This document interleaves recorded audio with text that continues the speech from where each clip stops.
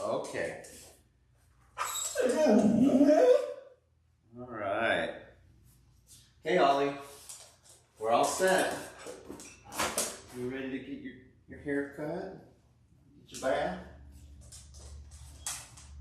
Come here, big guy. That's okay. That's okay. That's a good boy.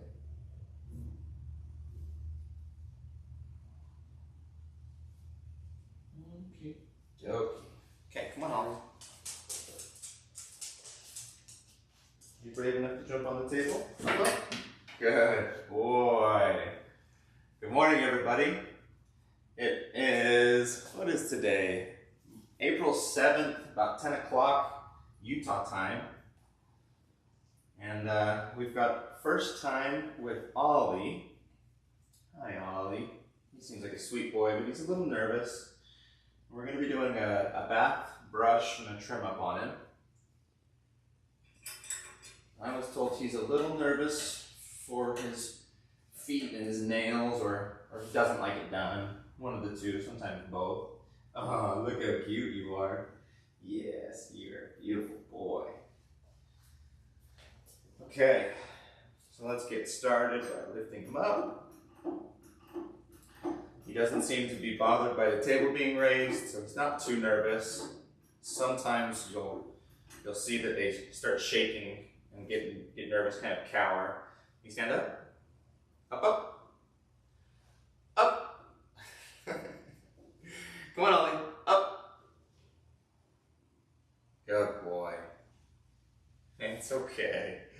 He's kind of frozen, so that's indicative of he's got some anxiety that he's dealing with right now.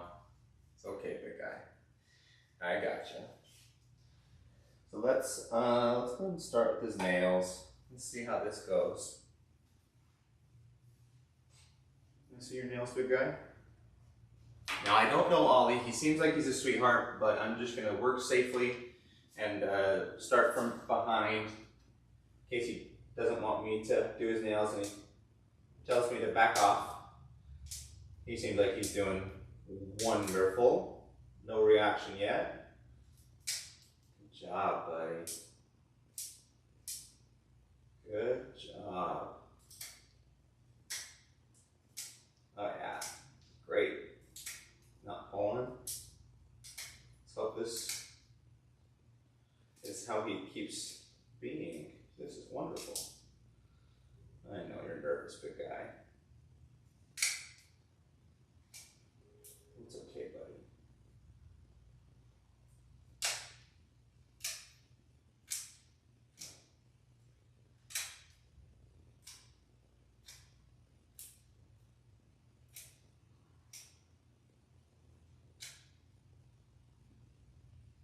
That was the first tug that he's done.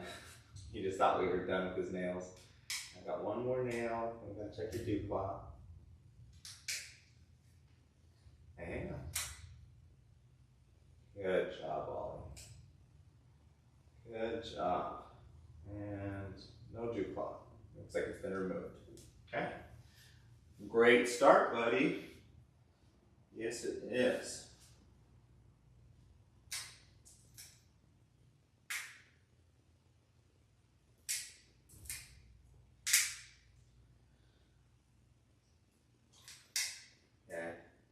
This is wonderful.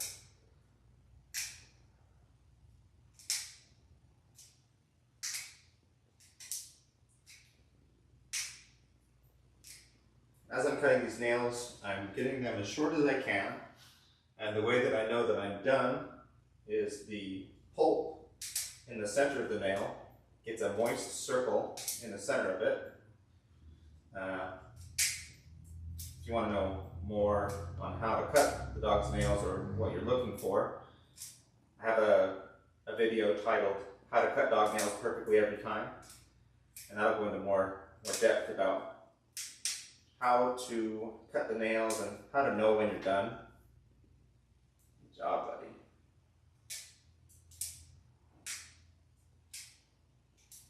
I got one really close. I don't think it's gonna bleed, but I'm just gonna wait for a second. Yeah, we're good. Perfect. Good job, buddy. I see this last foot.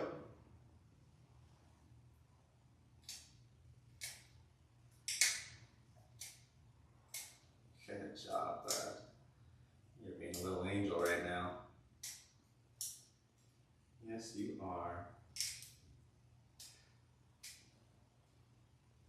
So nice when you get dogs that are so sweet and listen and work with you.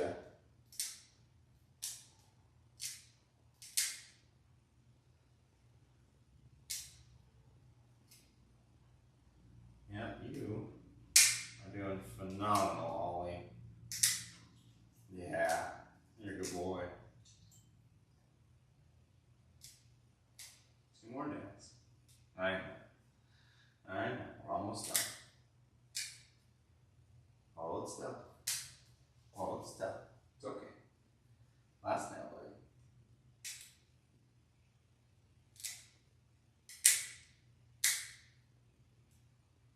Wait. Wait. I know. I know. It's okay.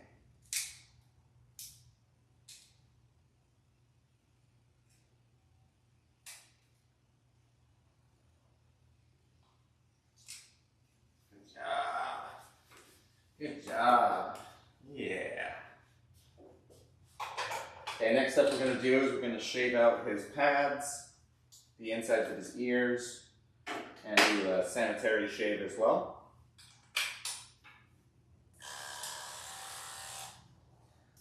What's this? You've seen this before, haven't you? Okay, let's see. Move your head over here, big guy. You want to sit? You can sit. Good boy. Good boy.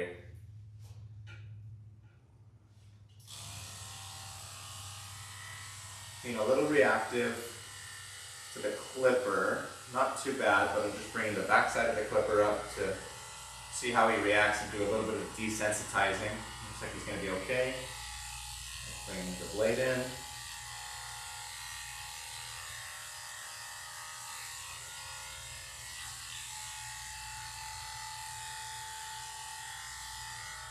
Hang on. It's okay. I know. I know. Yeah, I got some little mats in here. I have to get those out.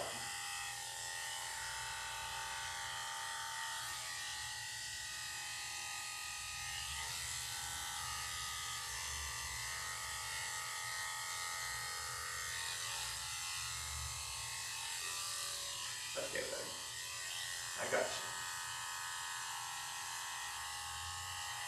Hang on. Hang on. Break it this time.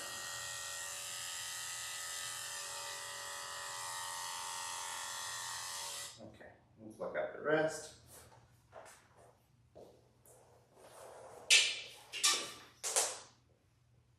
Yes. Oh, you have the prettiest eyes. Yes.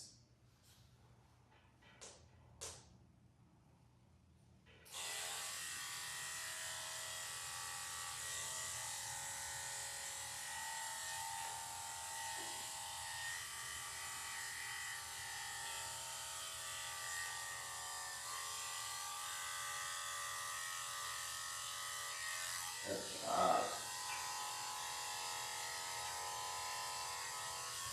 Yeah, you're doing wonderful, Ollie. That's a good boy. Yeah, such a good boy.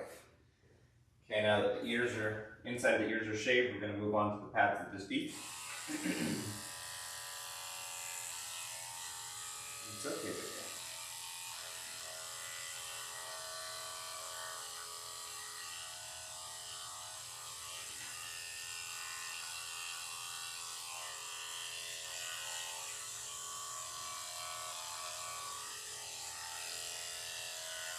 I know. I know.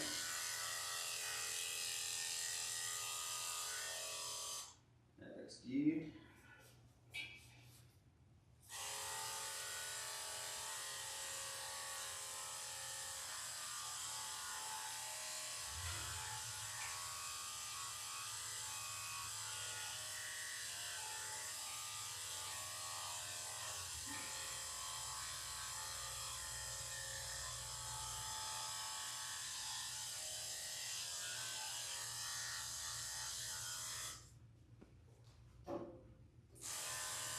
Good job.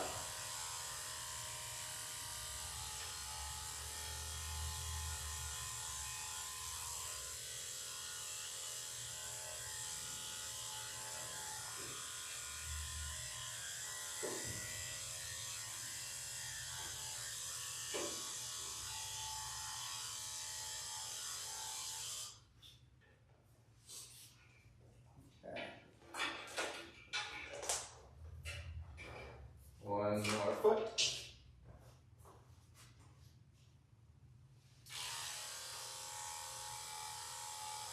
And then we'll have your pads all done.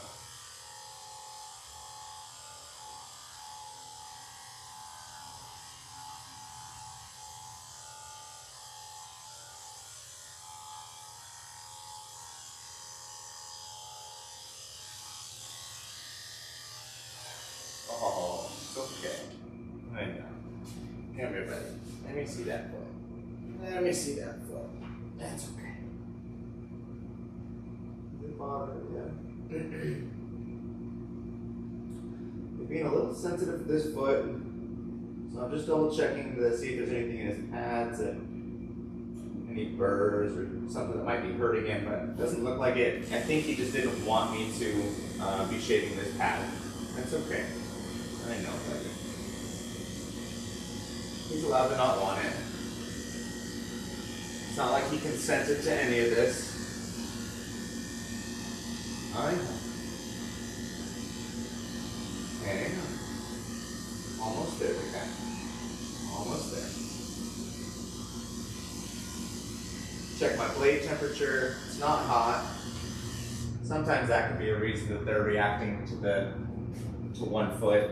The blade gets a little hot, but it's still okay. All right, let's do your sanding.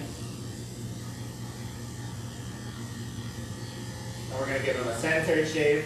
You shave everything that he might pee on.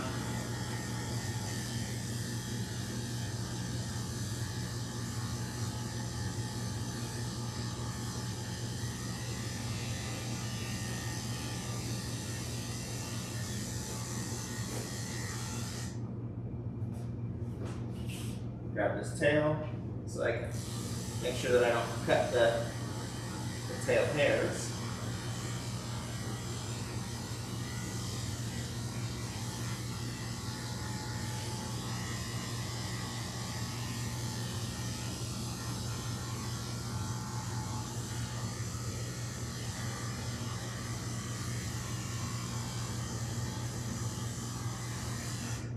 Okay, now we'll come to the other side.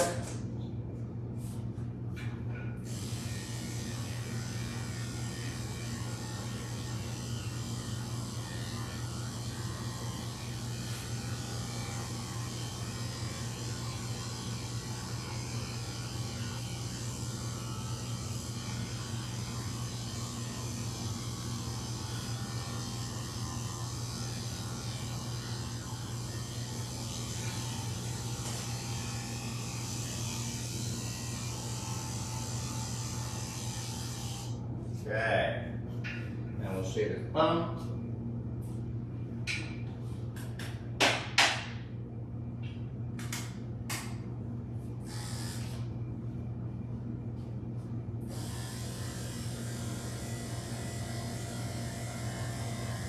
This nice and clean. We don't get any dingleberries. Nobody likes dingleberries.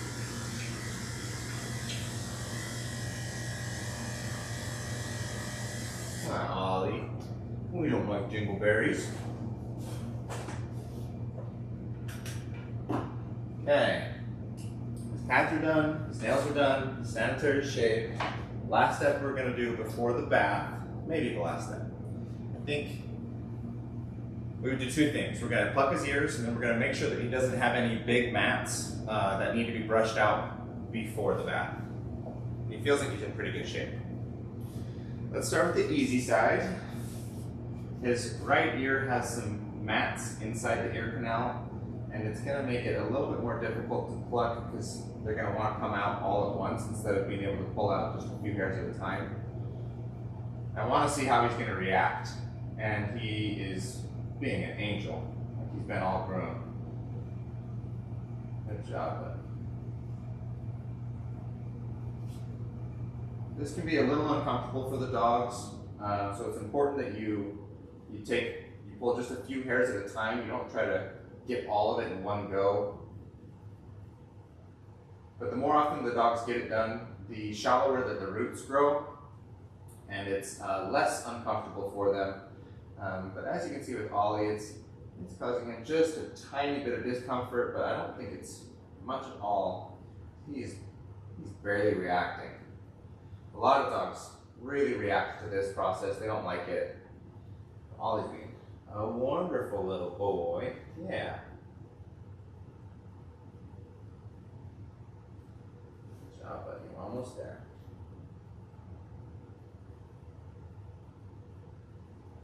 Little twitch there. He's trying to say like, hey, get out of my ear. And I'm just going to keep moving slowly. I know, buddy. I know. Now we're getting hairs that are pretty deep in there. Maybe a little bit more uncomfortable for him.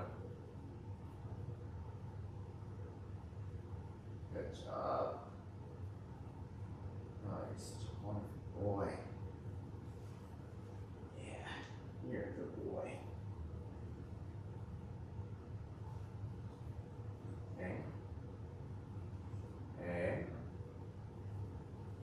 Almost done.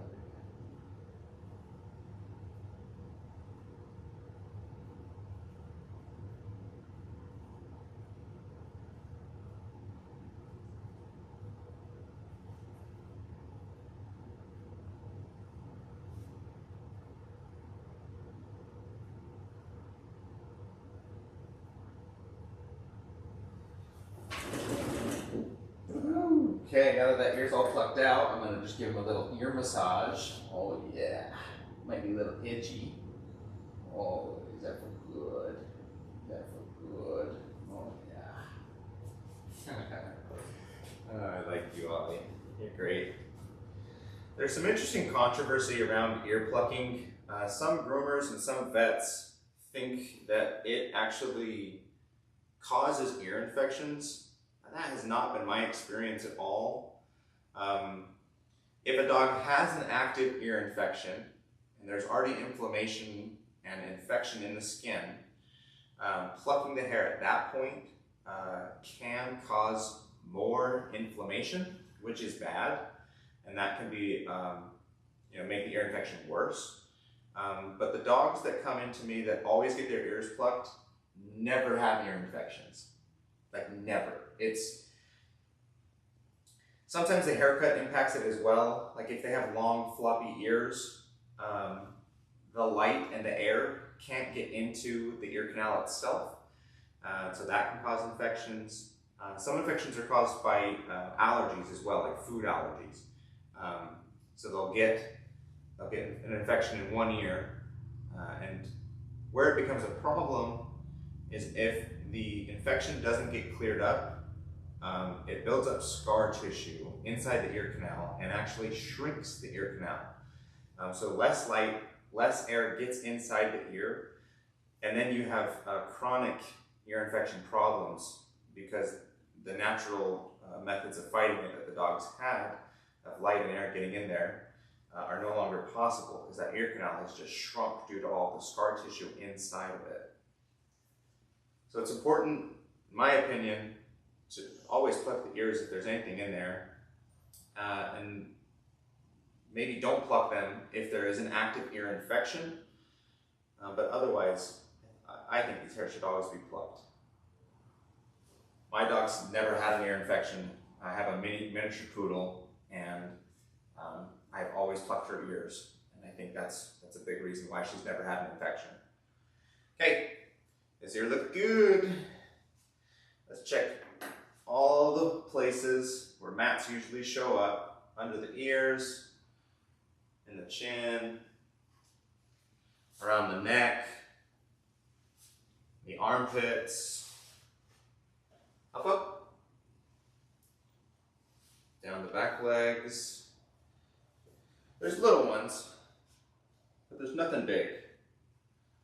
They might blow out with the blow dryer If not, they'll easily brush out after. We don't need to worry about it right now. Okay, so that's it for the rough-in. Give me just a few moments. We'll get you back to the baiting camera, and we will go from there. Hang on, Ollie. Nice and slow. Sometimes the table drops down a little faster than I want it to, and it scares the dogs. Okay. Come on. Good boy. Yeah, that's a good boy.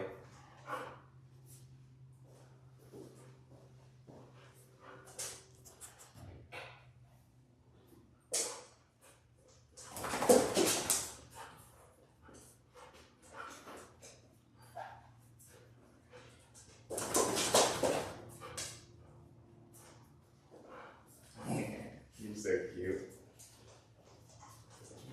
Okay. Let's get to baiting camera. Oh, and we're gonna do this.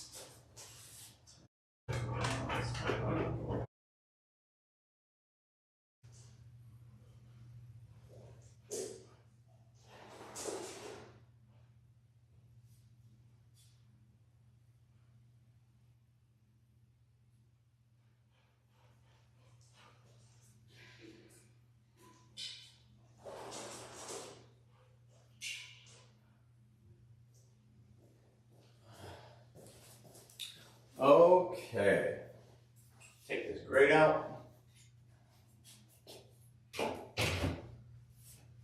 Put our floor mat in.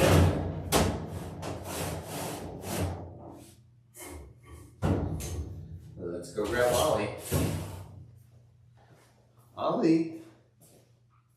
Okay. It's okay. I know.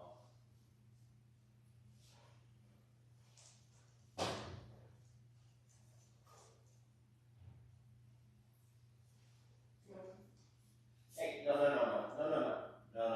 don't do leash. Come here, boy. Come on.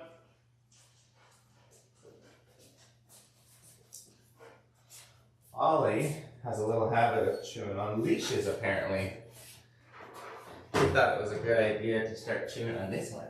No, that's a bad idea. Don't do it. Don't do it. I don't want to lose another leash. Here we go. Come here. Ollie, up. Good job. Oh, I like you. Yes.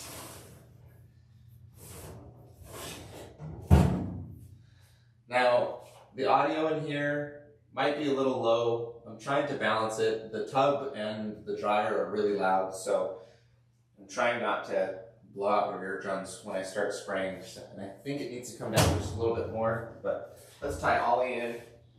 Back up. Back it up. Back. Good boy.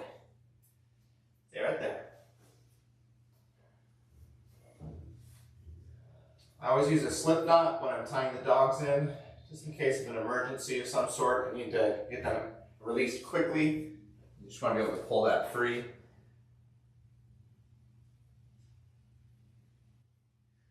Okay, how's that?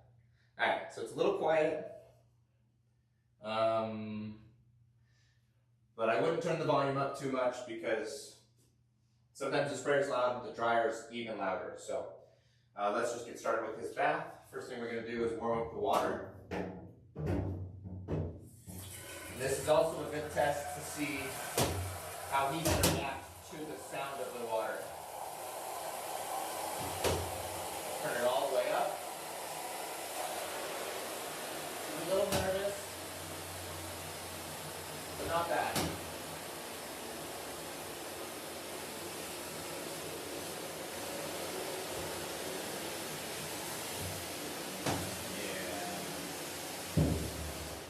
He seems like he'd rather not do this, but he's gonna do his best to be a good boy.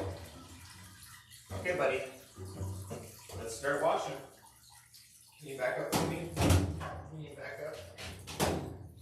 Thank you. Thank you.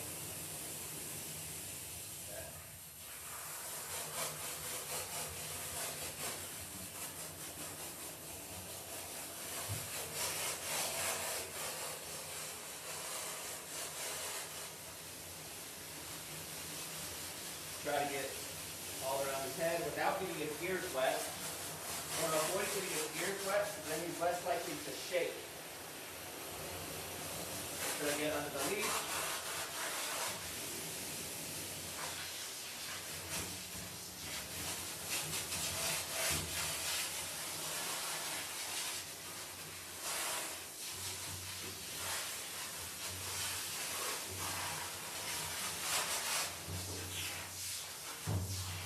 Under his belly, his armpits, past his feet, pull his toes.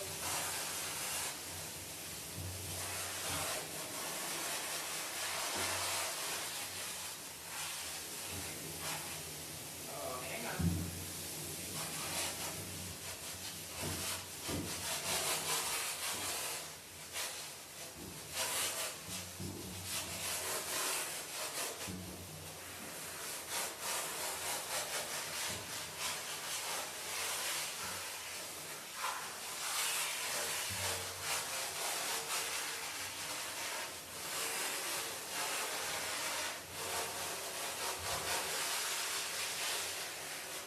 Watch his thumb, each side of his tail, to the inside of his back leg. Everything all goes in the cozy.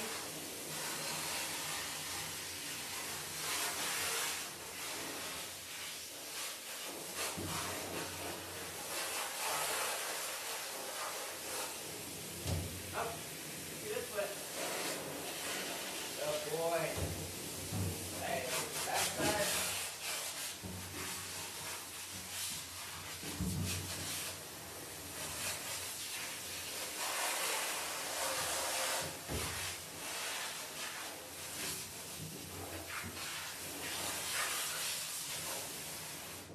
Okay, now his body is clean. We're gonna rinse off. We're gonna pre-rinse his face. I can't use this high pressure system on his face because I would risk it getting in his eyes, ears, and his nose. So we'll turn the water pressure down. Get his face, the outside of his ears wet. I'm going to try to avoid getting water in his nose. Hang on. No. Hold still, Ollie.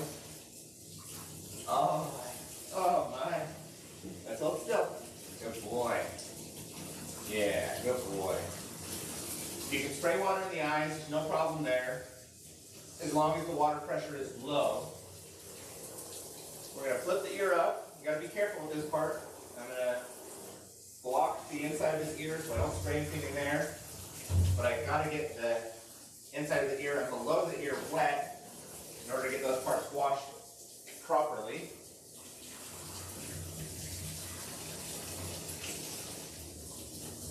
So I pin the ear down when I'm on this side, when I'm spraying the outside of the ear. Wrong way. And then when I flip it inside out and expose the ear canal, I put my thumb in the way so that I can't accidentally get the nozzle inside that ear canal. Get all this wet. Spray the inside of the ear. And that's like the inside flap without letting any water go inside the ear canal itself. And then I have this pre-mixed soap for his face. And I just apply it and lather. Try not to get any soap in his eyes. This is a pretty gentle soap. It's an oatmeal, but you still have to be careful. I want to try to avoid getting in their eyes. It's not comfortable. It won't damage them, but it's still uncomfortable for the dogs. I'm getting out any eye boogers that he has. And I'm just scrubbing all his face. If it doesn't lather up real well, then I need to either add more soap or add more water. But this part of his face lathered up pretty good. Gotta get more water on his cheeks. We'll go under his chin while we're at it.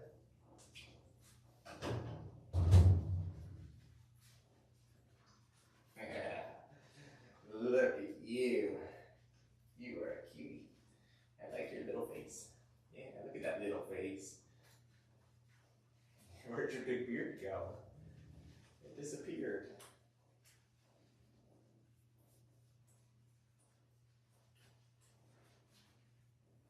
You're a good boy, Ollie.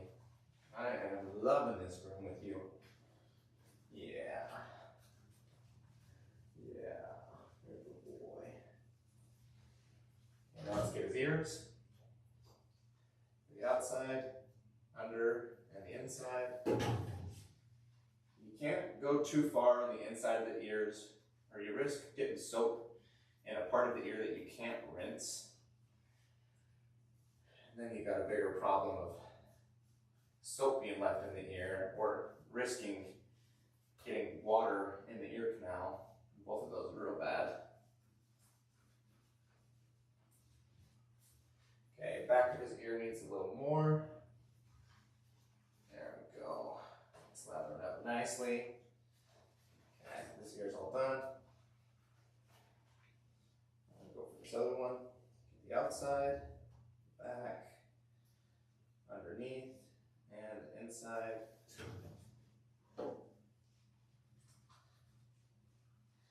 And the inside of his ears on the leather is a little dirty, but it's on the part of the ear that I can't wash with soap.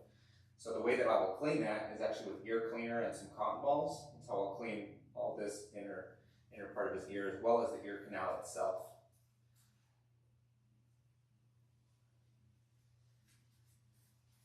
Good boy.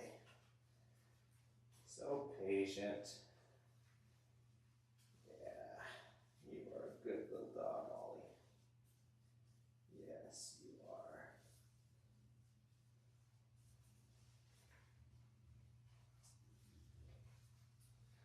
Just need a little more water, it's getting dry. With this wire hair that he has, it kind of strips, or the water will shed off of it super quickly.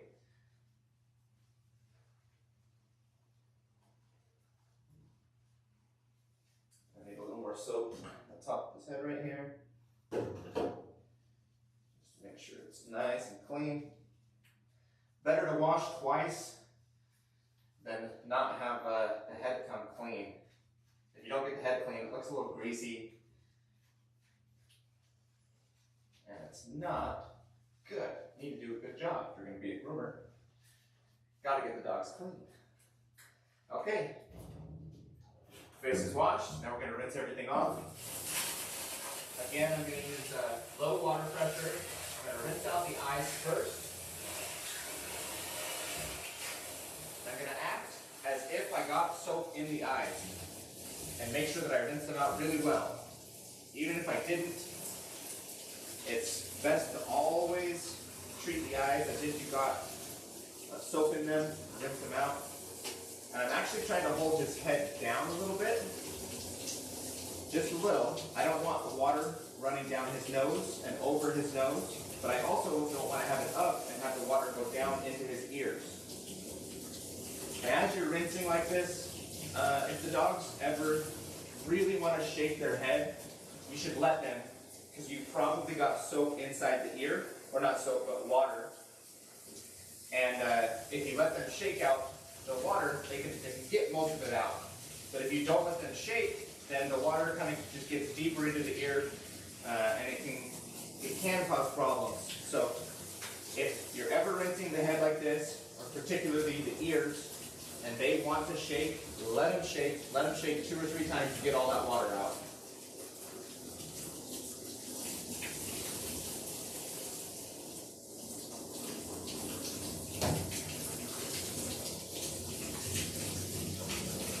Okay, let's get the inside of your ears.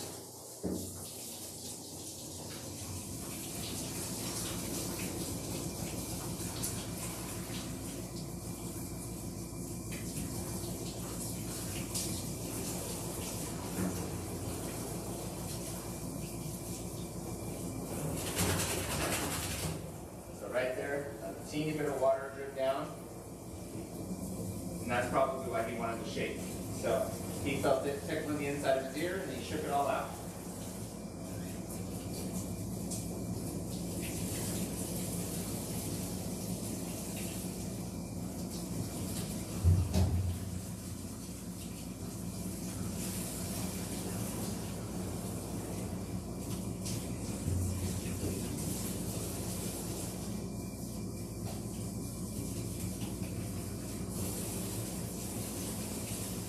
Okay, this hair's all rinsed off.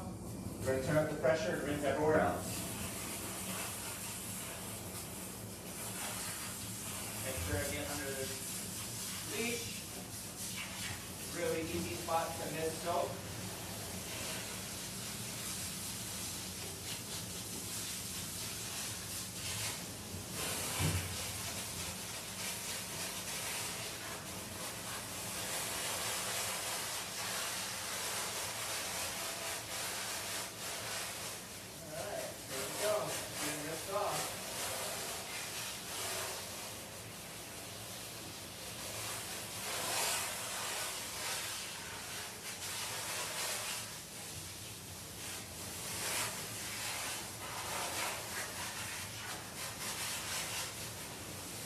Spray myself in the face right there.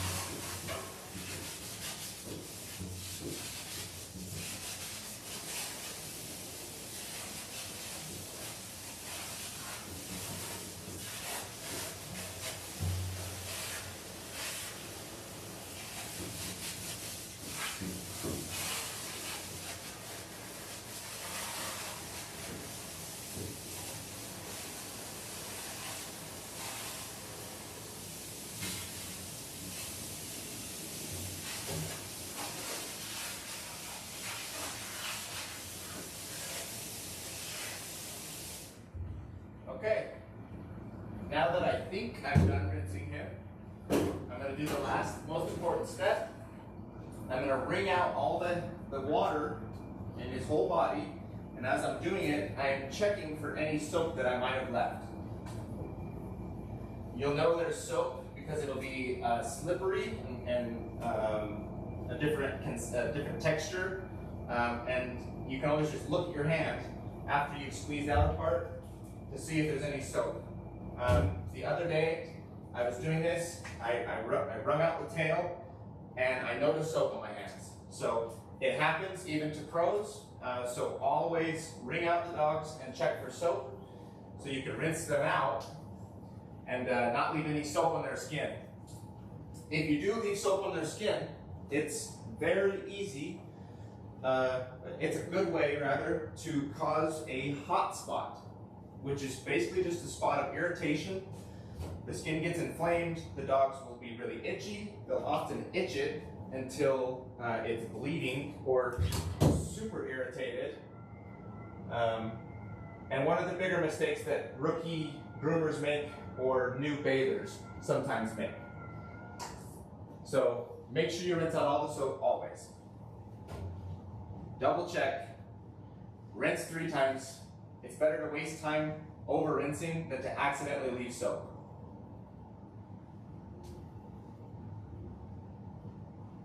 Okay, now we're going to towel dry him.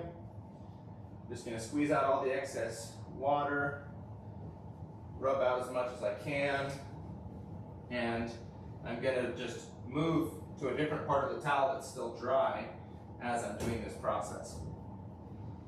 Okay, buddy, let's pull you out, put you on the table. It'll be a little bit easier to finish drying him over there. There's water that's pooled in the bottom of this tub, just a little bit. 1, 2, 3. Okay. Oh, good boy. Good boy, Ollie. You're such a good boy. You didn't struggle, you didn't flail, you didn't squirm. This is a good dog. Yeah, you are a good boy. Hello. Can I help you? I do. Give me just 1 second. Which one? Hang out here for a second, Ollie. Quick, quick, quick. Quick, quick, quick.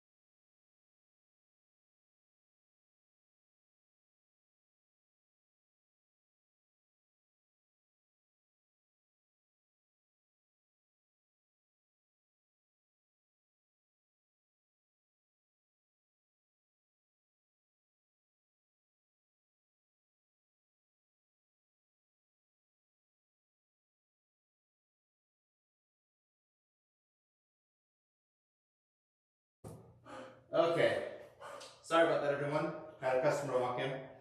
So let's get Ollie back on the drying table, and we will finish drying him. Come here, big guy. Go. Good boy. Good boy.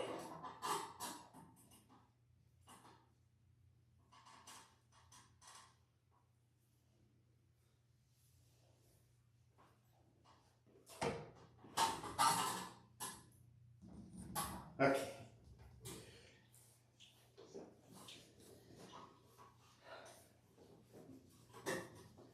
So we'll finish towel drying him. I just want to, if I have dry spots with my towel, I'm just moving that dry spot and squeezing out and rubbing each part of his body. I can see water dripping from him, so I know that those spots haven't been done yet. You just want to go over every part of the body. This will save you a ton of time on the overall dry time if you towel dry really well. If you miss spots and you leave spots really wet, it takes way longer to blow dry. You'll end up wasting a bunch of time. Some people like wasting time though. So if you want to waste time, don't towel dry the dog. It's a good tip. Okay, squeeze out his foot. Ollie, you are wonderful. And I have high hopes for this next part too. Stay. Whoa. Stay here. So, can't walk away from him too much. He's getting real excited right there. You wanted to jump off and get down. So for this next step, I'm going to put in earplugs for myself. They're just little skull candy headphones. They block out the noise pretty well. They're not noise canceling. They just have these little rubber bushings and they probably drop the decibels, 10 or 15 decibels. But Ollie needs something too to protect his hearing. So we're going to grab a couple cotton balls and we're going to stick those in his ear to help work as little earplugs for him. If you ever forget your headphones or you don't have any, you can tear off a little piece of cotton ball and stick that in your ear, and it works surprisingly well. Okay, so for big dogs, I usually like to use both dryers, and we'll see if we can do that today. So it's first time with Ollie. I'm not sure if it's going to work, but we'll try. So I'm going to have the dryer on, and I'm going to slowly bring it up to him to see if he reacts. If he doesn't react, then we're good to go. We'll turn on the other dryer and get both of them going. Okay.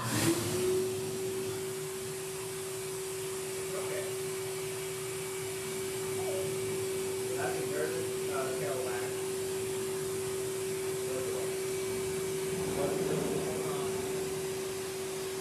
Now I think that's okay.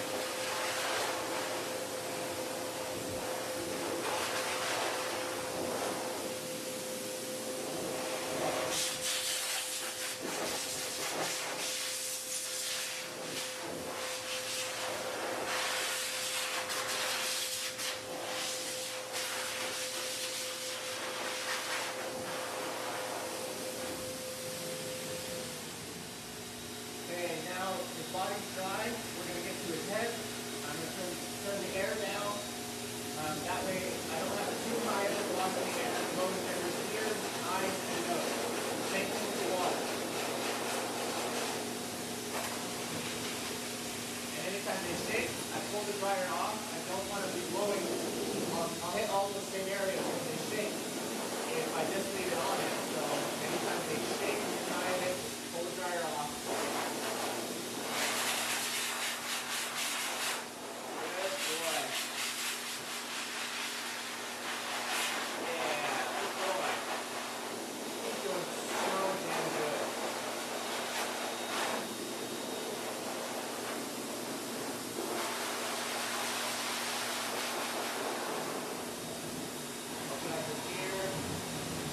Over here now, as a guide, make sure that the dryer doesn't get in there. And I'm holding the dryer directly against the skin right here to protect his ear. I don't want to risk accidentally coming over my thumb and into the ear canal, so I'm keeping it like this below the directly against the skin and using my thumb as a guard. Now get the ears.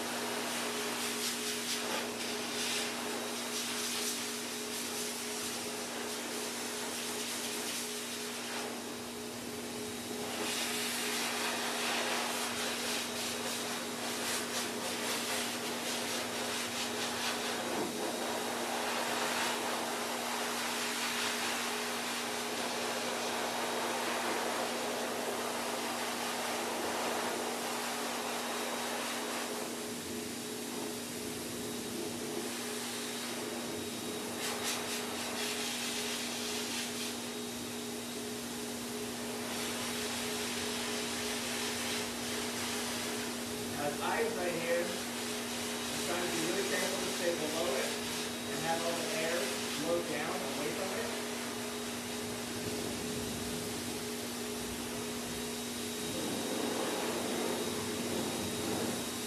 And when I am going to potentially blow hair in the eyes, nose, or ears, I make sure that the dryer is far away.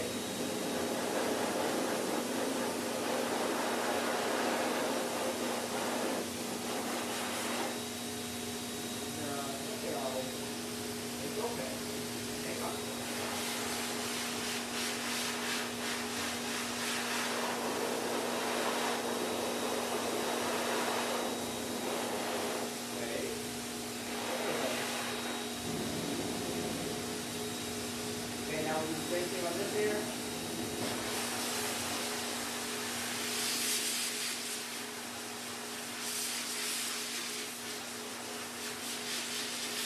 Use my thumb as a guardrail. Wait. Come on.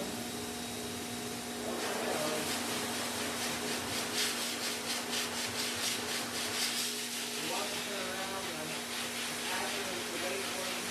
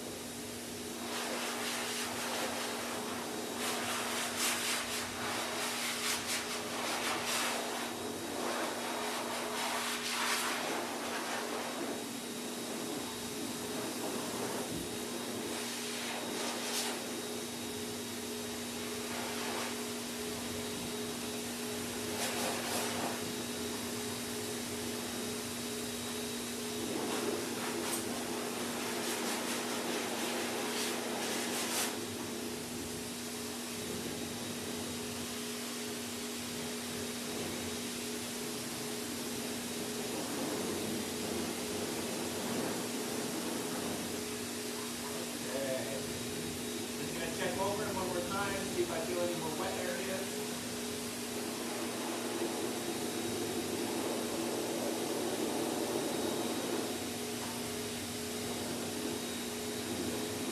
Okay, we're good. Come here, Ollie. Come here. Good job, big guy. Yes. Yes, you did such a good job. Wonderful job for his first time with me. He is a sweet boy. He's a little nervous. He'd probably rather not do this, but what an angel. Couldn't ask for much more on this guy.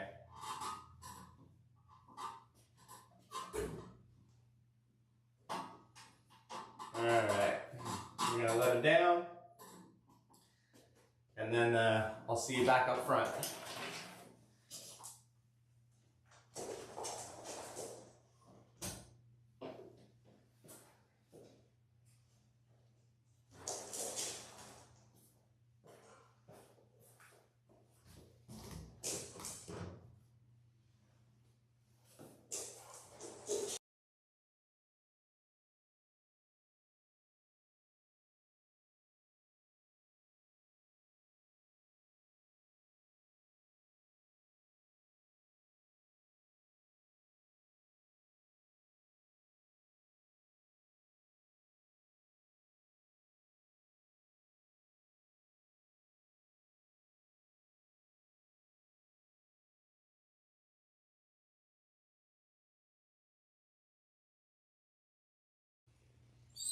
Okay, and we're back.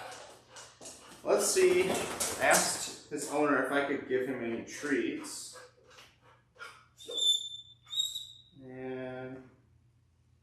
And yes, we're good to give him some treats. So let's pull some treats out. He's been such a good boy. Yes, he has. Let's see if he wants it. Sometimes when they're nervous, they won't take treats. And right after bathing is kind of, it would have been better to have started before, but let's see if they'll take him. You sit. Good boy. You want this treat? Oh, uh-oh. Maybe not. Maybe not. Okay. Let's get you on the table and see if it changes after. Back him up. Up, up. Up, up. Yeah. Oh, and back down. Come on, Ollie. Good boy. Okay, stay here for me. Good job. I try not to let them jump down like that. You never know if they have an injury, but usually if they can jump up, they're okay to jump down. But I still try not to let them jump back down. That's a good boy. What do you think about a treat now? No? A little too nervous? Yeah, that's too bad. That's too bad. You got no treats. Okay, come here. Oh, no, no, no. Come here, Ollie. Good boy. Sit. Good. Ah, we almost tricked him into it. Yes. Maybe after we're done. Maybe after we're done. And like I said, that's super normal for them to not take treats when they're in a new environment and when they're a little nervous. And especially after blow drying. Blow drying is one of the scariest parts for dogs. So it's not unexpected that he wouldn't take the treats although he's such an angel and he's so wonderful for this whole process, he's still nervous. It's still hard for him and he has to work for it to be a good boy, but he's working really hard for me. So I appreciate everything this big guy's doing. Okay, now that we're done with the bath, done with the drying, we are going to spray in some detangling leave-in conditioner, and we're going to get him all brushed out. I'm going to drink a little more coffee.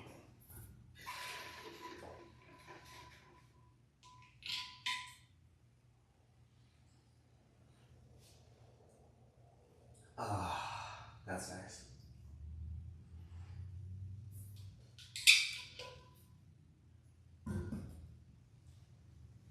Okay. So now we sprayed his head and his ears. We'll go ahead and brush them.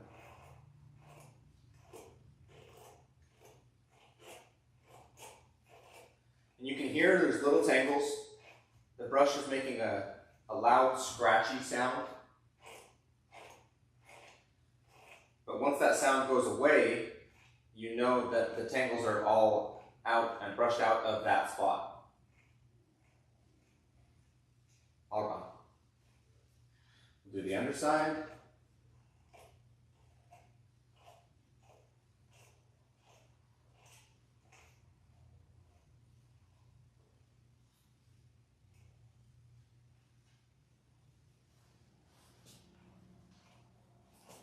He's brushing out super easy. His mom takes really good care of him.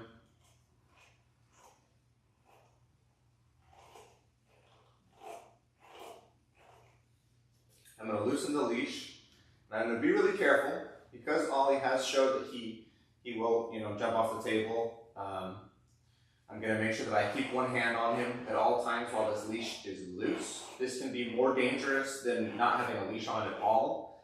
Because if he were to jump right now, he's still attached, although he doesn't feel like he's attached until he's halfway off. So you have to be really careful when you're doing this. I'm going to make sure that I keep a good hand on him. I'm not gonna ask him to go anywhere because he thought that meant it's time to go down, and it wasn't time to get down yet. So I'm not gonna risk confusing him again with asking him to come here or anything like that. I'm just gonna hold him. He's a good boy. As long as I'm holding him, he doesn't try to go anywhere. If I thought that he might jump off without me before I'm ready, I wouldn't loosen this leash at all. But it is a risk. So you have to be aware, you have to be ready. If somebody were to walk in and he got excited, he might go towards them and walk off the table that way.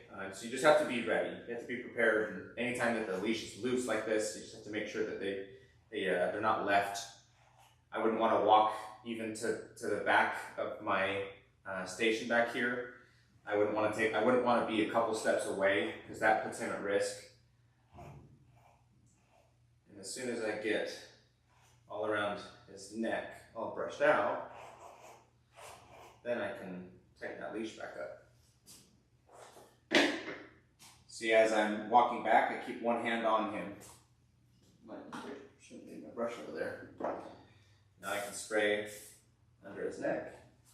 Put that a little closer this time.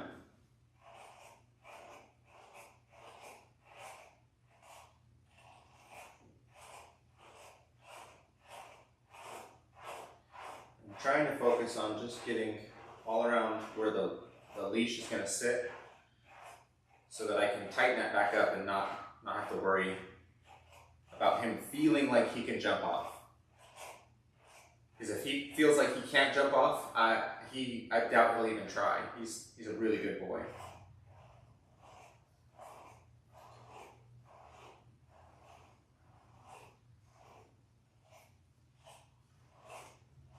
He is a fluffy guy. Yeah, he's got some really long hair. Really pretty.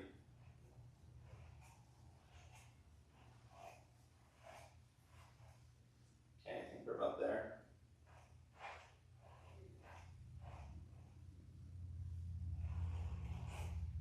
A little bit more under this ear.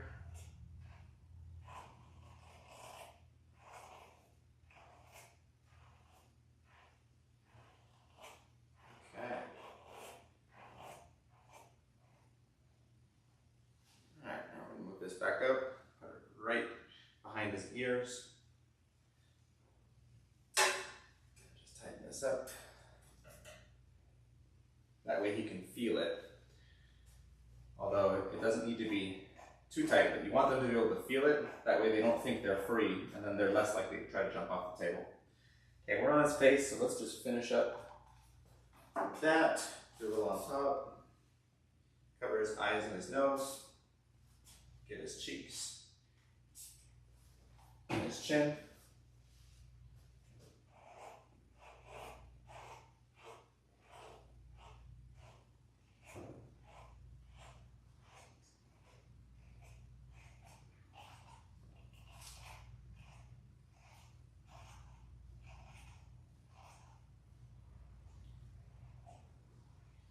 Sometimes when you get down to these little tangles, only a couple hairs are actually holding them. And I think that's the case with some of these because it seems to be bothering him a little bit as I'm brushing. So it's probably just pulling on a couple hairs and it's a little uncomfortable. So try to slow down and brush these a little bit softer.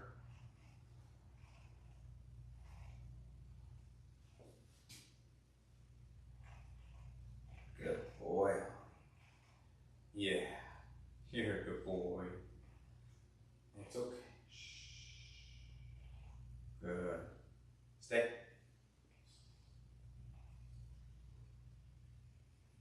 Sometimes you can just grab the tangles and pull them out like that one. He keeps licking all the hairs back in his mouth. I've got to make sure that there's no mats in them. I have to keep pulling them out. And we'll end up trimming those hairs that he licks into his mouth.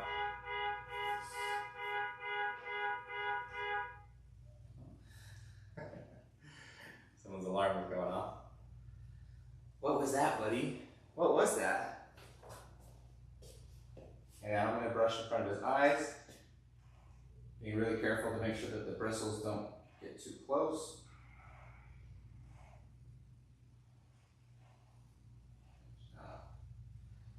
I'll come down the side.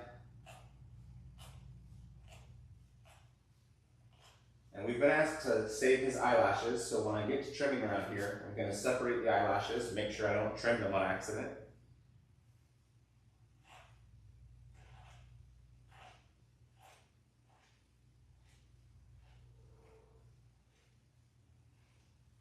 Okay, and now his face is all brushed out.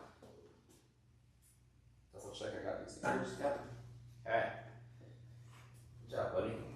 Now we're going to move down to his back.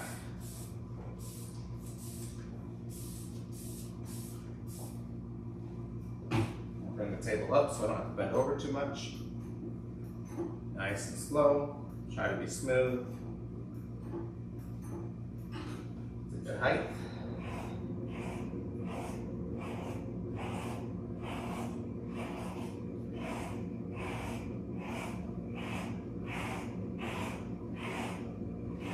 I'm not sure if you guys can hear this over the furnace just turned on, but you can really hear all the clicking, scratching.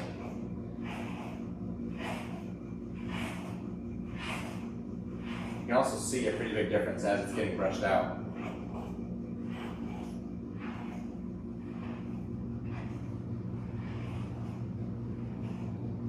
Now all of this is brushed out, can't hear anything.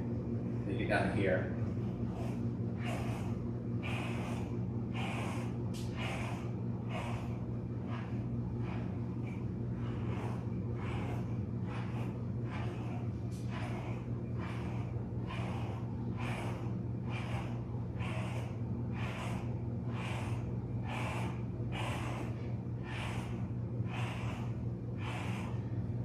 At this point, it really looks like Ollie has hair more than fur. It's really long. If you're familiar with other breeds, it's all guard coat and no undercoat. The soft undercoat that usually sheds on Huskies, Golden Retrievers, Labs.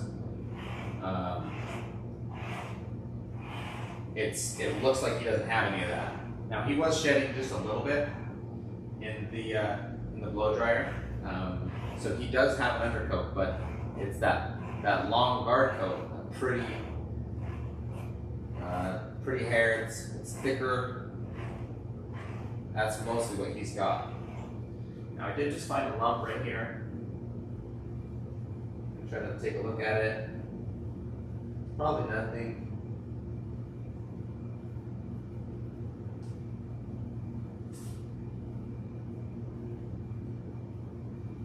Got some different colorations, so I'm going to take a picture, show the owner.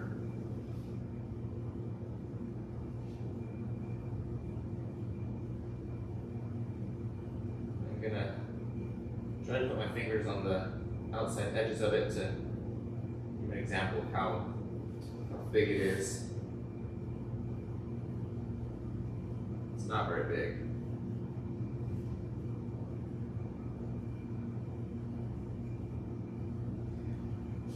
Go ahead and inform the owner about that.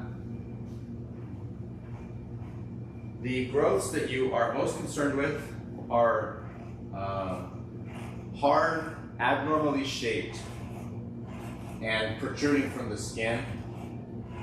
This one is like underneath the skin, so it might be a cyst. It could be maybe a little fatty tumor. It feels a little hard to be a fatty tumor. It could be a growth of some sort. It's hard, but it feels like it's round. So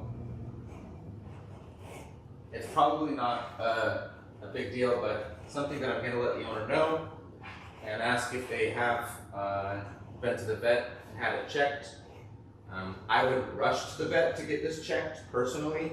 I would just wait till the next appointment.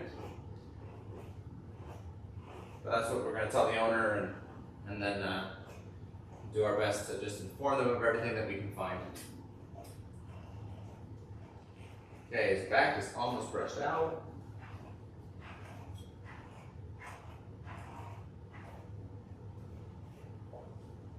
Next step is I'm going to have him stand up. We'll start working our way down his belly and his legs. Up. Good boy. If you guys were watching at the beginning of the stream, you'll see how big of a difference that was. He stood up for me super fast. The first ask, the very first time I had him on the table, he was nervous, and I really had to ask him and help lift him up to get him to stand. So he's getting more confident. He's trusting me more, and he's listening to the questions and doing what I ask of him much better. And that requires trust.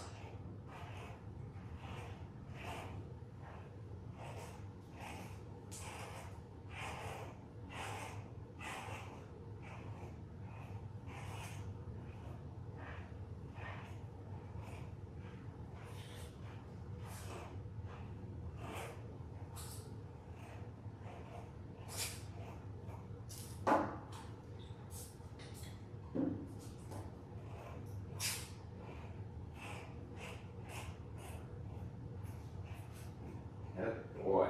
Okay, his leg is all brushed out.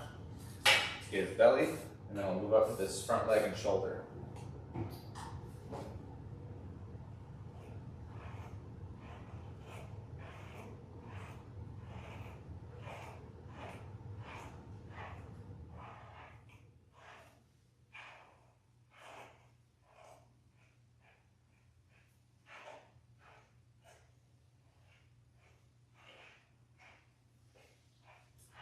You really don't have to worry too much about brushing, causing injuries. If you brush too hard against the skin, you can irritate their skin and scratch them. So it's important that as you're doing this, you're listening to the brush to see if it's still going through tangles. And you do have to be aware if there are big mats, you can very easily irritate the skin by brushing out an entire big mat that should have been shaved or cut out, or at least split up into smaller sections before you brushed it out. So that's like the only real concern that I have for brushing.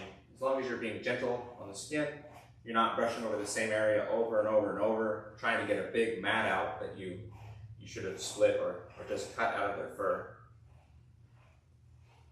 But you wouldn't want to like brush his wiener. And there's no hair on him anyways, so you'd be careful of that.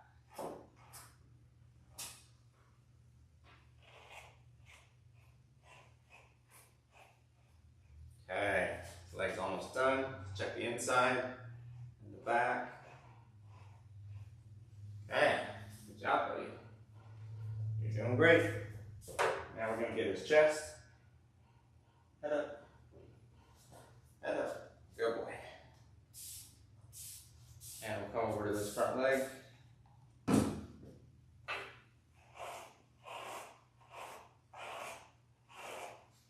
He's standing a little close to the edge, making me a little uncomfortable. Just going to move to the center. Good job. He's being super patient. Sometimes the dogs won't want to move to the center, and when you push them, they'll actually lean more into your pressure. But he is just a wonderful boy.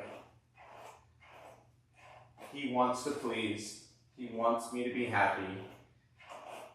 He's such a sweetheart.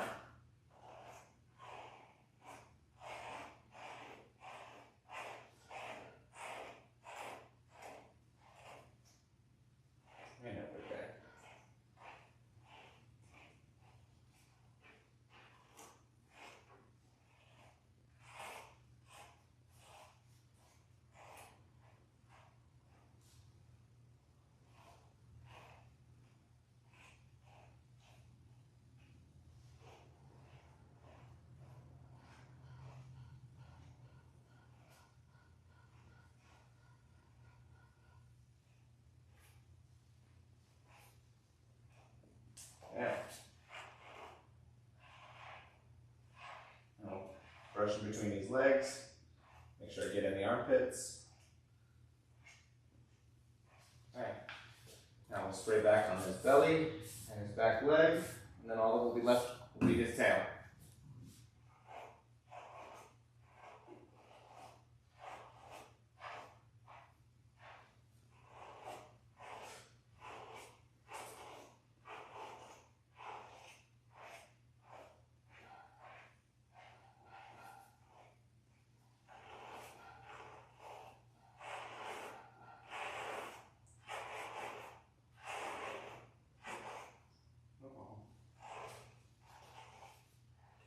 I've been moving a little too fast right there for him. Kind of was walking away from me. And that could be him telling me that it's a little uncomfortable, so I'm just going to slow down a little bit. Make sure that my pace is manageable for him. He's not getting too worked up, but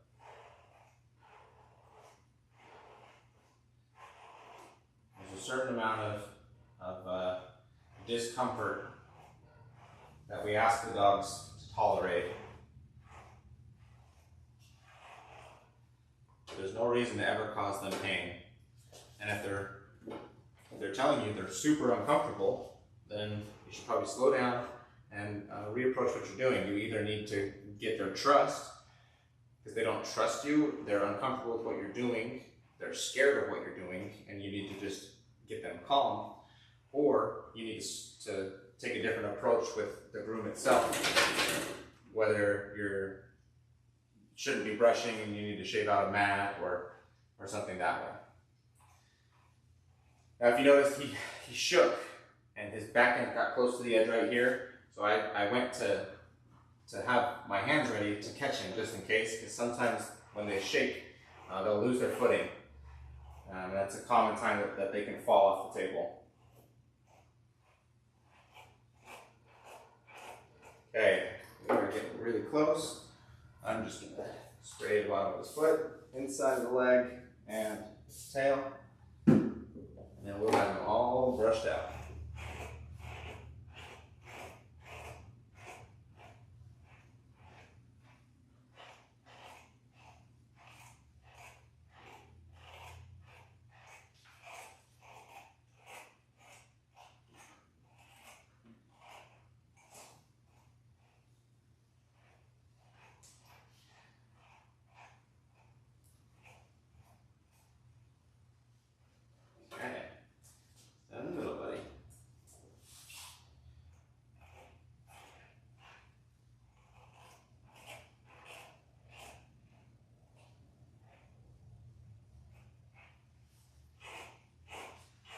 Legs look like they're good.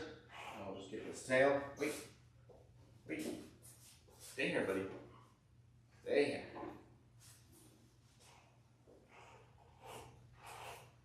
What I did there was I was applying a small correction by moving his body, and when he was leaning into me, not wanting to move, I did a little bit of a lift. So I lifted his feet just barely off the table and then set him back down, and my hope is that that slight correction, that slight discomfort of me moving his body, he'll realize that I'm asking him to just stand still, and if he stands still, then I release. But if he keeps moving, then I keep lifting. As soon as he stands still, then I release. And then the release teaches them to hold still. It's the reward. It releases that pressure, that correction that I was applying, and then they'll hold still for you. Okay, we are all brushed out. Yeah, buddy. Last steps we're gonna do, we're gonna trim up his feet, a little around his bum. Might do a tiny bit around his front legs, and then we'll do his face and his ears. So I think I've got about 25 minutes of work left. So we're gonna go ahead and call his mom. So I'm gonna mute you guys, and we're gonna call his mom.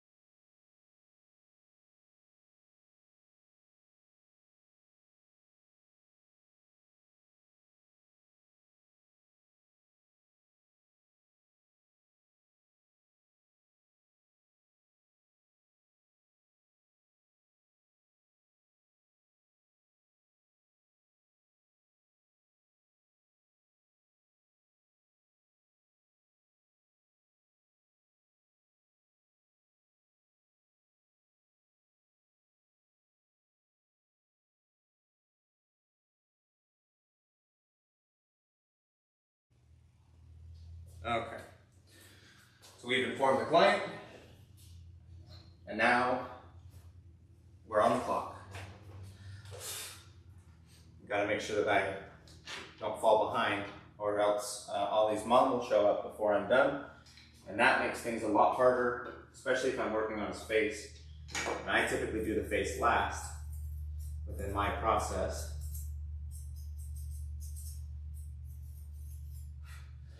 So I'm not going to dilly-dally too much.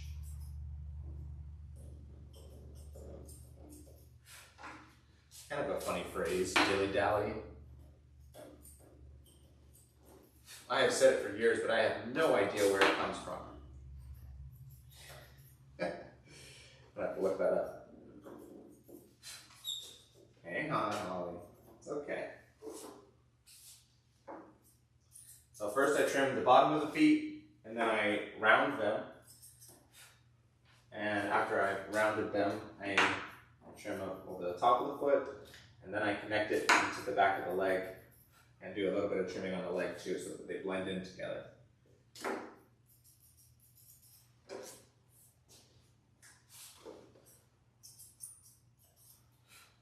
Okay, that foot's all done. See his foot? I need to bring him up just a little bit more. Happen to bend over more than I like. Now this is where it gets risky. The table is very high now. It's more likely to shake, and if he falls, it's more likely to cause some big problems, whether it break the table, hurt Ollie. So I need to be very careful as I'm doing this. If he gets close to the edge at all, I'm going to try to bring him back so that we don't have any risks of him actually falling. But this just saves my back a little bit. So I'm going to take the risk. Hang on, Ollie. Stay here.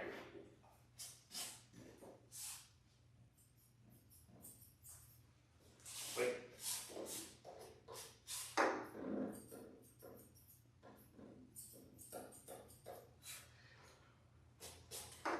Wait.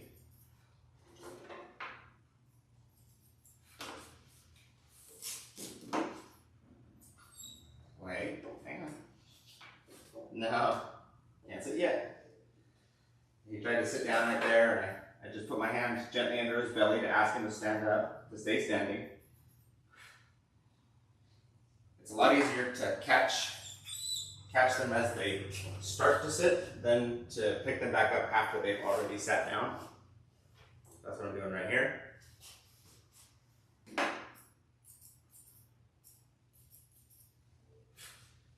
Okay.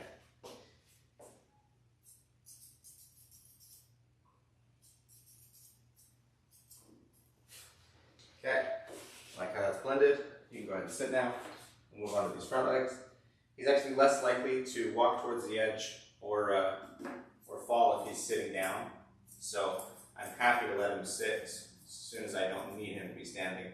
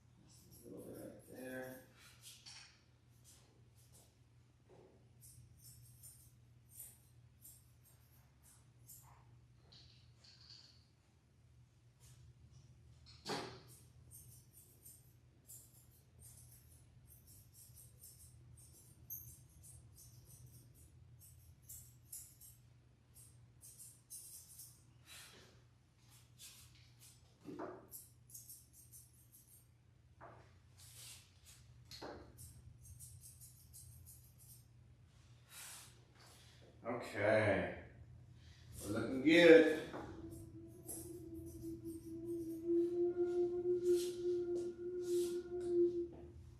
I don't know if you guys can hear that. There's a semi truck slowing down on the street. You hear those brakes. Okay, his legs look good. Now I'm gonna have him stand up. I'll do his tail, and then I'll come back to his belly. Up, up.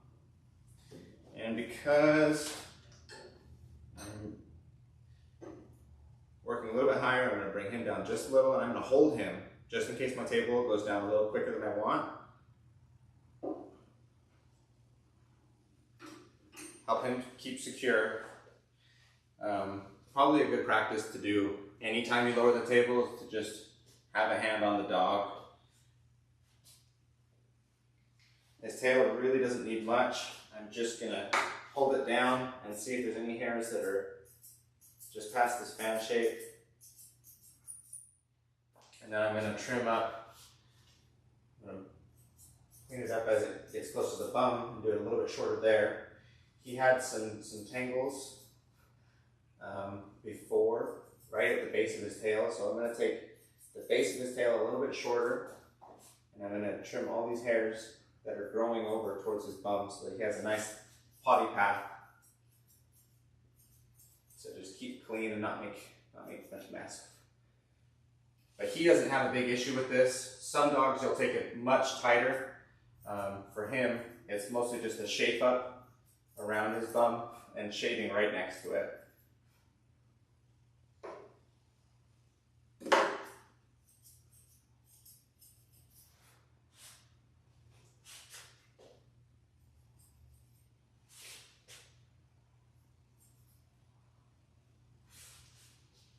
Grab my comb, get all the hairs.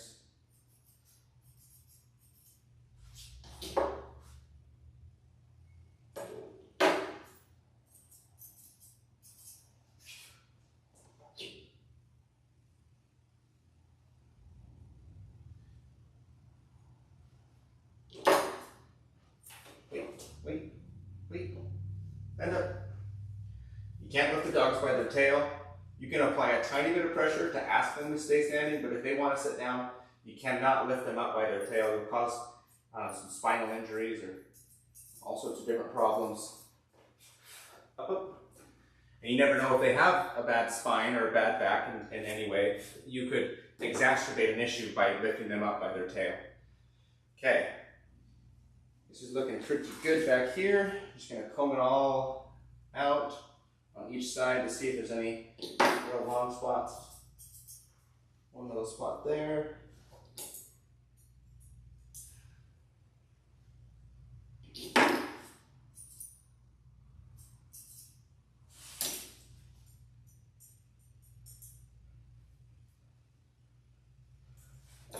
Wait.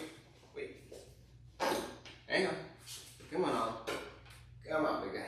Stay. Good boy.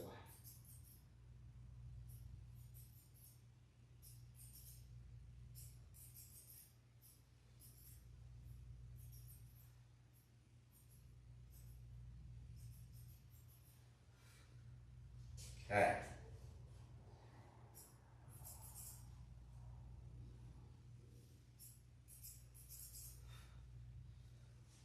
All right. Tail and his butt look good. Make sure I just blended that fan shape in. Okay. Now we'll come to his belly. Comb all these hairs straight down from his belly. We don't have to take too much hair. It's mostly going to be blending where I shaved his sanitary into these long belly hairs and then just catching anything that's real long sitting down below.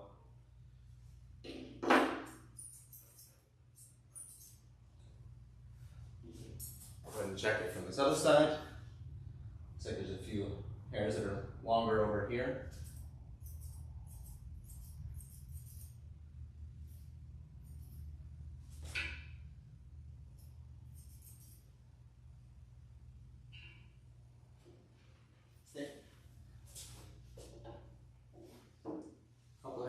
the sanitary that I missed?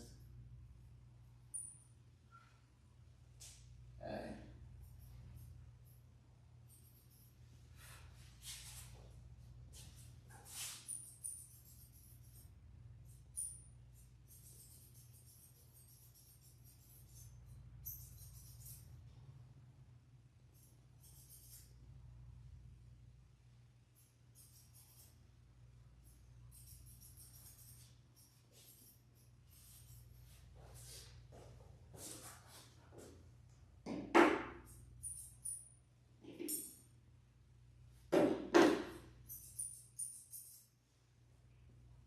There's a short spot in his armpit. I'm not sure if he had some mats that got cut out. I'm going to try to blend that in.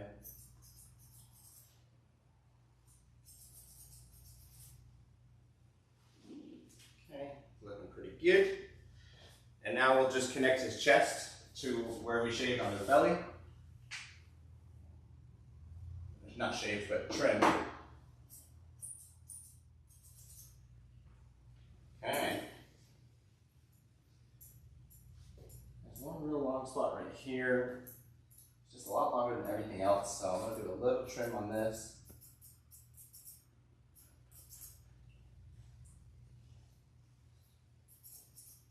I don't want to get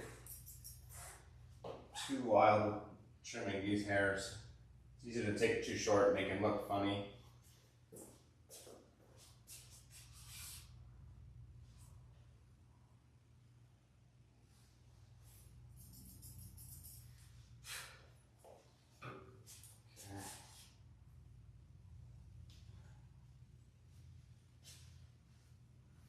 Alright, so now that I'm doing his head, I'm going to loosen the leash again so that I can trim around his neck.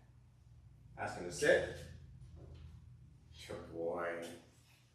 That's such a good boy. Can you take a treat now?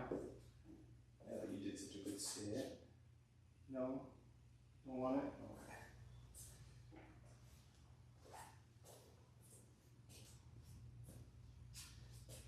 Loosen this leash. Matter of fact, I need it to be loose enough that I might as well just take it off. Comb all this back, make sure everything's blending in nicely. And it looks like it is. I'll lift this ear up.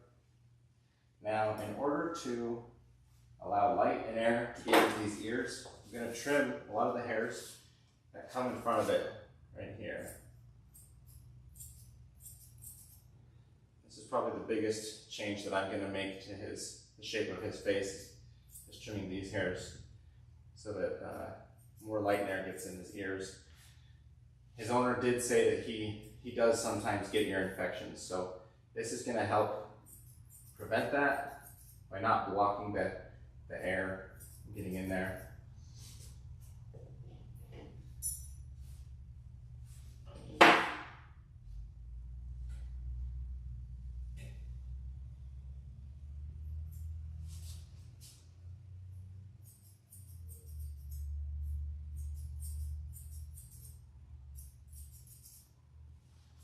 Okay. And like that. Let's do the same thing to the other side. Comb all these hairs that are not part of the ear itself. Comb them past the ear canal. And we'll trim them.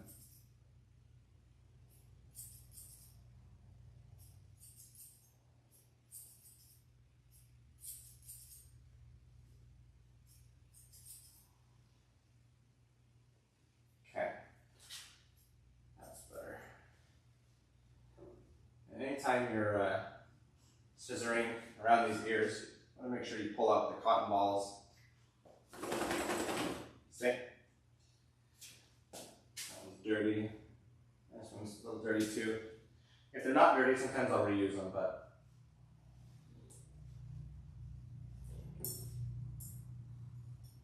these were a little dirty, so we're just going to toss them. Now I'm going to tighten this chin up and blend it into his neck. So he's got a big beard and food gets stuck in here, and it gets matted. So we're gonna trim this up a little bit this time.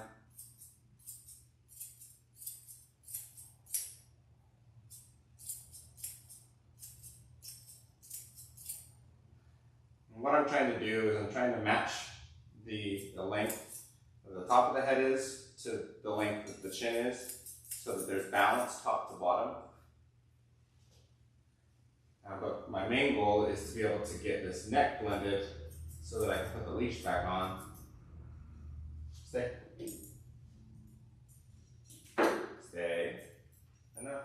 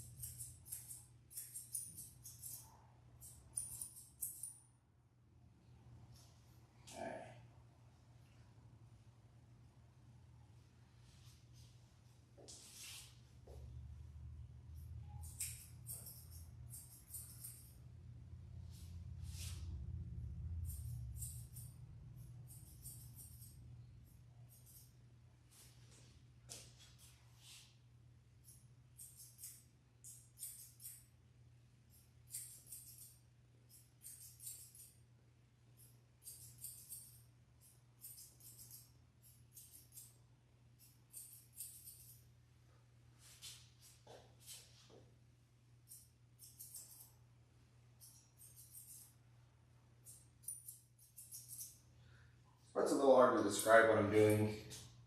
I'm setting the lines for a teddy bear head, but I'm basing them purely on the shape of the face that I want, and I'm trying to blend in to the neck.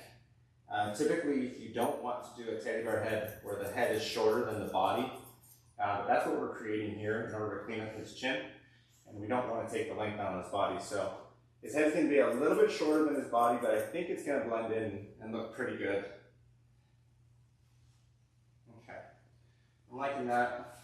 He's kind of getting away from me, making me just a tiny bit uncomfortable with having him off the leash. So I'm going to put the leash back on, and we're going to finish his face.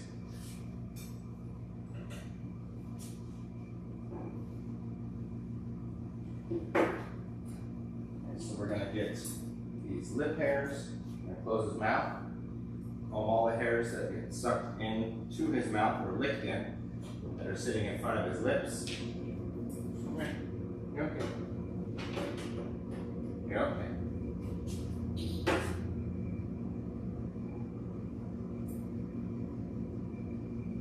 Stay. It's okay. And we're going to trim all the hairs that are growing, like where the mustache would be. Everything that's growing on the top lip is fair game, and you want to trim it to the bottom of his top lip. You're not like, I know, buddy. I know, we're almost there.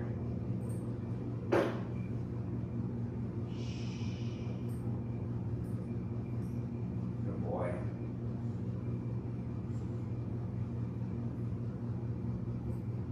Good job. I'll comb these hairs forward and blend them into where I just trimmed.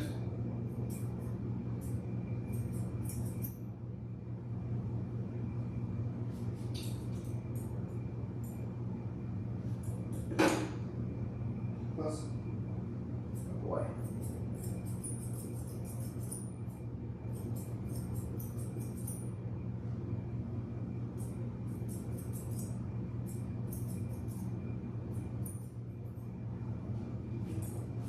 Okay, now I'm going to do the top of the head. I have to be careful not to take this too short. It would be very easy to tighten his teddy bear even more by taking this part too short. And I also need to save his eyelashes. So the way that I do that is I find the eyelashes, I pin them down so that they can't be cut. Then I comb all the hair over and cut all this hair.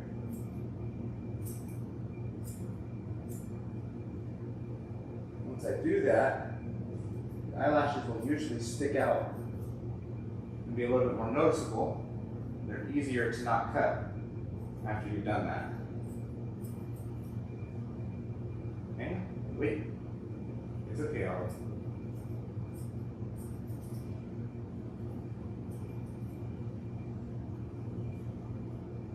So now I can come over to the same spot, clean it up my line a little bit, and not have to worry about accidentally cutting his eyelashes because I can see them so distinctly and avoid cutting them.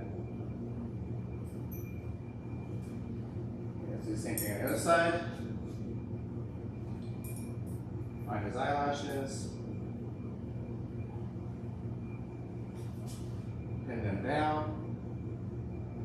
Pull the hair forward. Stick.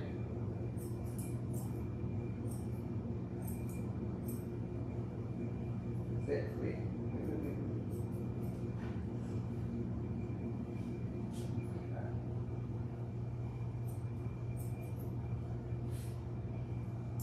Come here.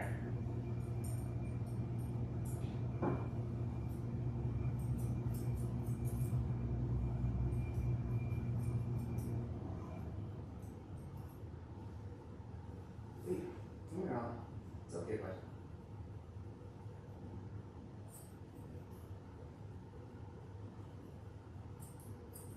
And this is just trimming up the diamond or the stalk. Wait, oh, Ollie. Not making this part too much, are you? Hang on. Come here. Come here. Come on. Sit.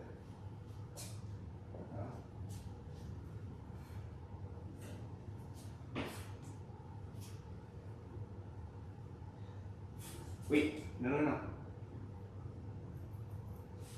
No, Ollie. He doesn't like it when I try to blow the hair off of his face.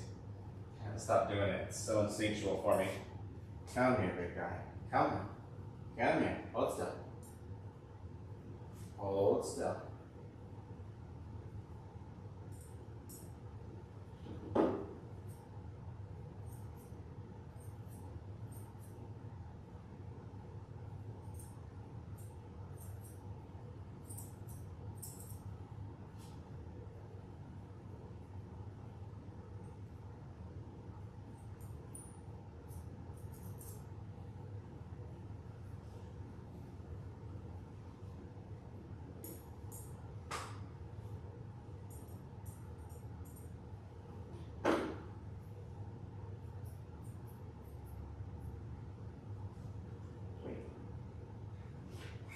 Wait.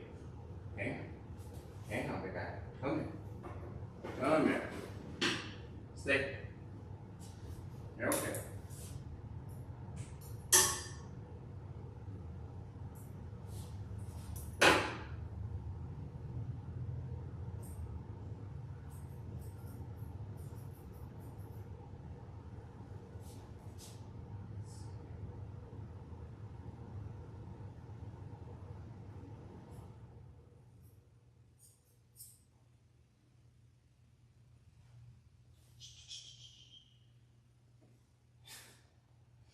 He really doesn't like when I try to blow the hair off of his face. Gotta stop doing it. Sorry, big guy.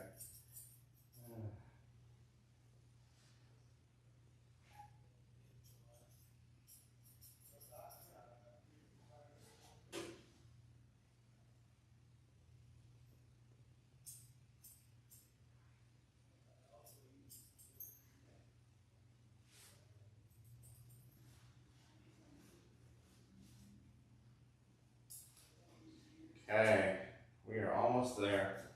Just double check that the cheeks blend into his chin. This is all looking good and even.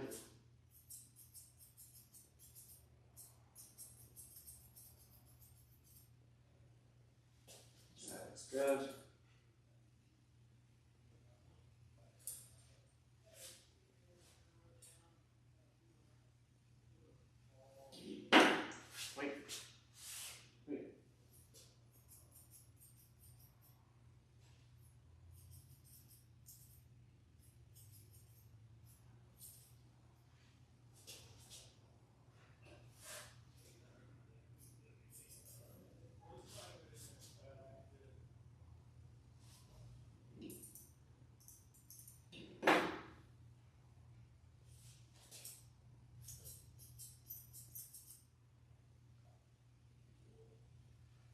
Almost there.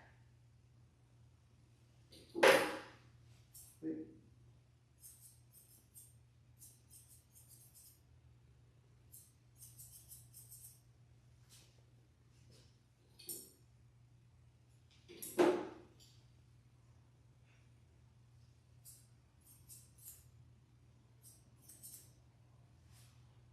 Okay. Okay, beautiful boy.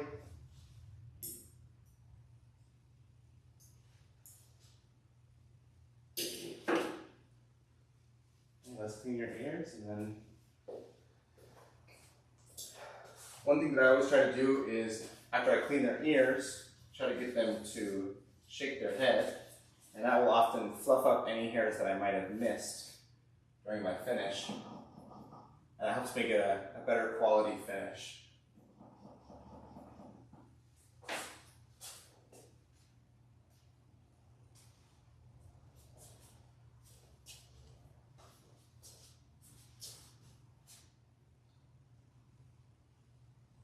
Inside first. Actually really clean.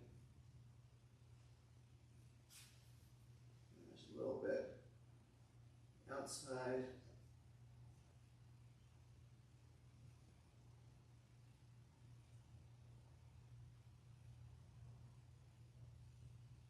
Okay, that ear is good.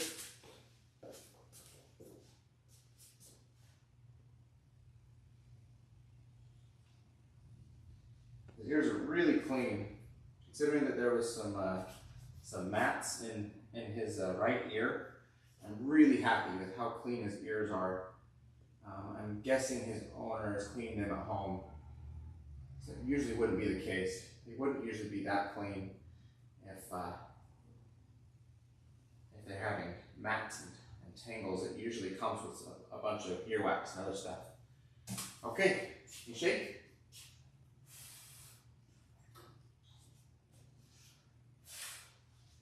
He hates when I blow in his face. Oh, buddy. Oh, buddy. You are a beautiful guy.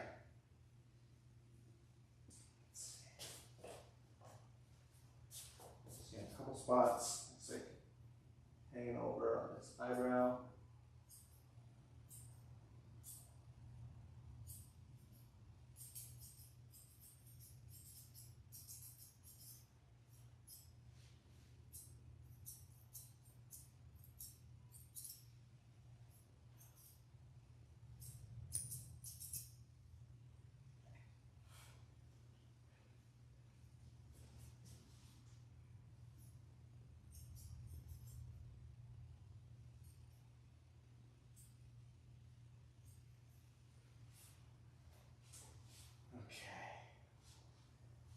Okay. I think we're going to call that good. Trim this just a touch.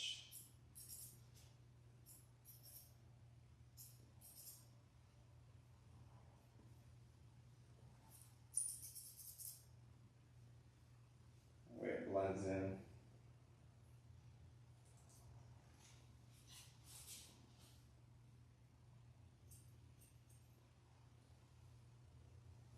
Pretty good guy. Good job. You did it.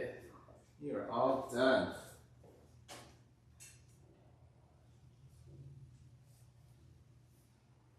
Okay. Oh, actually, let's try to get a picture of him all finished. You sit. Sit. Boy.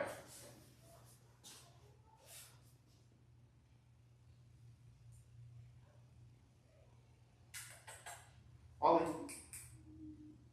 Ollie.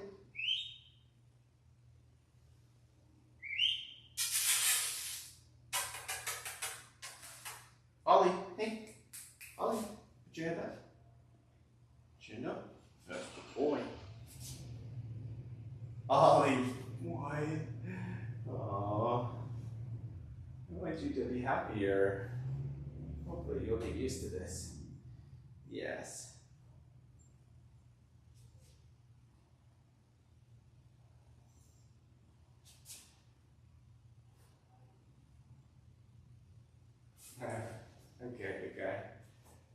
Yeah.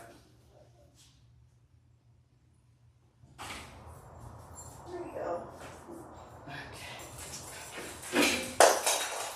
Okay. Hello. Bye. How are you?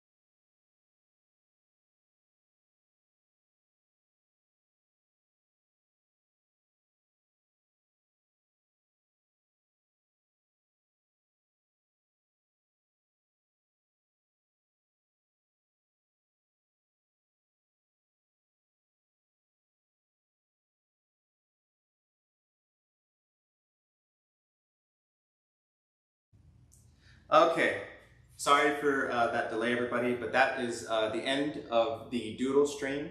The next one is going to be a little Yorkie right here. So if you want to stick around, give me just a moment. I'm going to end the first one and start the next one. Thanks, everybody. Bye.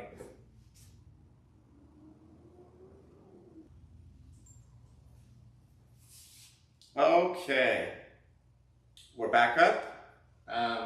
If you're new to the stream, my name's AJ. This is a little Yorkie. It is a beautiful Monday in Salt Lake City, Utah.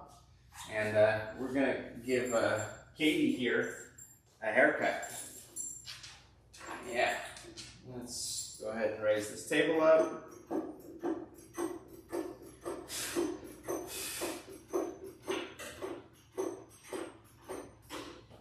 Lower the arm.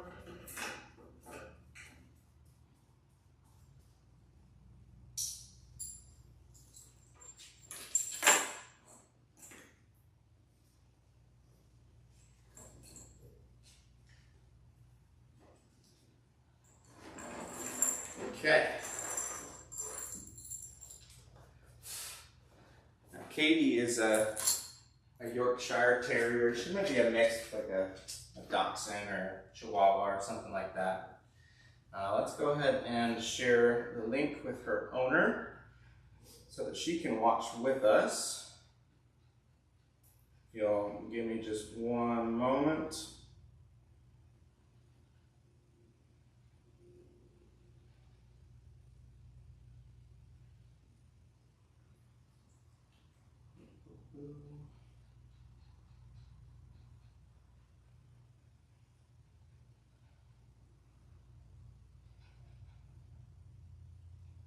Okay. Alrighty. So the first thing we're going to do is we're going to do, for our Ruffin, we're going to cut her nails, shave her pads, do her sanitary, and then we'll pluck her ears and give her a bath. Let's go ahead and get you guys going on both cameras. And we'll also fix, zoom out. I don't know which, if you guys like it zoomed in or zoomed out, you can let me know, but a little bit higher quality if it's zoomed out. So go ahead and put this away. First things first, more coffee.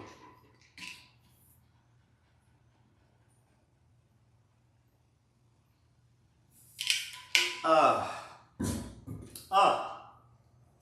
love coffee. Okay, so let's start with her nails. Katie's pretty good most of the time, I think.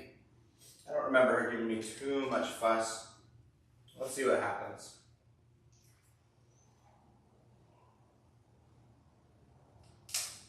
Good girl. So far, so good. Not reacting at all.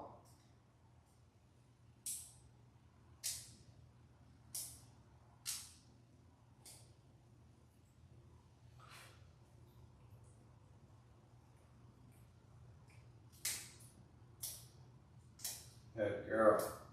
She's doing wonderful.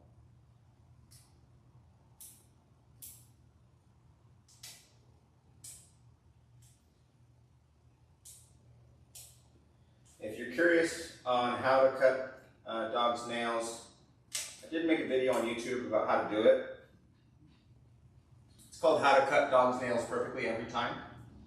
You can check that out. It teaches you a bit about why you have to cut them, how to know how far to cut. But what I'm doing is I'm just cutting down and looking for the moist center of the pulp as it gets exposed. That's how I know that I'm close to the blood supply and I can stop cutting. I'm just going to catch her dew claw. Always have to check for dew claws. Sometimes they're removed, sometimes they're not. Sometimes they have two of them on one foot. You always have to be careful. And I'm just checking. I got this one close. I want to make sure that it doesn't bleed. Looks like we're good. We did it perfect. Oh, come here, baby. Okay, she wants to sit down, so I'm gonna have to come around and actually elevate her like this.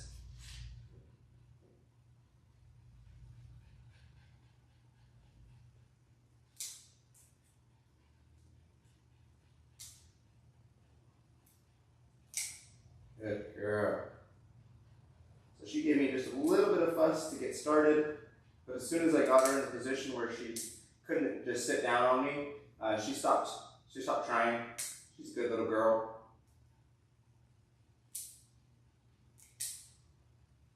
We're just gonna get all these nails cut.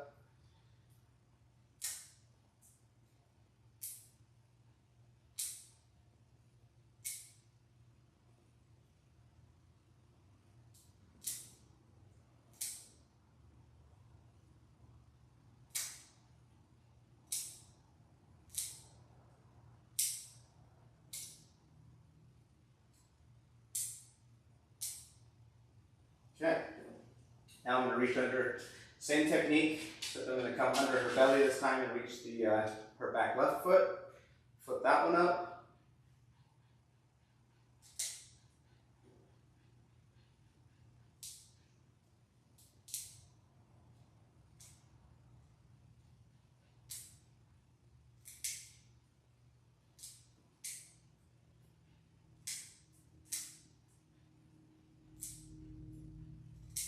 Good girl, Katie. She's doing wonderful. It's important to remember to not hold their legs up very high when you're bending them back to expose the nails. You want to stay below the hip, and that'll keep the dog safe and comfortable. Okay, that one's all done. Now we'll come up to this last front foot. And I'll reach under with my other hand to keep her from getting away from me. And I'll flip this foot back. Go ahead and start with the dew claw.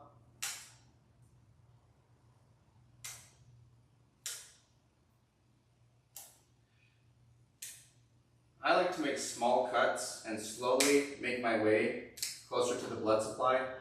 Some groomers prefer to only make one cut, and that just increases your chances of making them bleed or not getting them as short as you can.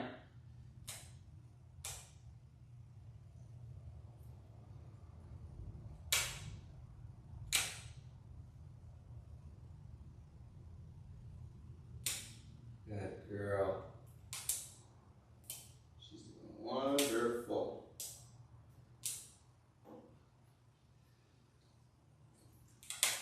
So if you are a groomer or you do your dog's nails at home, I recommend you take lots of little cuts and slowly approach that blood supply. Unless you've got a really, really hard dog to work on, in which case you just try to do it as fast as you can and get them as good as you can. In that case, you'll want to get a second person to help hold the dog, and that'll help a ton. Okay, her nails are all done. Woohoo! Nails are done. Now we're going to do her pads and her sanitary. Check her ears. She doesn't have anything growing inside, so I'm not going to worry about shaving her ears. Up, up. Good girl. Go ahead and shave out her pads. Want to sit on me, so I'm just going to reach underneath her.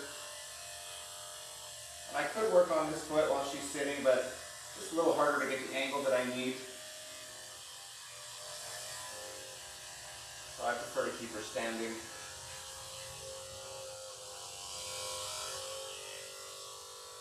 Up, up.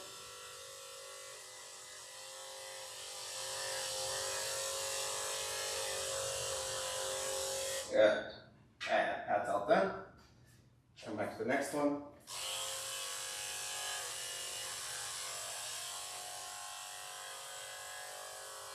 She plopped her butt down, but I can still see her pad from this angle, so I'll just let her sit. I'm gonna take a little break. I'm not really struggling pulling her foot away too much, so if she was, I would go back to that same hold that I did for her nails on this foot. But she's doing okay. We'll let her relax.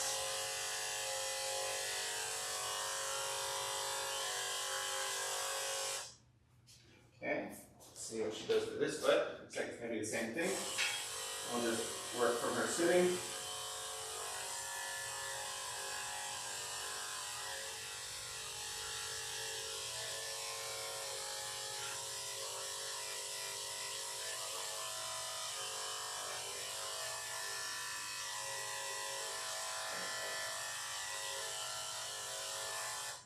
Alright, good job, baby.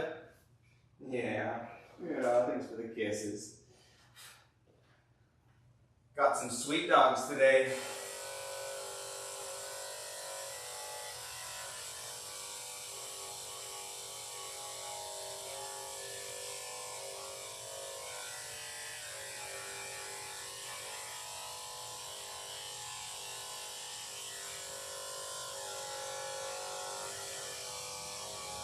Wait.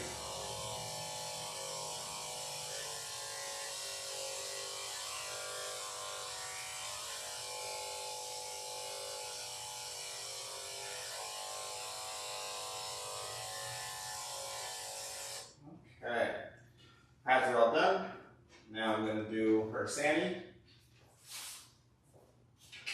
I'll lift up one leg first. Get everything I can from this side, under the belly. When you go against the hair, when you're shaving this sanitary area, you just want it as short as possible.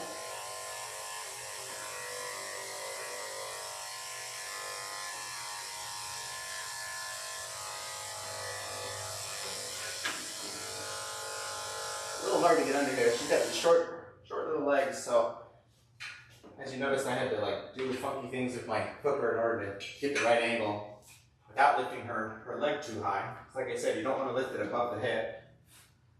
Especially with older dogs, you got to be even more careful of that.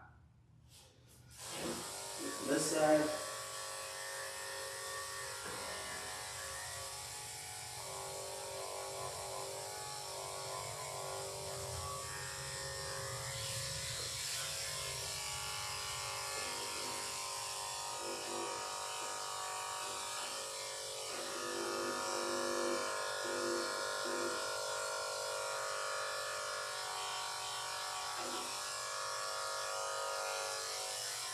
Okie. That looks good. Now we'll shave her bum.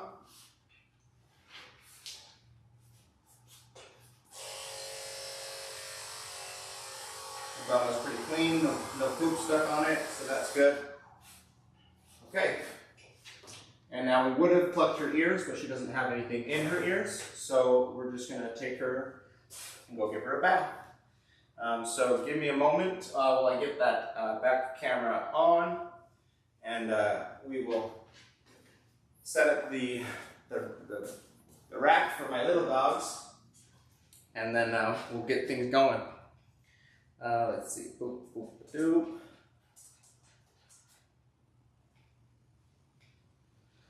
Get this camera on.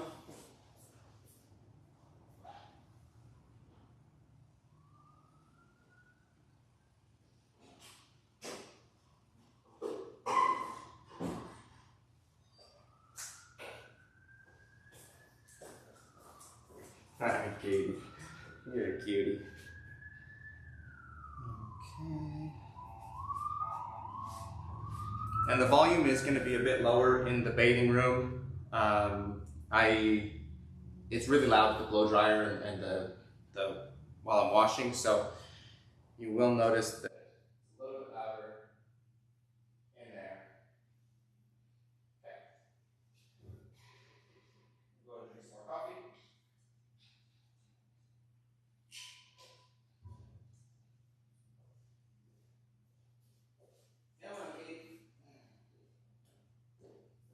Oops. I forgot to set up my tub. So we'll put Katie in the kennel for a second.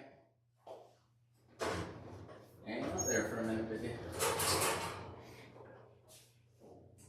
And we'll put in my bathing rack so that I don't have to bend over too much.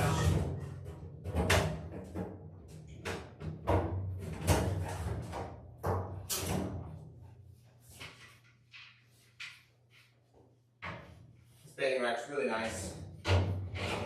Does take some time to set up, which can be a little bit of a pain, but it's so nice not having to bend over.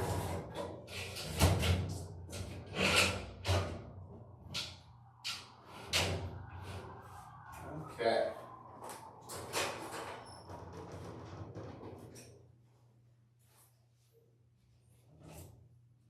Good job, baby. Okay, now as we're bathing, I'm going to do her anal glands first. Then I'll wash her body with the pre-mixed soap. And then I will turn the pre-mixed off, and I will wash her face by hand. And then we'll rinse her off, and then we'll be done with the bath. So let's get the water warmed up.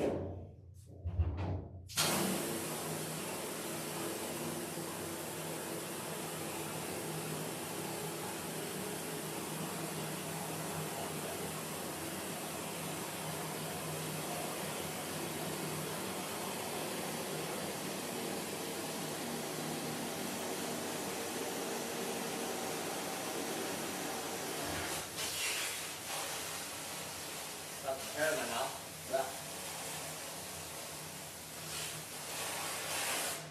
Okay, that's warm. Go ahead and activate the bathing system.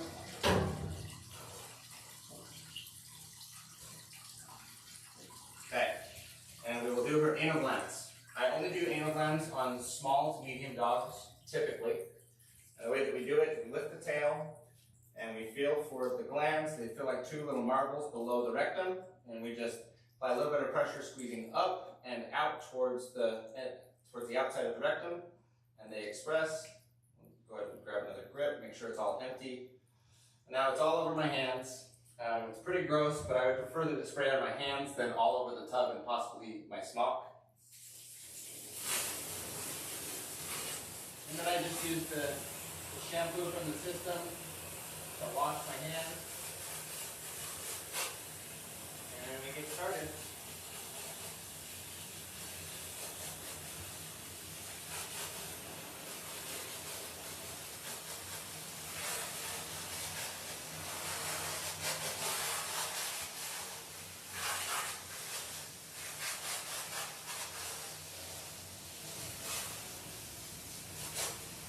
Make sure to get everywhere washed, her bum, her tail, past her feet, inside her legs, bottom of her feet.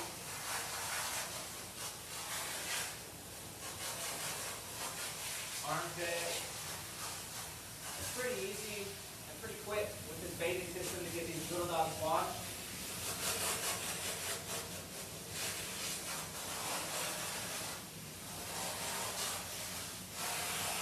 Okay, now our body is all done.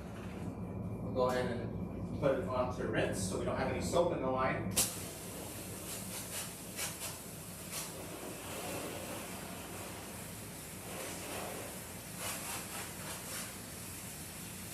Satisfy my OCD, get all the soap rinsed off the walls,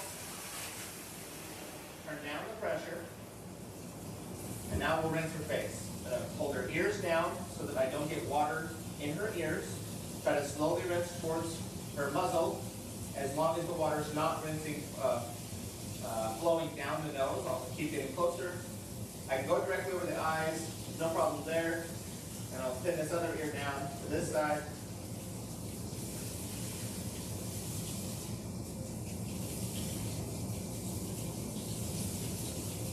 Okay, now she's properly pre-rinsed.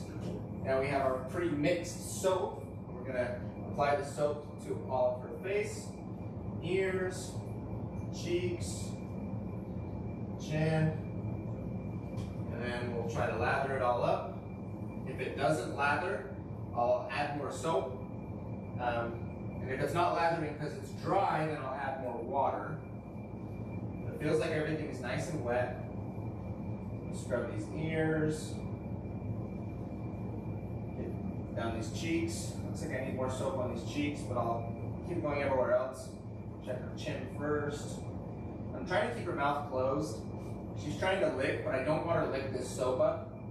So I'm trying to keep her mouth closed while I actually rinse her or wash her muzzle and her chin. And it feels good and washed properly. So I'm gonna go ahead and rinse her muzzle off. That way she just doesn't lick any of that soba. Hang on. Good girl. Okay, now I'm gonna come back and I'm gonna finish washing these cheeks.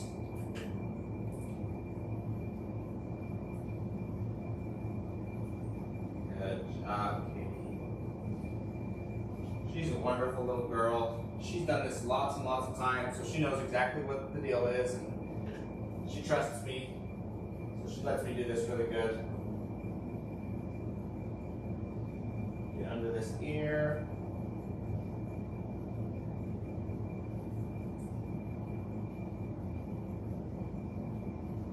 Okay.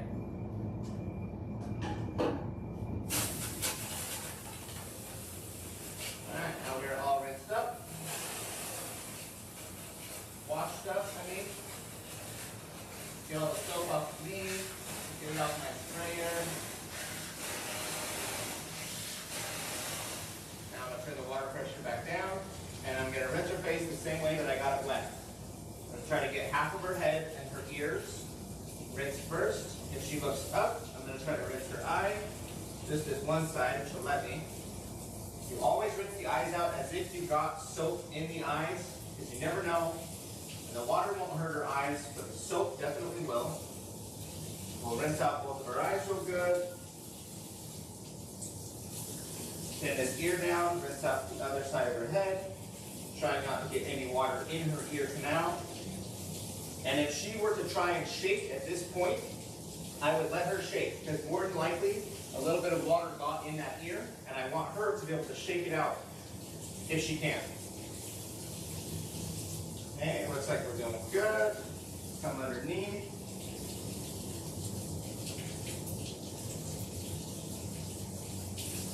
Just gonna go ahead and check, see if I squeeze any soap out of her ear. It looks like it's all rinsed out.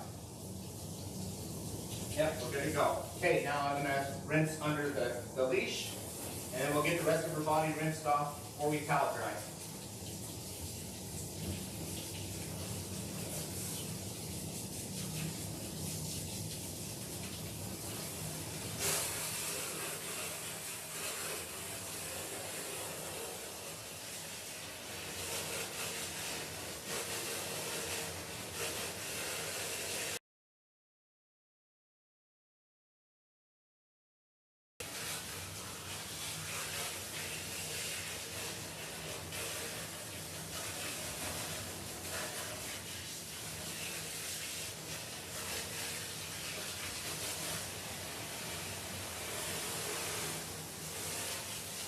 Get her spun around, rinse off this other side.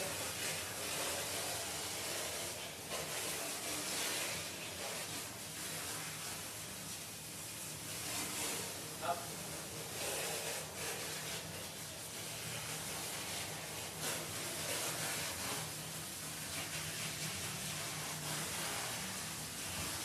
Okay. All right, now she's bathed and rinsed. I'm going to go ahead and squeeze out the excess water. And while I'm doing this, I'm checking to see if any of the spots are slippery. And if they are, I'm going to check my hand to see if there's any soap on my hand. And if there is, you just need to rinse that spot again. She feels good.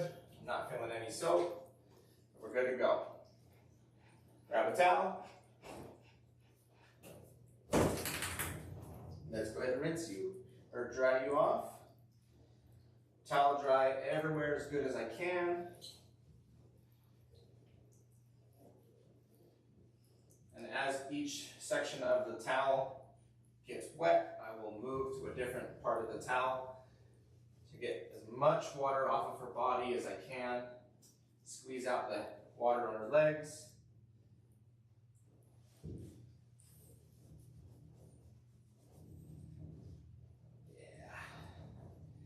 You're such a good girl, Katie.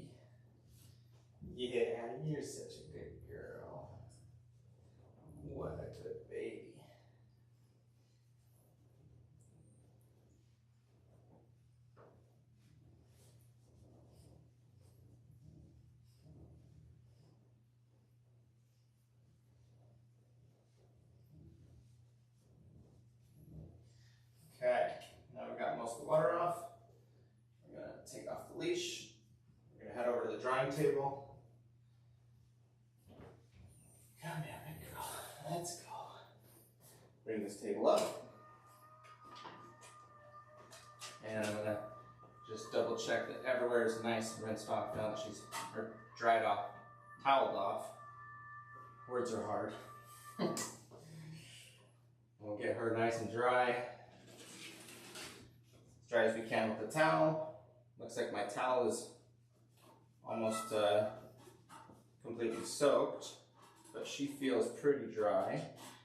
I'm just trying to find the driest spot of my towel as I kind of go over each spot one last time. And now we'll tie her up. And we'll tie a slip knot up top, just in case there's an emergency and I need to release her very quickly. I can just pull on that end and it will release. Stay. Okay. This blow dryer is going to be really loud. Hang on 1 second. I'm just going to dry my hands off.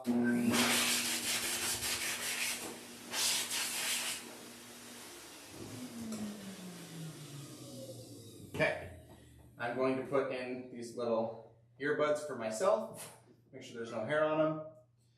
This is a little bit of hearing protection for me. And then we'll get these cotton balls and we'll put these in Katie's ears to give some ear protection for her. If you don't have any earbuds, use cotton balls. They work really well.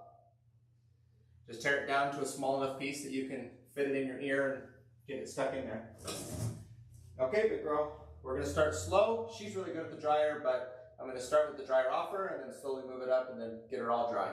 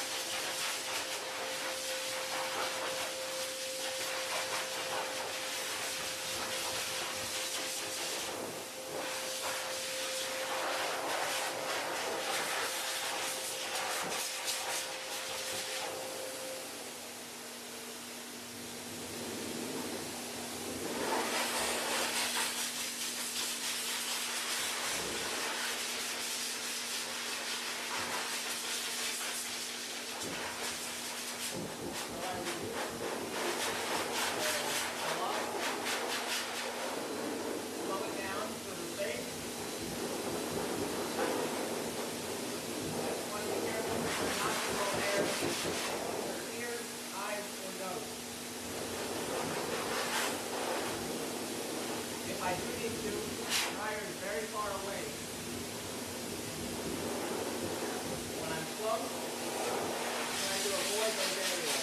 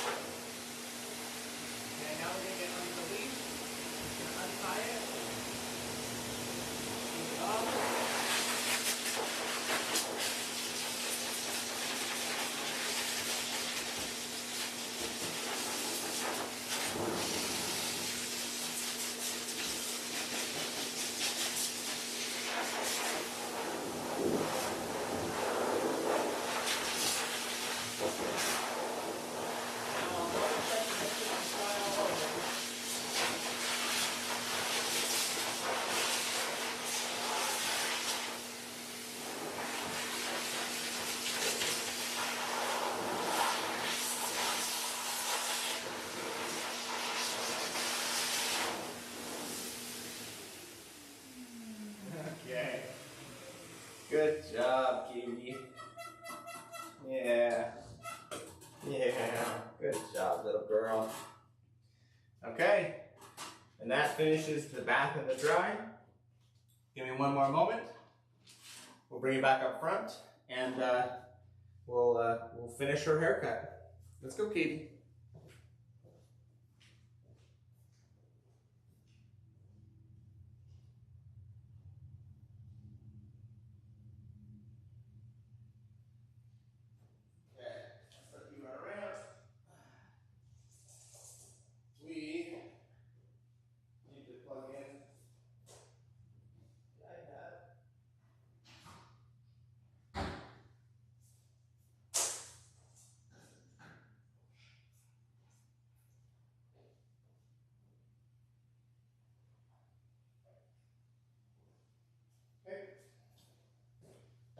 Camera off.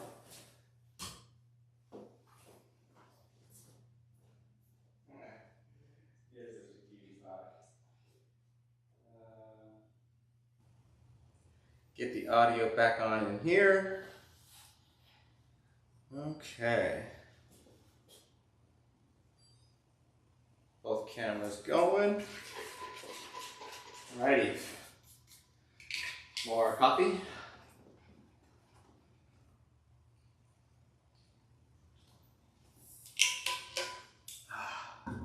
Okay, little girl. Are you ready? Are you ready? Yeah.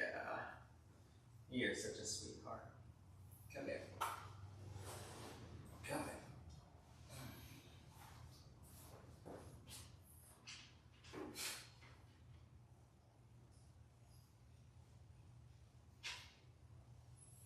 Okay.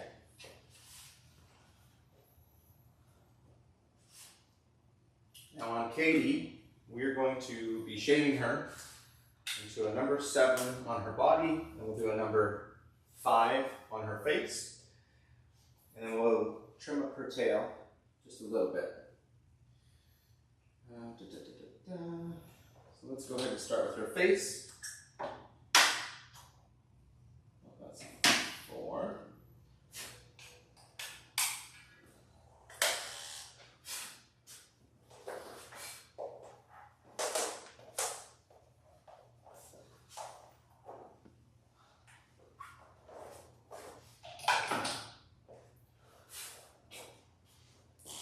And I'm going to shave against the hair on her muzzle and with the hair everywhere else.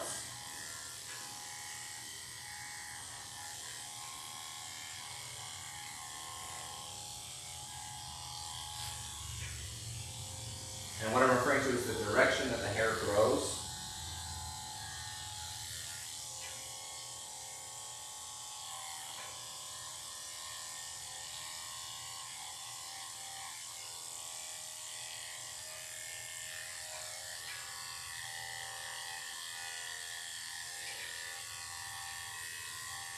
Good girl. Have to be a little careful when you're shaving their muzzle. She sometimes wants to lick, so I'm actually holding her mouth closed so that she can't lick while my clipper is right here. I don't want to risk the tongue getting in my clipper and potentially cutting her. Although there's a really low chance of happening with a 5, it can definitely happen. Okay, her muzzle's looking good. We'll shave down her cheeks. A little ways down her neck.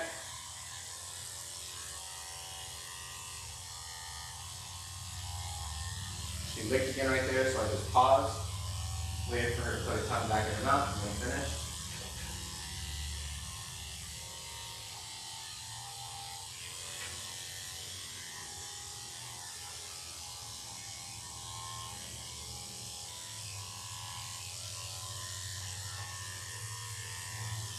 And thanks for waiting. She's such a good girl.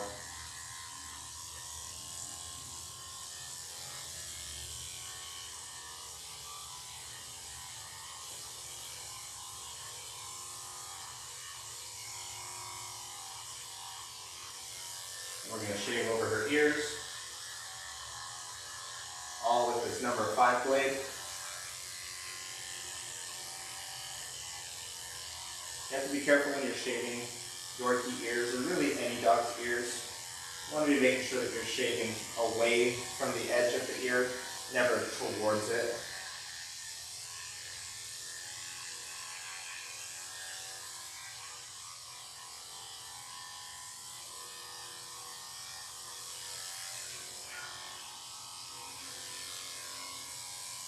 And we'll get the top of her head.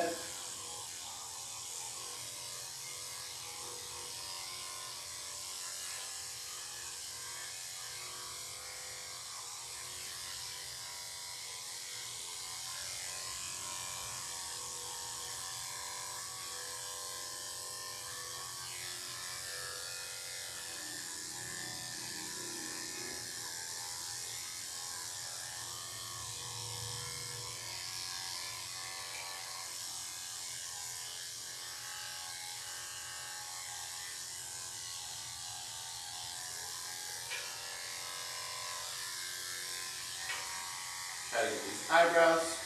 You can't get them perfect. You want to finish them with scissors.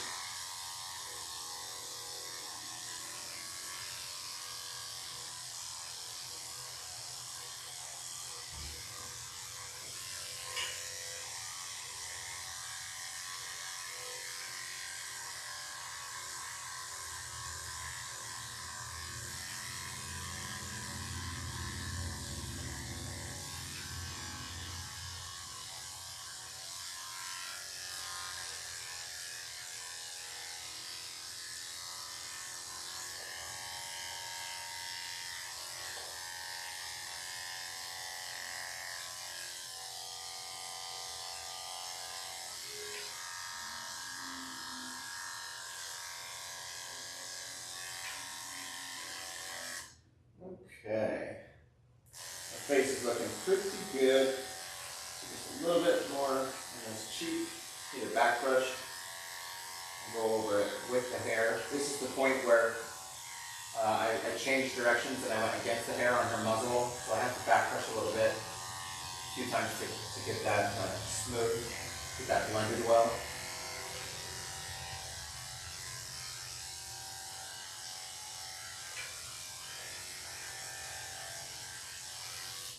Okay. Miss the inside of this ear. Go ahead and shave that.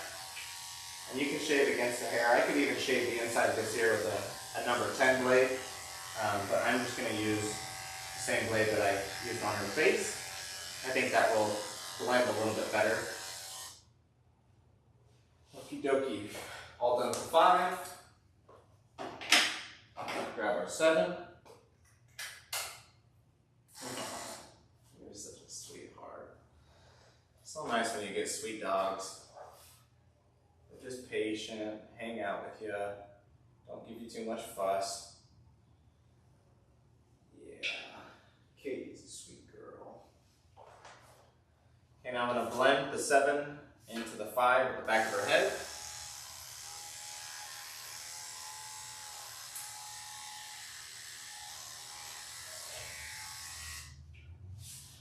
This one more. Get a bit closer. Get behind her ear.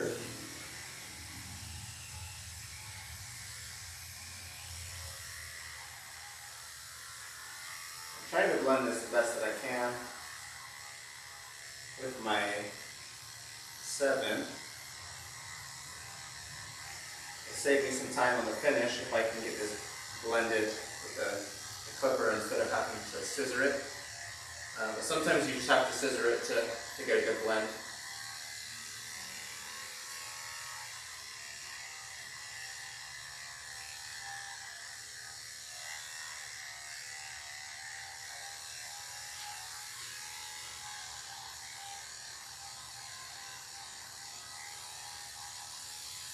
Okay, and the key to getting this smooth is going to be back brushing.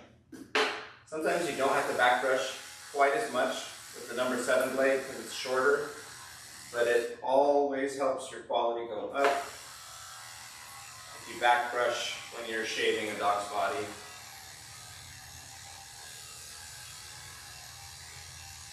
I'm going to shave everything around the leash, or where the leash is going to sit when it's tight.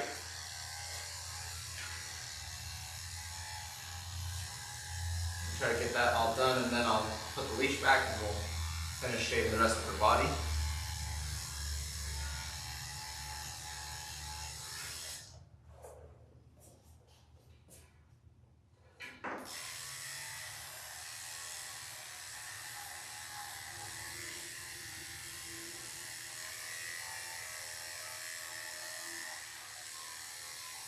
Pull this ear forward.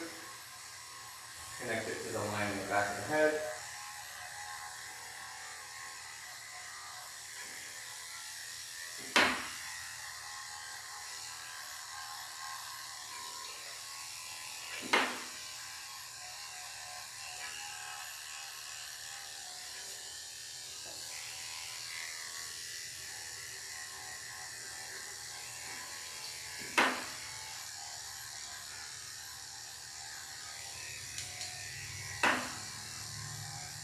Now there are cowlicks on the neck,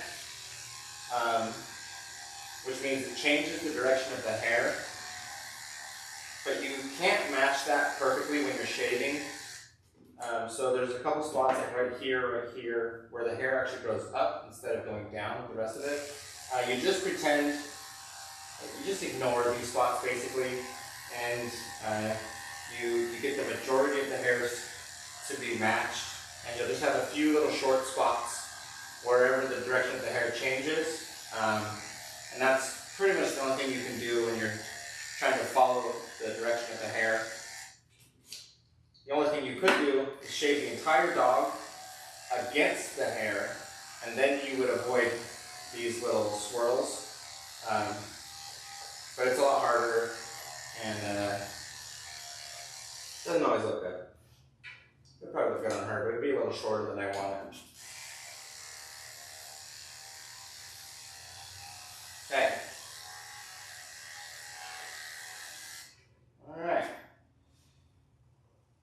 around your neck is all done. We're going to go ahead and tighten the leash back up. And now we'll shave the rest of her body.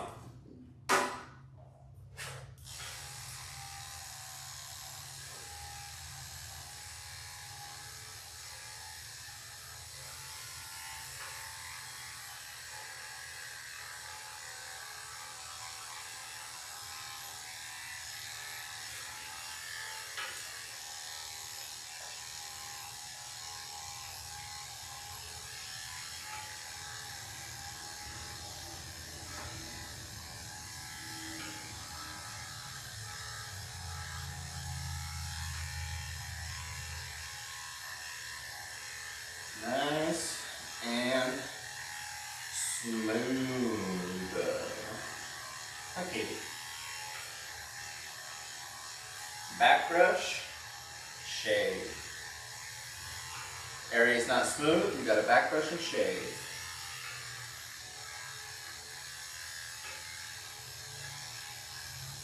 You just rinse and repeat, keep doing it over and over.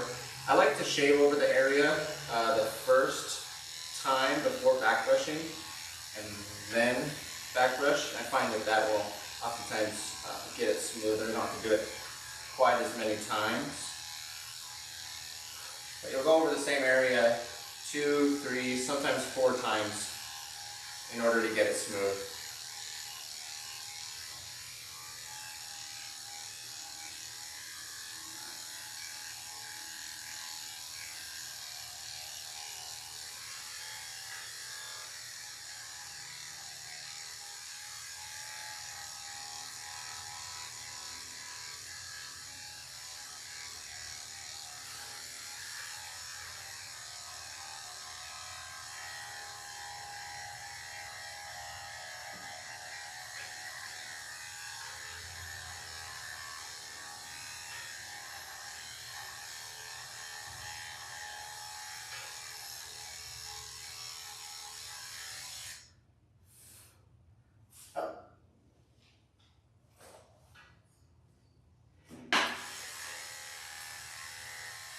Now that she's standing, I can access the parts of under her belly and her legs. I was trying to work with everything that I could while she was sitting. Just allow her to have a more comfortable groom and not be too pressured to do too much.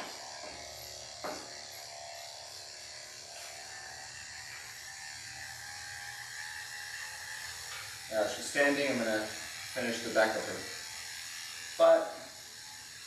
Blend in her tail. And I'm just keeping one hand under her body to try to prevent her from sitting like that, but it didn't work. I'll just ask her to stand up. Good girl.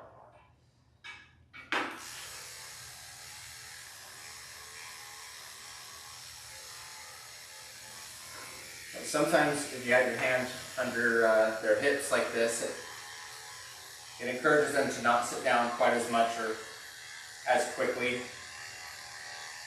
and you're able to get a little bit more done. The other option would be to just use this hand to back brush, and that way I get both hands working and I don't have to pick up and drop the brush. But as you can see, she can just sit down real easy. Up, up. Come on, baby. Good girl.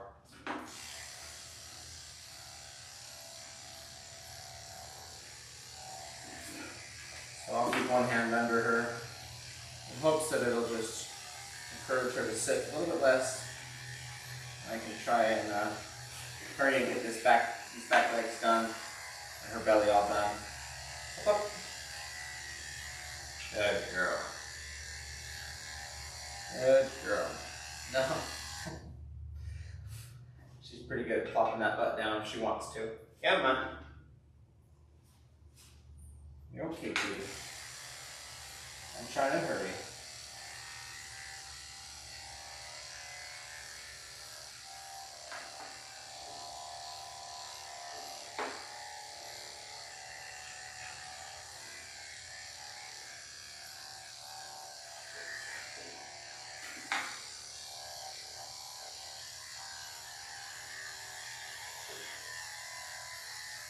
I'll lift the foot to actually shave down the foot and the bottom section of the leg.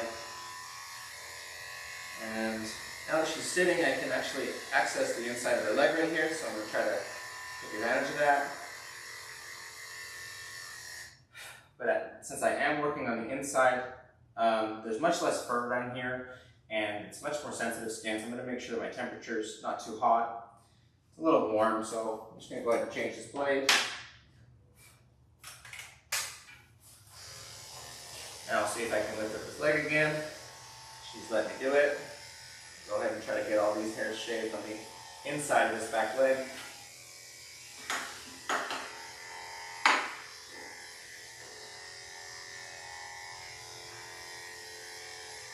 Girl. Sweet little baby.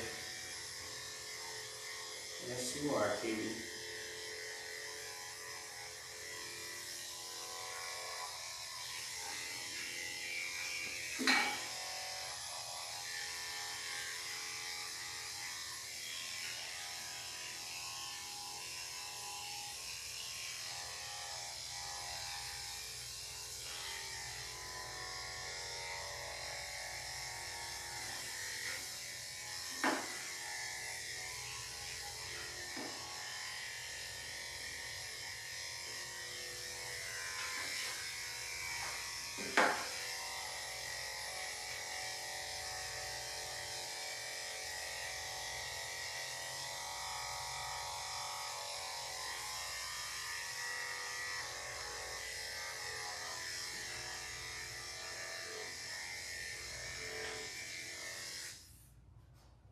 Okay, that's pretty good. I think I'll have to finish it up with scissors to actually get this as smooth as I want it. So we'll move on from that leg. We'll give her a little break. Just wanted to sit down, so I'll let her sit down. I'll work on this front leg, get her chest and her front legs all done, and then come back to this other side and get that other back leg.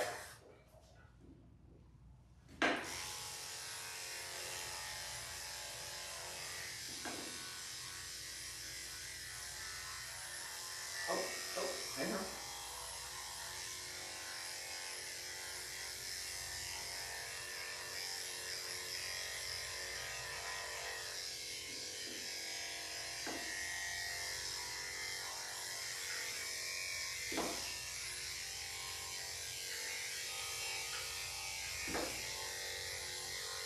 Definitely wiggling a little bit. This is pretty typical for Yorkies. They have a tendency to be very wiggly on their legs. A lot of groomers have a really hard time getting it done. What I'm doing to work around her wiggling is I'm actually doing a slight leg lock, which is where I'm squeezing at the elbow right here.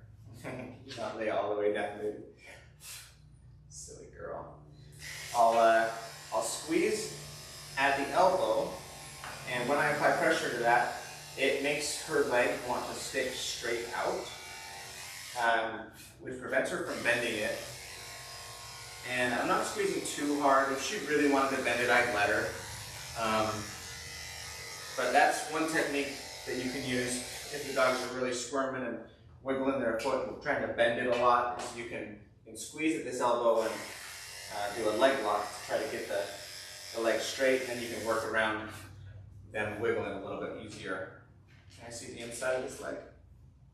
Can I see the inside? We're going to go into the inside and also into the armpit. And when I shave in the armpit, I'm either shaving on the leg, trying to get the corner all the way in, or I'm shaving on the belly, trying to get the other corner to catch all those hairs. And I'll pull the leg forward and try to finish it by coming down the belly like this part. And there's a little bit there, but I think this is going to be another spot that I'll finish with scissors to get it perfect. It's looking pretty good. Maybe a little more right here. Yeah, I'm going to scissor the rest of this. So now I'm going to come to her belly right here since I got her leg up.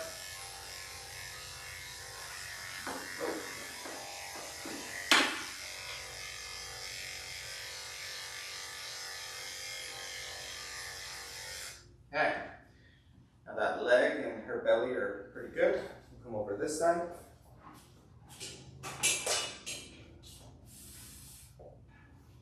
And I'll start from the shoulder and we'll work our way down this leg again.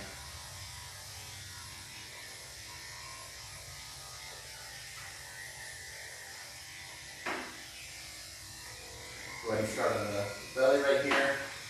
Push the leg back. That'll flatten out this little stretch of skin right here. And I can shave down the belly. I'll back rush everything up.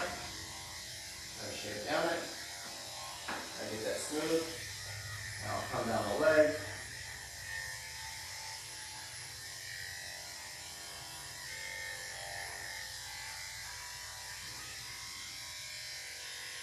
Shave the inside of the leg.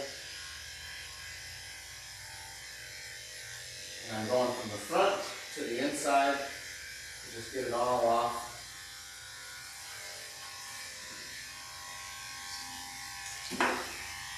Now I've got that leg lock again so that I can keep her leg straight. I can back rush the outside, shave it down, the front, shave it down, adjust my grip to expose a little bit more of the inside, back rush, shave it all down. And I'll come to the back of the leg. I'll do the belly first.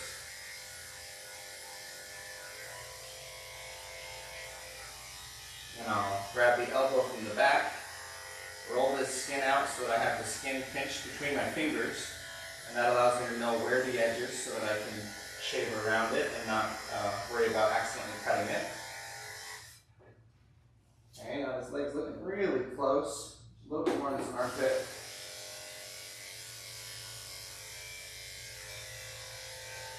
I think I'll just scissor that armpit to finish it. I'll just take one more look at the feet. Oh.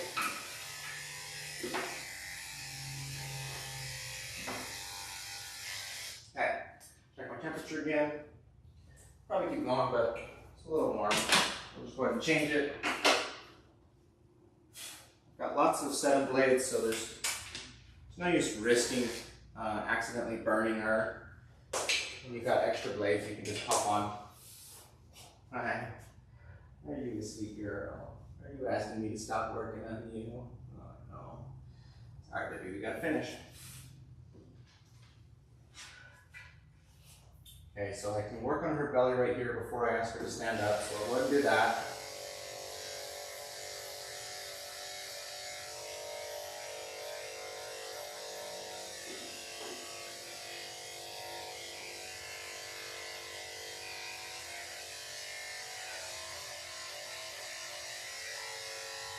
Try to get some of this butt down her leg.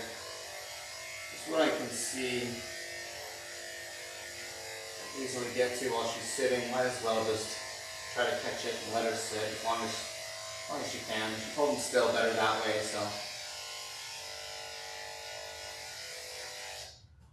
Okay, up. Good girl. Up. Now, in order to access her belly, I had to reach over her and hold it under her belly on the opposite side to prevent her from sitting back down. So I'll back rush this side. Oh. I actually need to lift her up. Catch right down the middle of her belly. And to blend it into where we did the sanitary shave. I'm going to go ahead and back rush all this. Get some more. Good girl. Good job. You have to be a little careful when they have a long body. You don't want to lift them up too high, and if they're struggling, I wouldn't lift them up that way. These long body dogs have a tendency to get mid-back problems from jumping or from being picked up wrong. So if you're ever trying to lift the dog up from the front legs like that, they really don't want it, don't do it. Just find another way, stand them up, work at it from the side like this. Up, up, wait, come on, come on. Good girl. Okay, now I'm reaching under and I'm holding her tail out of the way while lifting up on her belly. Just asking her not to sit down.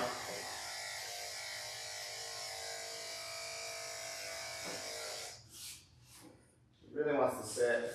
Let's see if I can work at it from the side while she's sitting.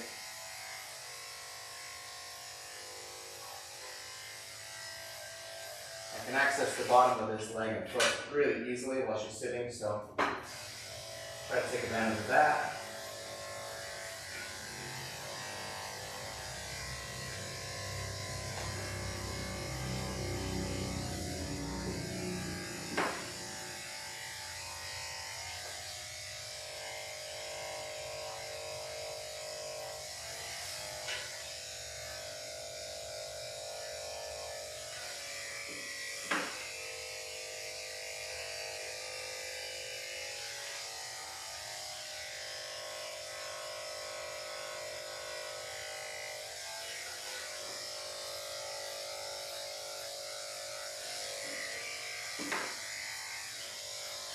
And close to about everything that I can get from this bottom side.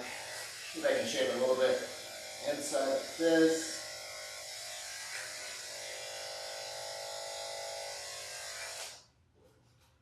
Okay. Now I'm going to approach it from behind her. See if I can get the back of this inside leg by lifting up the opposite one. Sweet. Got those couple hairs that I wanted. Hang on, kitty. Lift your tail up. There are a few hairs on her butt that I need to get shaved. Blend these in. Good girl. So good.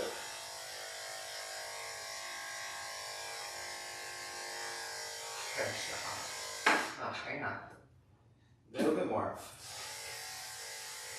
Now I'm just blending the base of her tail in. Before it's getting a little twisted.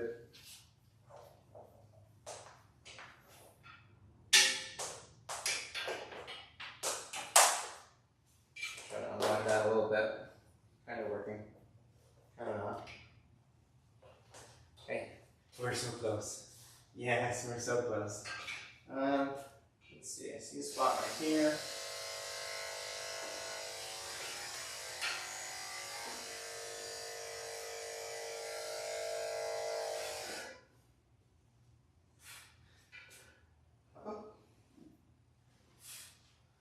Okay, I think almost done. Your hair is right here.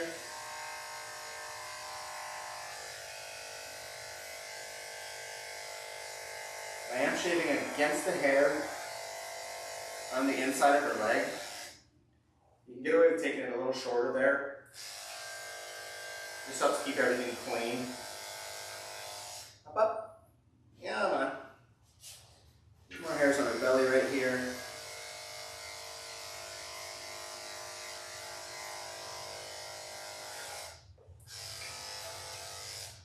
Okay, we are so close. Okay, now we're gonna just do our final scissoring to finish her up.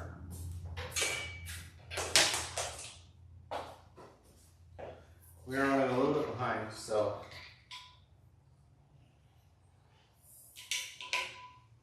if you're watching and all of a sudden I say hi to somebody and mute the cameras, know that my next customer's here, and I'll get back to you as quick as I can.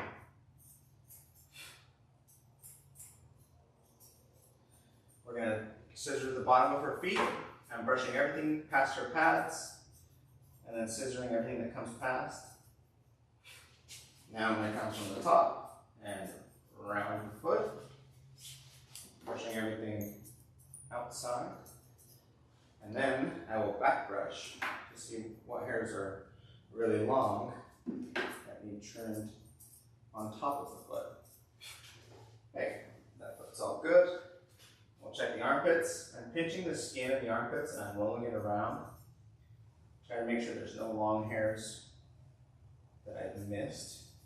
Armpits are an easy spot to miss hairs. Now we'll get the back leg or back foot. Go ahead and let her plop her butt down and sit.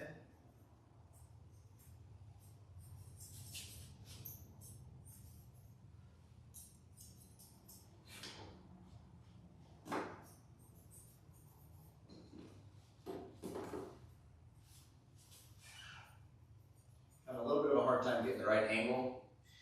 I want to avoid going against the hair. The hair grows down the foot, so I'm trying to avoid going against it, but just having a hard time getting that right angle. So right here, I'm going against the hair, just to trim those last couple hairs. Okay, now I'm going to stand her up. Check her flank right here. A couple hairs. Inside of her leg.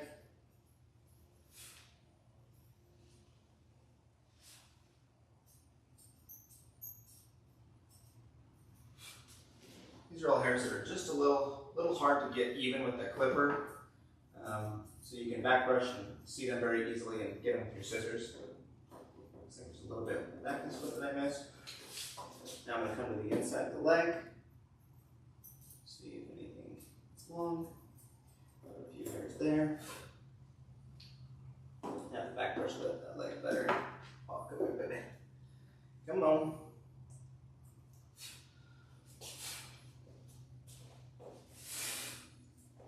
That one's looking good. Come over to this other back leg. She wants to sit. I'll go ahead and let her do it.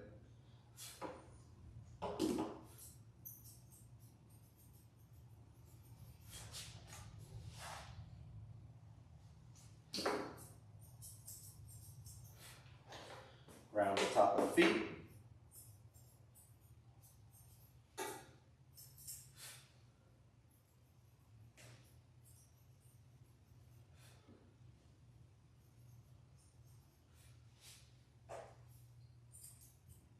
Just pulling up these hairs to see which ones are long. Looks like I missed a spot rounding the bottom of the foot.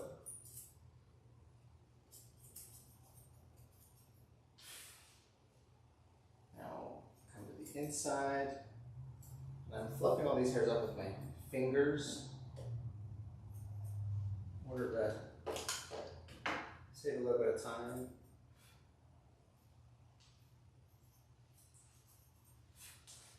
Okay, this leg's looking good. Just check this flank. So there's a couple hairs.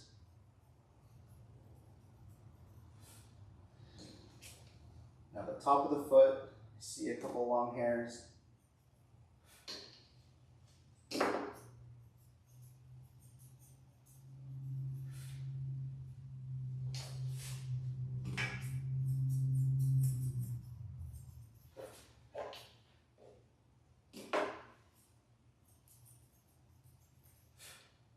Okay. All right, now we're going to move on to this last foot. Brush everything down. Trim everything that comes past the pads.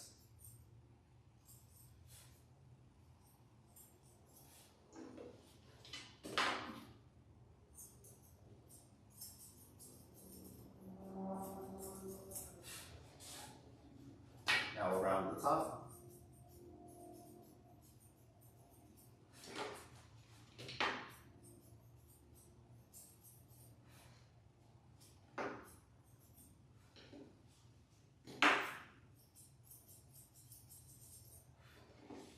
Place the foot down, see if any of the hairs stick out. Looks like there's a few more on this inside. Wait.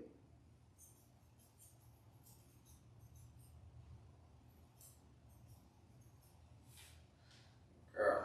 Okay. Now I'm going to check her armpit. I'm going to lift her leg, pinch and roll the skin in her armpit. I'm rolling it to expose different hairs and make them stick down and see which ones are long and go ahead and trim them.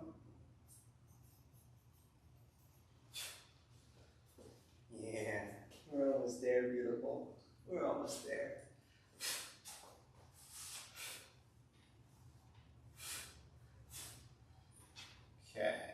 I'm actually going to text her mom.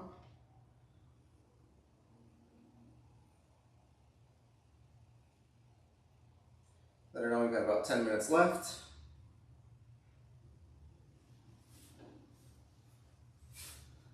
Well, she just sat down and exposed some hairs for me. Showed me a little spot that I missed. Okay, now I'm going to brush her tail. I'm going to brush everything down first. Make sure there's no little tangles in here. Pretty unlikely that there would be. And then I'm going to brush it to the side to see which ones come out. And I'm going to just trim it in the shape of a little carrot. This is typical for Westies and Scotties and also Yorkies that have long tails. Oftentimes the Yorkies will have their tails docked. So you won't do this, you just shave the tail if it was docked, but she has a beautiful long tail. So we're gonna do a little carrot on the end of it. And then Katie is gonna get some carrots from her mama after she's all done with this groom as a little treat for her. So she gets a carrot tail and she gets a carrot treat when she's done. Okay, a couple long hairs here. So I did the sides of the tail first, then I tried to do the top of the tail, but not much brushed up from the top. And now I'm doing the bottom of the tail, where I'm brushing everything down to the bottom and trimming what's long.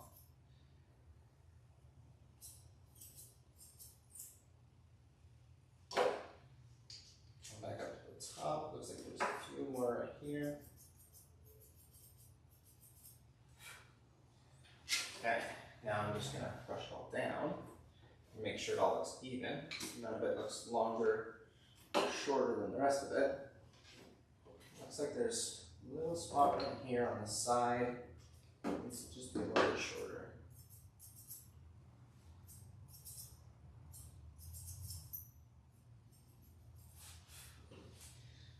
Clean up all around her bum. I had to double check when she sat down and plopped her hip onto the ground. Sometimes that pulls on the leash and makes it really tight around the neck. So I had to stop and make sure that she wasn't choking herself. Okay, tail's done. Now we're going to trim her ears.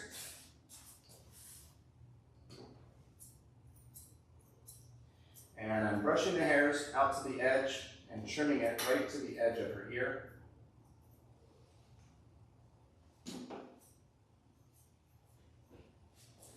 We'll do that on both sides.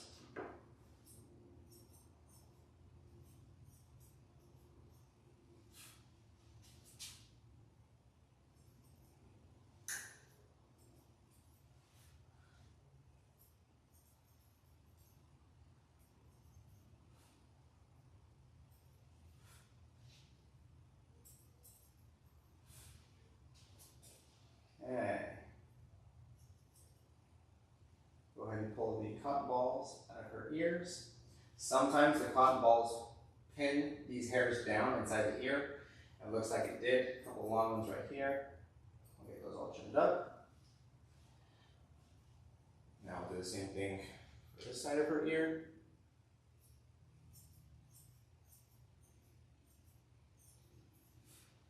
Trim it to the point.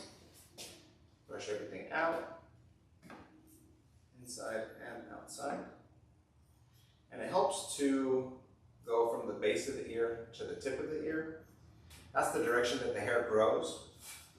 And it will help you not accidentally nick their ears. If you go against the hair, it's more likely to grab more hair and pull your shears in towards the skin, and then you potentially make a little cut. Pull this cotton ball out. A bunch of hairs came out with it. Go ahead and trim those.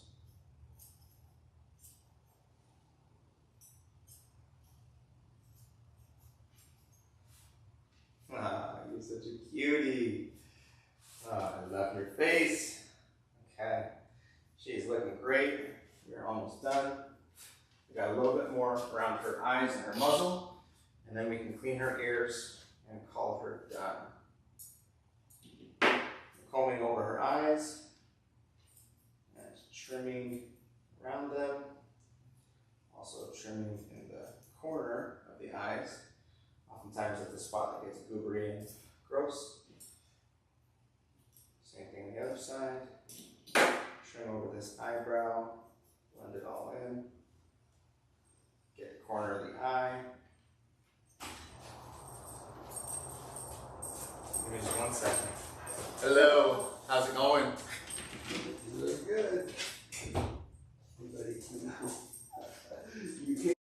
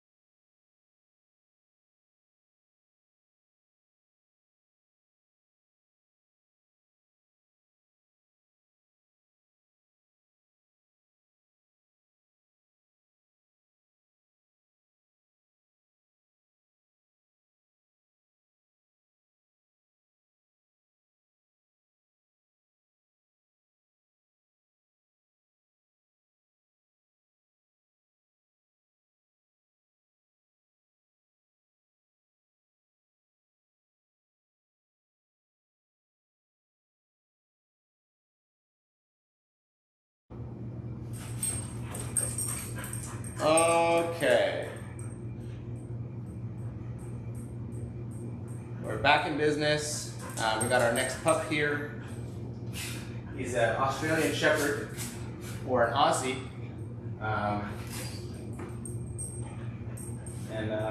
We're just gonna finish up on Katie. We've got just a few minutes left. We've got to clean her ears, and then touch up the last couple spots on her face.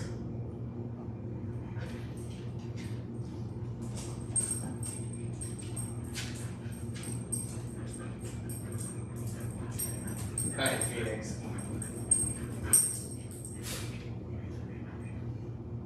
Alright, clean these ears. They're looking pretty clean. Not too much in here. That ear is perfectly clean.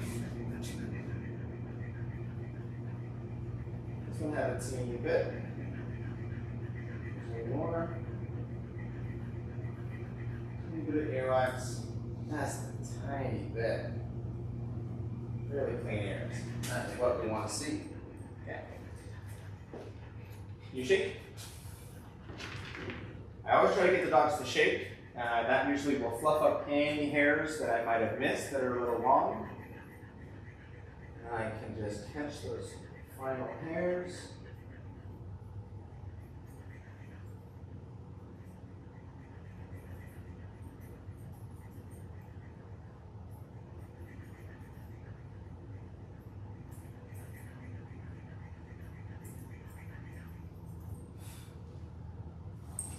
Okay.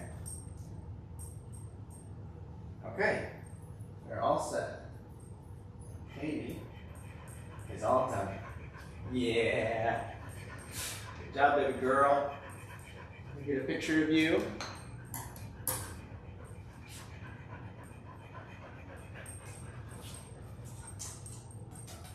Katie. Oh, don't give me the sad ears. Like this.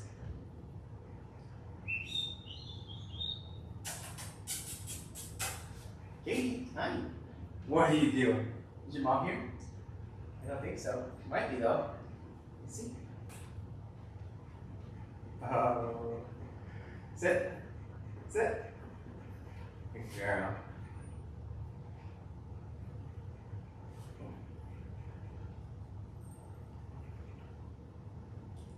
Okay. One of those will work. And I just saw a spot around her mouth. I got left a little bit long.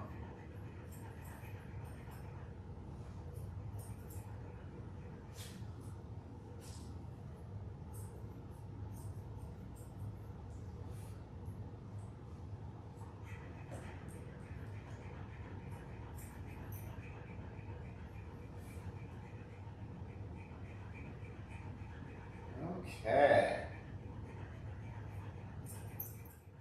All right. And that is it for little Katie.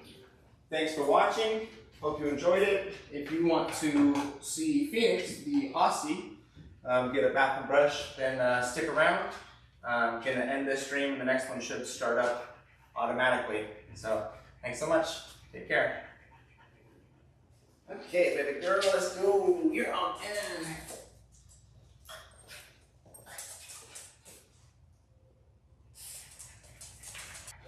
Okay, we're live. Welcome back to the stream if you were watching earlier. Welcome if you weren't. We're going to be grooming an Aussie. My name's AJ. I've been a groomer for 15 years, and I'm going to show you how I do it, as well as holding myself accountable so that my customers can watch and anyone else as well. So stick around and enjoy.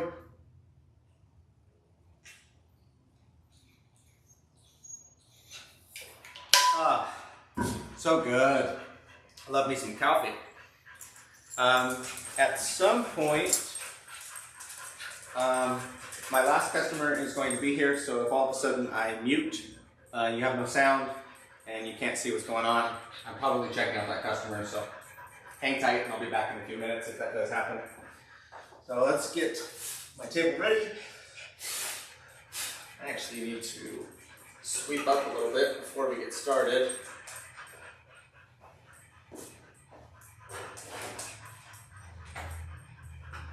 And I also need to share the link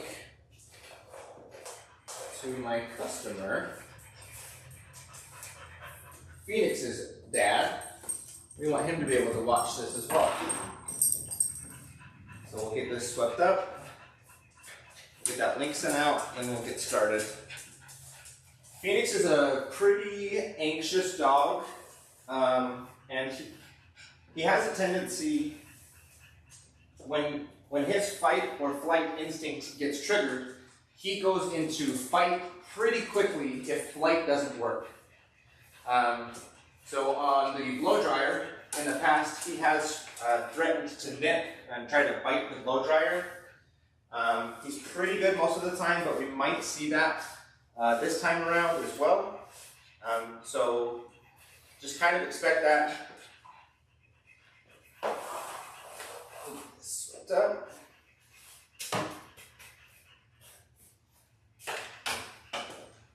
I'll talk more about how I try table, but we just have to remember that Phoenix is a little bit anxious and he is willing to nip if he gets really scared. But as long as I can keep calm, I can keep him calm, then we'll be good and it'll be a good day. And it usually is a good day. Okay, Phoenix. You ready, good guy? No, not ready. Come here, buddy. That's okay. Come on. Come here, Phoenix. Come on. You're okay. This way. Hop up. Up, up. Good job.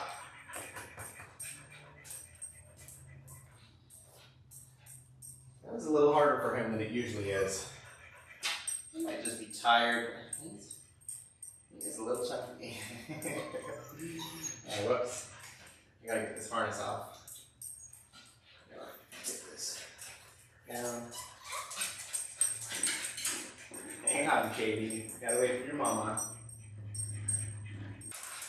Stay.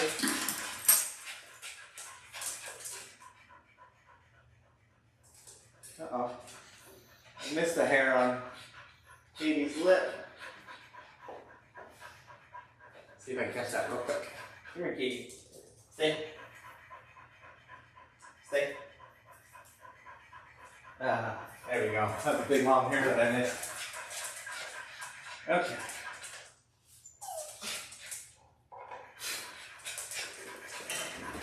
Now we're going to lift the table up. Try to do it slowly in case Phoenix gets a little scared. You can start shaking and the table can move. Oh, oops.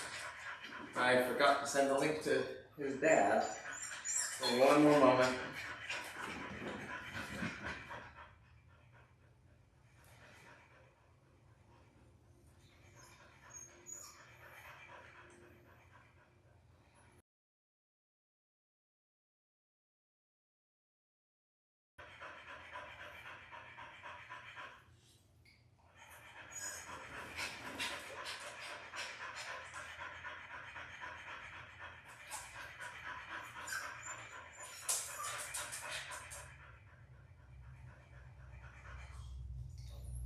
Okay.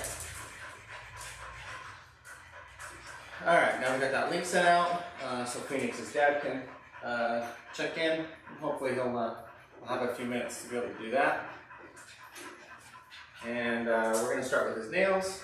And like I said before, Phoenix does have a tendency, if he doesn't like something and he can't flee, if his fight or flight instinct kicks in, he can't escape, he might nip. So I'm gonna start working from behind. He's really good. He doesn't usually try to do anything for his nails, but it's just good practice. Make sure he's having a good day. And go ahead and cut these nails. And he's doing wonderful. Hang on, buddy. Good boy, Phoenix. Got you, buddy.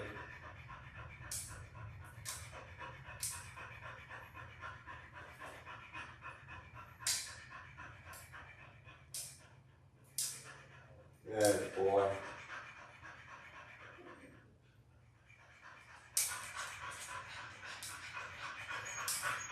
Hang on, buddy. Check for a dew claw.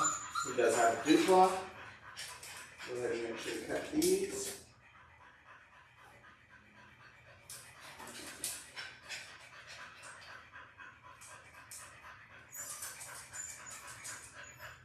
Hang on, buddy. Good. I'm going to bring the table up a little bit more. Having to bend over. My back's getting a little tight. You do have to be careful when you're lifting dogs up this high, especially medium to big size dogs. If they get scared, the tables shake more easily and they can try to leap off and you got some problems on your hands. But he's doing real good. The table's not shaking, so we don't have too much to worry about.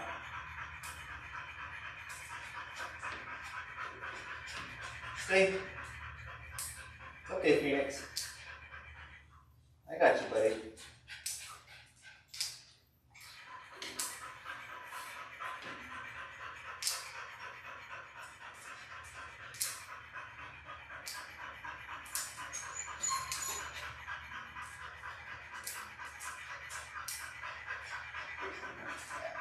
You're doing great, big guy.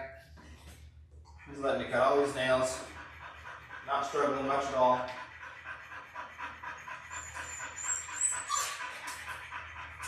Okay. Pulling his foot forward just a little bit right here.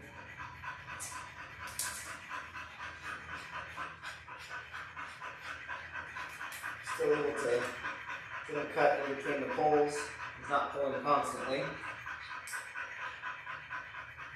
His nails are worn down pretty well on these back legs, which is very common when you have a harness on the dog. They have a tendency to pull a little bit more, and it lifts their front end off the ground, and their back nails get worn a little bit more. See this front foot? Can I have it? Good boy. Start with the stew claw.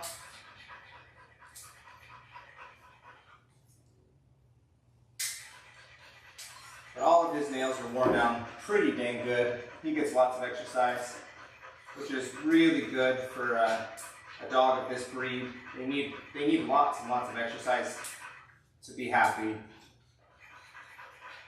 Especially where he's an anxious guy. If he wasn't getting that exercise, it would be even worse with anxiety. And so he's got a good owner that takes good care of him.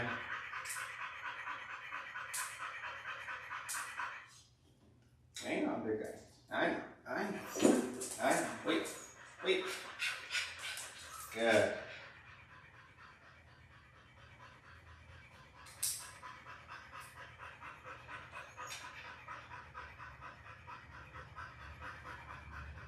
Let me see. This nail is really short already. I don't know if he might have broke it at some point. I cannot cut very much off that one at all.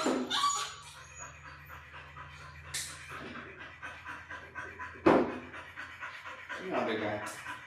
I'm almost done with your nails.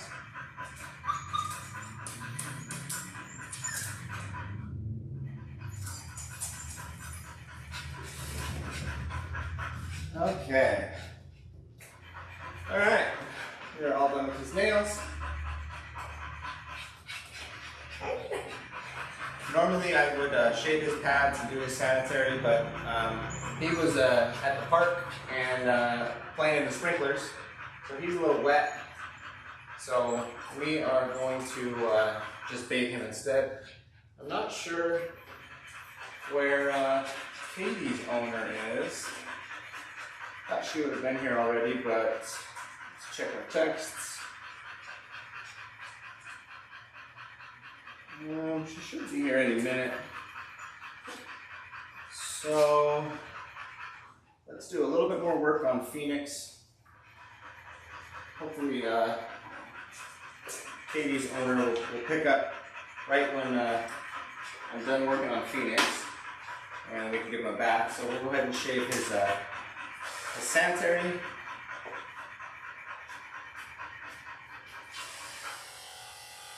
Most dogs don't like this part very much. Clipper moving around their bum. Come on, baby.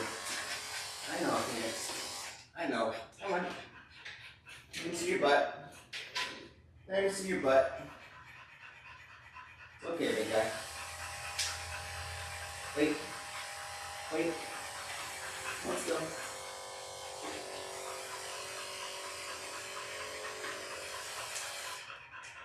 Should be okay. I will give him a little sani shave.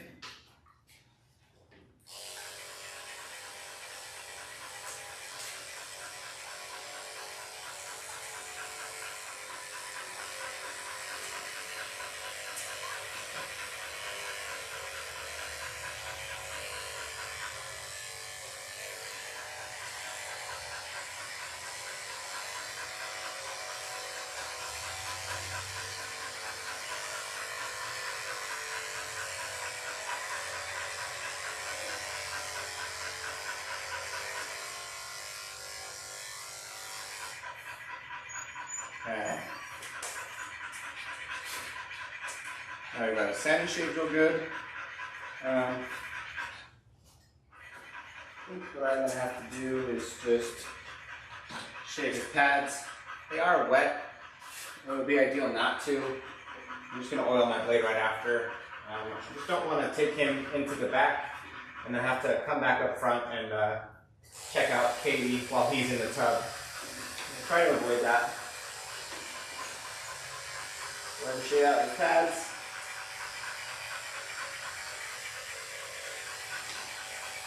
And Phoenix has a tendency to do that little kick that he just did. If I'm not careful, he'll kick this clipper right out of my hand.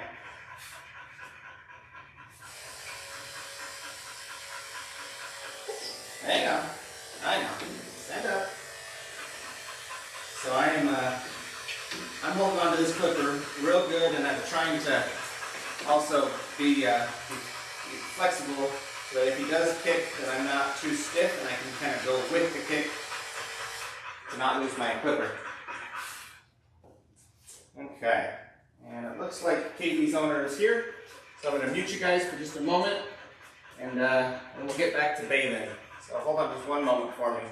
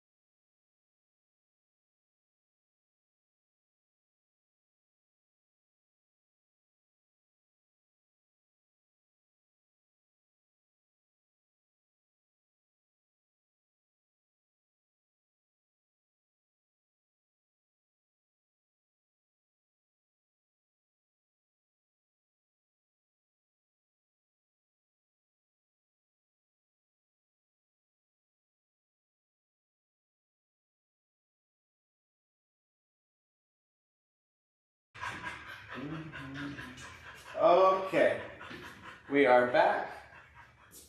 We are ready to give Phoenix a bath, so we're gonna go ahead and take him down. Wait, don't jump. Wait. Okay, wow, boy. All right, give me just a minute. I'm gonna get the tub ready and the camera on back here.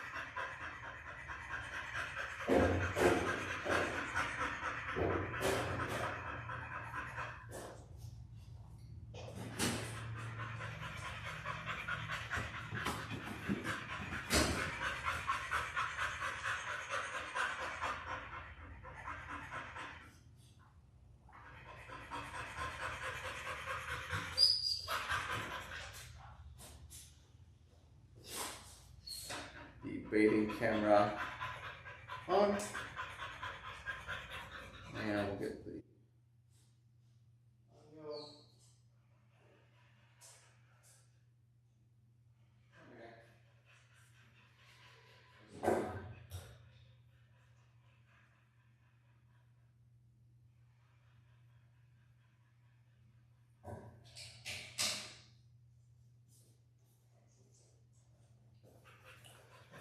okay. The audio is quieter in here to save your guys' ears. Give me a big Good job, Phoenix. The sprayer can be loud and the blow dryer is even louder. So it's quieter in here, that's why. I don't want you guys to have to deal with that too much noise. And if it needs to be even quieter, I'm sorrier. Okay, so we're going to do a de-shed shampoo and conditioner on Phoenix. So let's go ahead and get the water warmed up.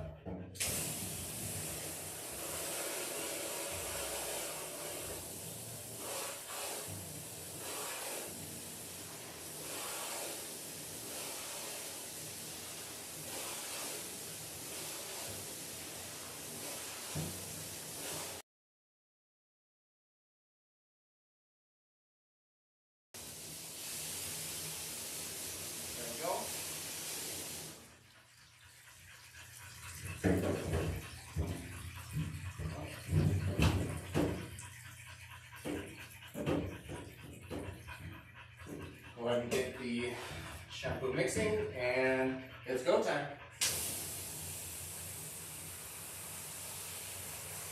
I'm going to start with his body. I'm trying to avoid getting his ears wet so that he doesn't shake quite as much.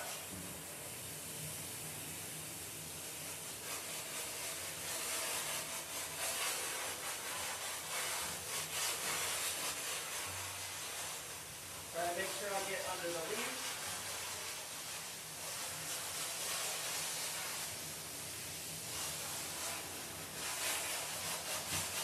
And now we'll just make sure everywhere on his body gets washed.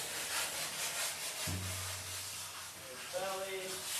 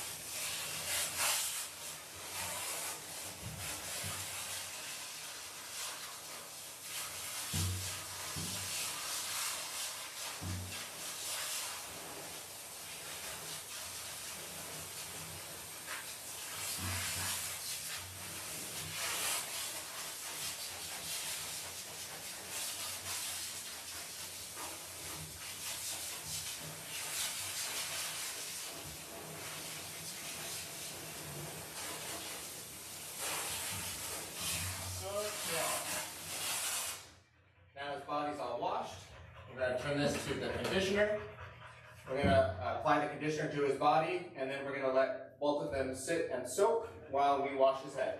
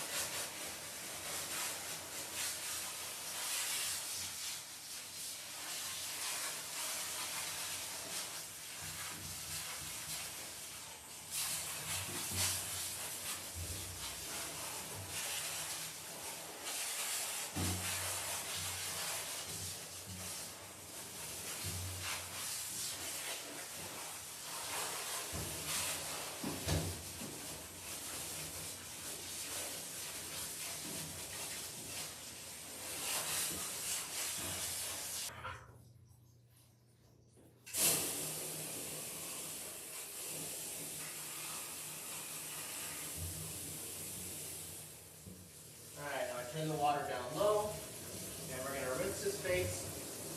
And actually, before I do that, I need more soap made up. So I'm going to fill this bottle.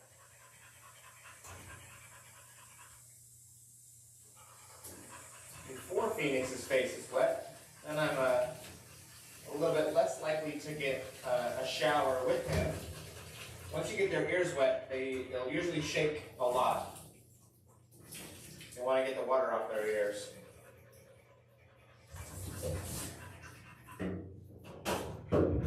I like to avoid taking a shower at the same time that the dogs do. So I fill my water up to there, and then I take my shampoo.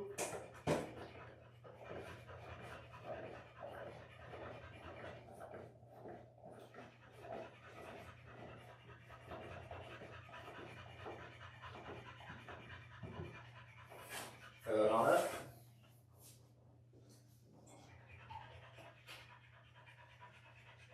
Give it a good rinse, or mix.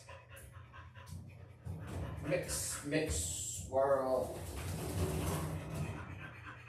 If you're a gamer, you might recognize that from League of Legends, the Singed character. I used to be a mega nerd. Okay, now let's get his head wet. Low pressure.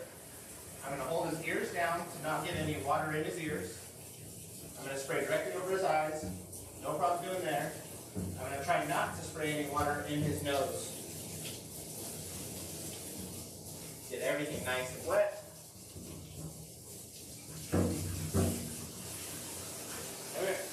Alright. Get his chin. Underneath his ear. Okay. Now we're ready to put the shampoo on his head. Put it on his ears, his muzzle, his cheeks, his chin. You just want it to be everywhere. Good amount of it. He's pretty dirty. He was just out playing. So we want to make sure we get him nice and clean. If you're washing their face and any part of it doesn't lather, then you need to add more soap. And if it's dry and it's not lathering, you need to add more water. The water and the soap combined make a good lather, and that's how you know that the soap has gotten all the way through the fur and it's done its work. Good boy. Yeah. Get those eye boogers out. Eye boogers are usually pretty easy to get out at this point. They're a little wet. You can just use your thumbnail to scrape them out. We're going to get under his ears, back of his ear. It's not lathered quite as well, so I need to get a little more soap on the back of his ears. Come here, Phoenix. Come here.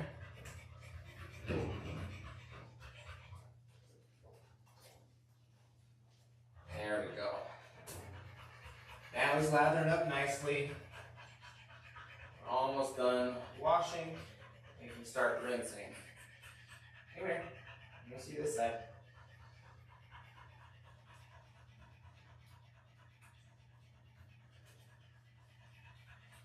Okay. That's all done. And in that time frame of us washing his face, the D-Shed shampoo and conditioner has soaked, and that gives it time to do its work and to help the hair release that has already been shed. And then we're going to rinse his face the same way. Hold his ear down. Try not to get any water in his ear. I'll try to do half of his head with this ear pinned. Rinse over his eyes. If he puts his face down, you have to be careful that the water isn't running down his nose. Right now his nose is up. But then he put it down, so I have to stop. I'm going to rinse behind the ear. Now I'll come to this other side. Hang on. Pin that ear down. Rinse all of his ear. Try to get all the soap off of his ear. Behind his ear, underneath his ear. And low pressure over the eyes. You always rinse out the eyes. Whether or not you think you got any soap in there, you act as if you did, and you rinse the eyes as if there's soap in his eyes. Water will never hurt his eyes as long as you put a low pressure like this, but soap left in the eyes will cause massive irritation. So always rinse the eyes really well. And we'll get his chin. Yeah. It's okay, Phoenix. I know, big guy. Okay, now I'm going to flip his ear back. I'm going to use my thumb as a guard to get underneath his ear. Make sure that's rinsed real good. No soap up above. We already got that part. Come to this side. Flip his ear back. Protects his ear canal. Rinse everything underneath.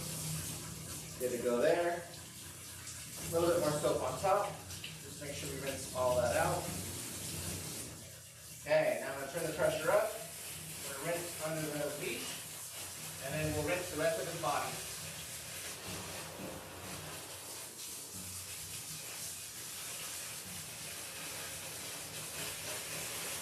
He's doing wonderful. He didn't want his face washed much, but he wasn't pulling away or really giving me much trouble at all. He doesn't mind this part too much, although he'd rather not have his face washed.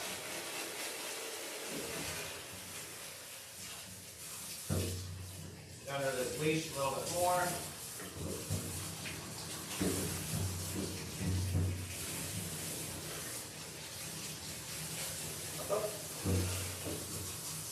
Good boy.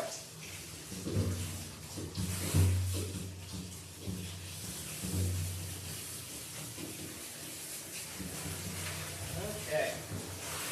Now we'll turn the pressure up even more. We'll rinse the rest of his body.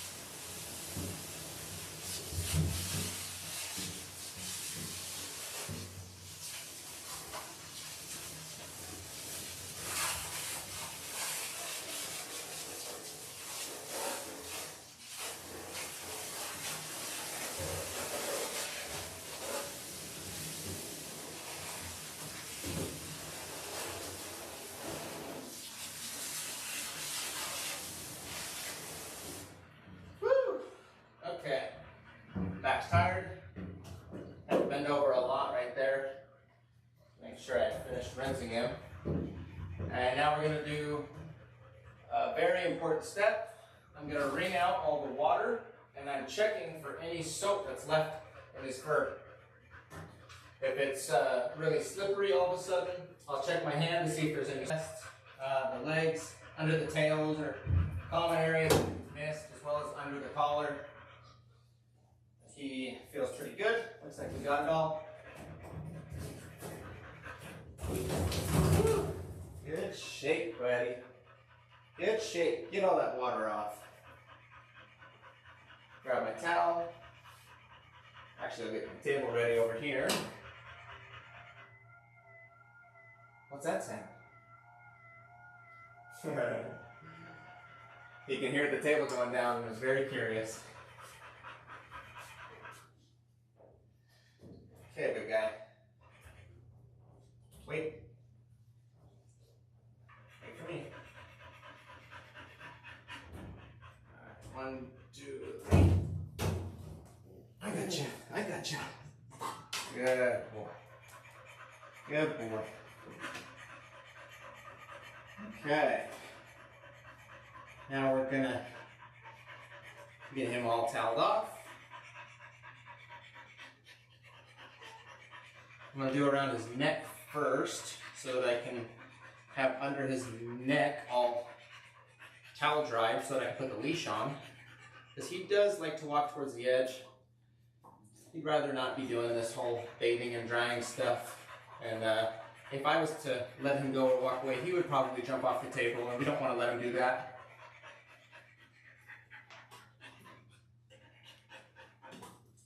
Hang. Okay, now I'm just going to finish towel drying, get his whole body. This towel is a little thin. I'll probably need to use another towel as well. Wring out his feet, his legs. And I just move the towel around to get to a dry spot.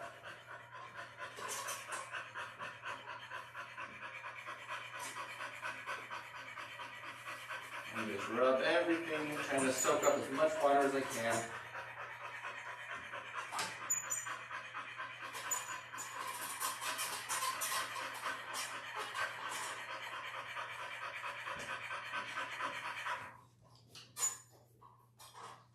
Feeling pretty good. I think we got most of the excess water out.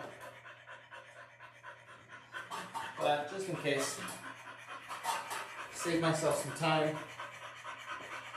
I'm gonna grab another little towel and take this over and see if I can get any more.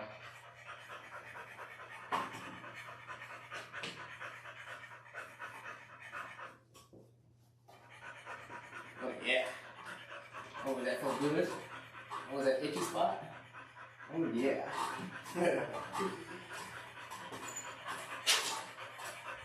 He likes his hips scratched. Oh yeah, he's leaning into it. Oh yeah. Oh, that's a good spot. Oh yeah. That's a good boy, Phoenix.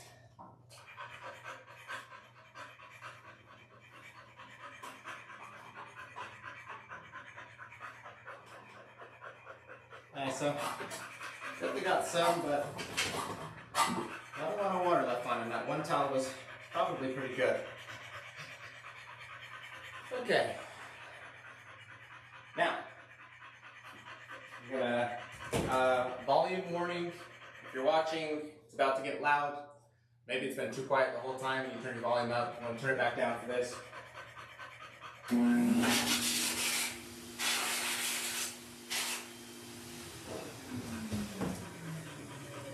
Get the hair off my fingers so that I can put in my earbuds. These help reduce the sound quite a bit. Let's say 15 decibels or so. Get all the hair off of it. Don't want to put hair in my ears. That's earplugs for me. And we also want to make sure that we give Phoenix some earplugs, so we've got these cotton balls. Let's stick them in his ears. And if you don't have any earbuds like this, cotton balls in your own ears work quite well. You tear this jumbo cotton ball in half and then in half again, and that's usually about the right size to stuff in your own ear. Okay, now Phoenix doesn't like the blow dryer. And as soon as I get close up to his face, that's when he sometimes threatens to dip, tells me to back off. So I'll turn off one dryer, and then we'll just go with the single dryer, and I'll keep one hand on his head. That's usually enough to prevent him from trying to nip. But he might do it, so here we go. Let's try it.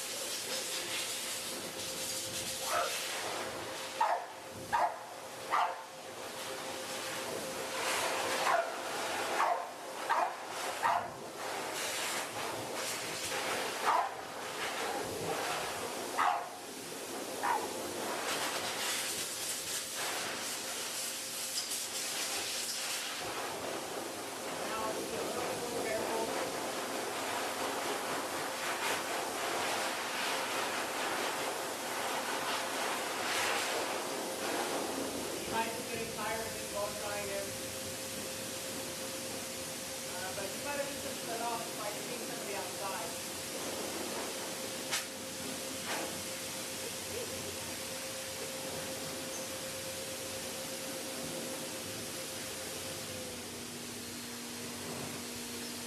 Turn the air down. We'll go first base.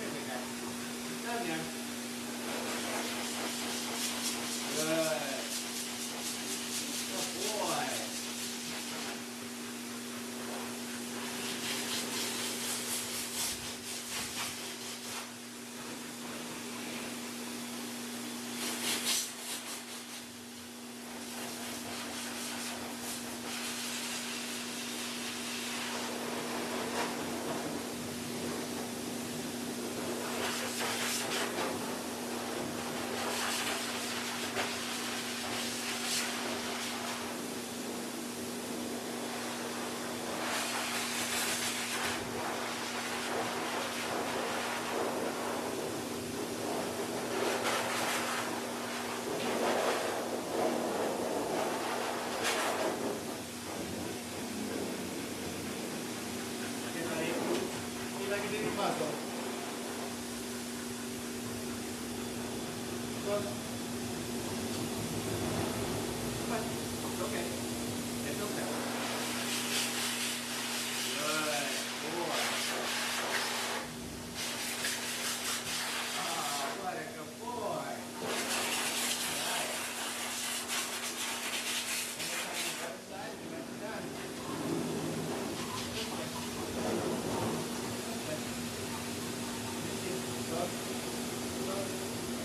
It's okay. It's okay. I know. That's okay.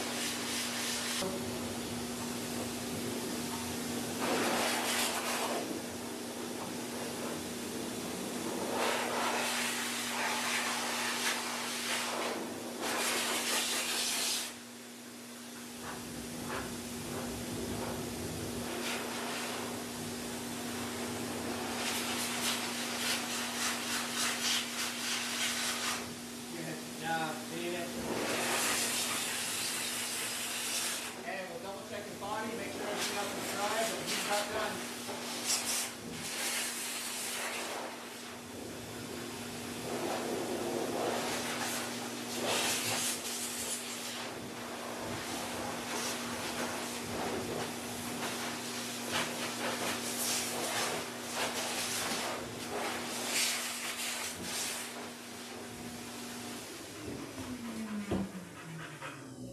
Good job, buddy.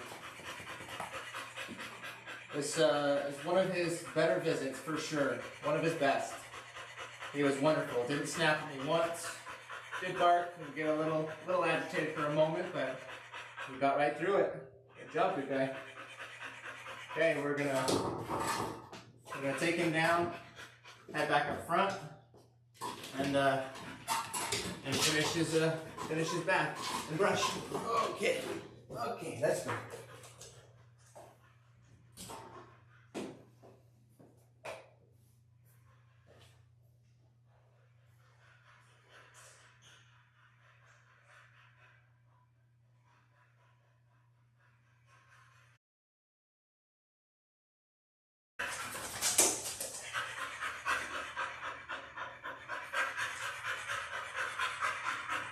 Okay, and we're back. Get both cameras going. Whew, okay. A little hot now. Drink some more coffee.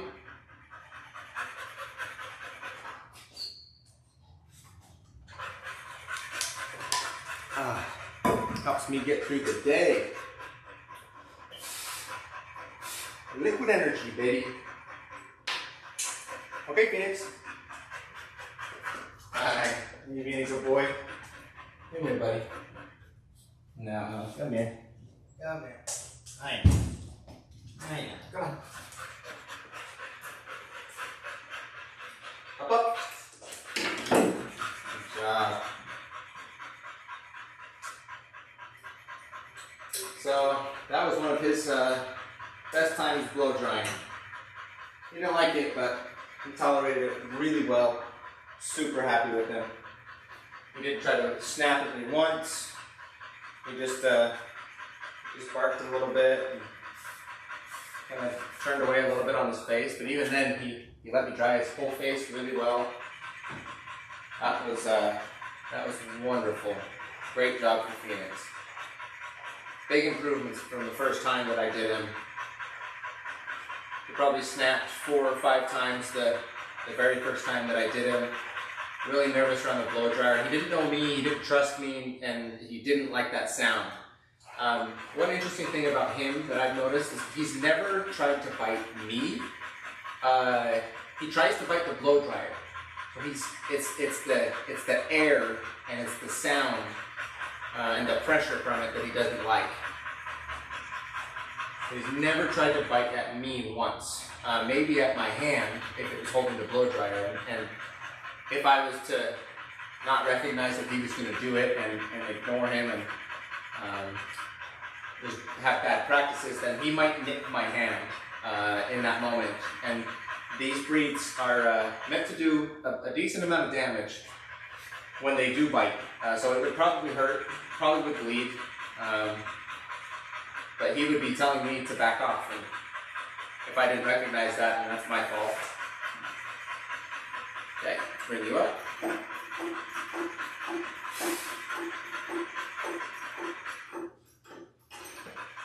Okay, we're gonna go ahead and let's do his head and his ears, his neck. We'll push the leash down, loosen it up.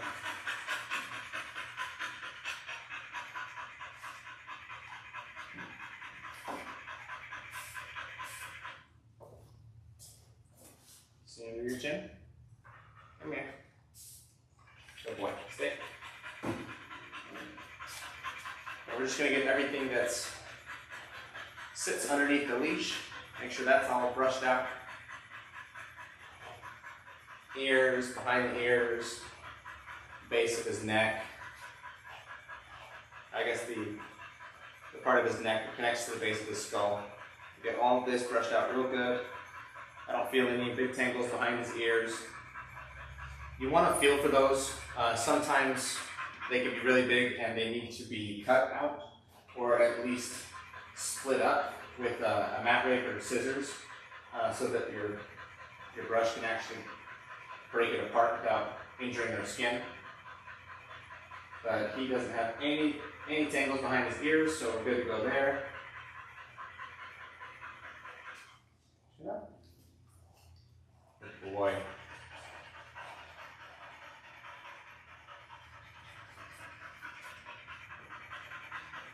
Yeah. A little warm back there, wasn't it, buddy? The weather here is shifting. Starting to get warm again for the spring. It's a really nice day today. I think it might be in the high 50s, low 60s. Which is really warm for Utahns.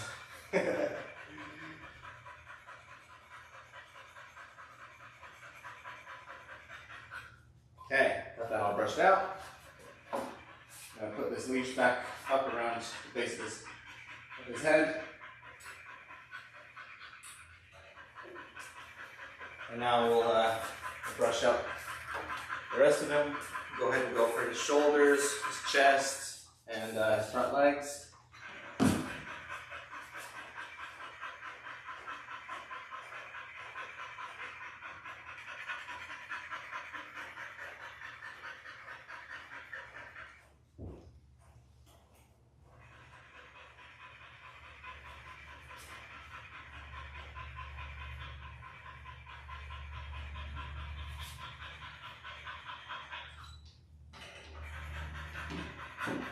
Wait, hang on.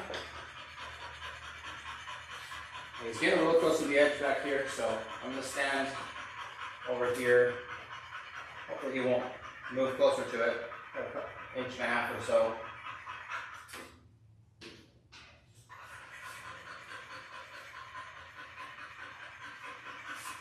Reach underneath, pull back, brushing his chest like this.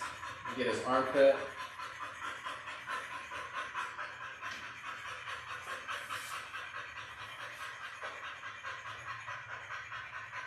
And for his neck on this side.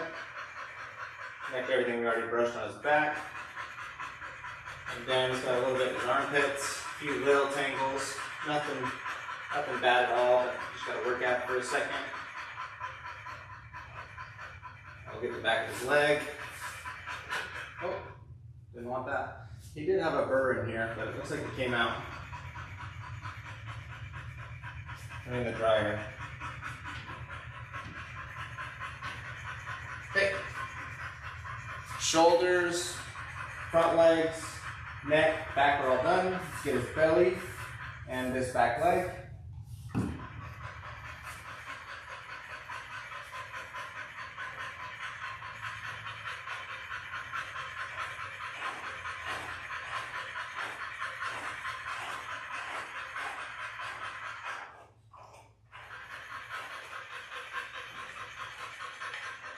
Got a little burr right here. Be gentle as I brush this. Sometimes they get caught on just a couple hairs, and then it can really pull on those couple hairs when you're finished brushing it out. So I'm just gonna take it nice and slow. That way I don't give him a little doink and make him yipe and cry. You want him to be as comfortable as possible for as much of this as you can. He'd rather not do any of it, so I might as well make it as comfortable as possible so that he at least trusts me and isn't scared of the process. Okay, belly's looking good, feeling good. Come back to this back leg. A lot of hair on this feathering on his back leg. So I might have to work at it for a minute. I'm definitely going to have to brush at it from the inside out as well. This outside feels like it's pretty good.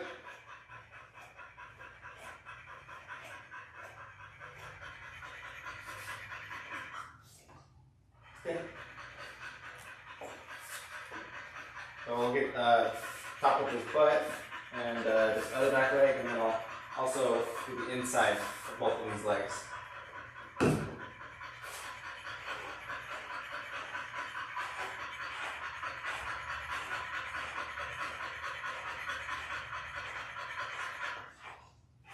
It's okay, good guy.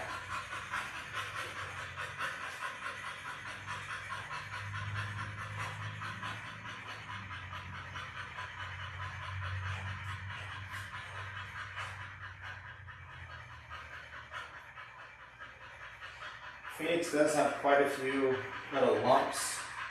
I believe they are fatty tumors. They're pretty big, they move around in the skin, and they're fairly soft.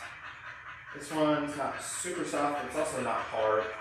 Probably a little bit smaller than a golf ball, but it's kind of oblong shaped. It's more oval shaped than round. And he's got one on his ribs right here. Probably a little bigger than a golf ball, but it's only half of a sphere. Doesn't feel like it's all things. It goes to his ribs, so slightly bigger than a golf ball, I would guess.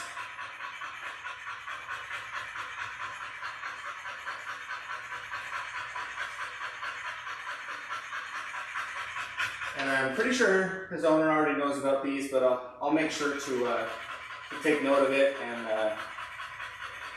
and remind the owner to keep an eye on him. I'm pretty sure he's already had him looked at by the vet.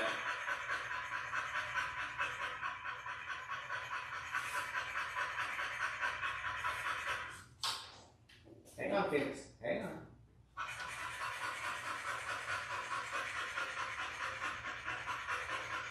He tried to back up right there and had a little moment of starting to kind of panic when the leash got really tight on his neck. He started shaking, and if you don't do anything at that point, if you just keep working and ignore it, hang on, bud. I know, not like this spot. If you just ignore that, it can escalate really quickly where the dog's into a full-blown panic. So I recognized that he was starting to panic and just kind of pushed him forward and got that leash loose again. And as soon as it was loose, he stopped panicking. So it's a good thing to recognize and to realize you have to be aware of what the dogs are doing and how the way that they move is impacting what is creating tension on them. Sometimes it's you're pushing, and sometimes it's the leash is pulling. You just have to be aware of all those things. There we go, we're almost there. You just gotta brush out the inside of these back legs. But he doesn't really like it. It's a delicate area, the inner leg back here. They're gonna feel really vulnerable as you're tugging and messing with the hair back here, especially if there's tangles, because it's pulling on the skin and pulling on a couple hairs at a time. So I'm just going to be really gentle, take it nice and slow, Try not to make him react.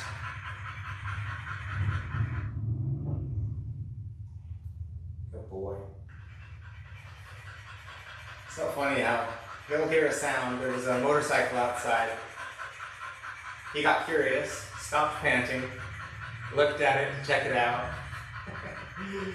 Once he realized what it was or was no longer interested in it, went back to panting again. Okay. Hang on, buddy. I think I'm done, but I don't want to end brushing down here when he just decides to sit down. That would teach him that as soon as he sits down, I'll stop brushing, and I don't want him to think that, or I don't want to reward that, possibly create that scenario. So I'm going to brush at this again, and now that I'm done, on my terms, he's being calm, that's the good time to stop. Hey, buddy. Now we got interrupted. We were shading the pads, so I'll go ahead and finish shading his pads.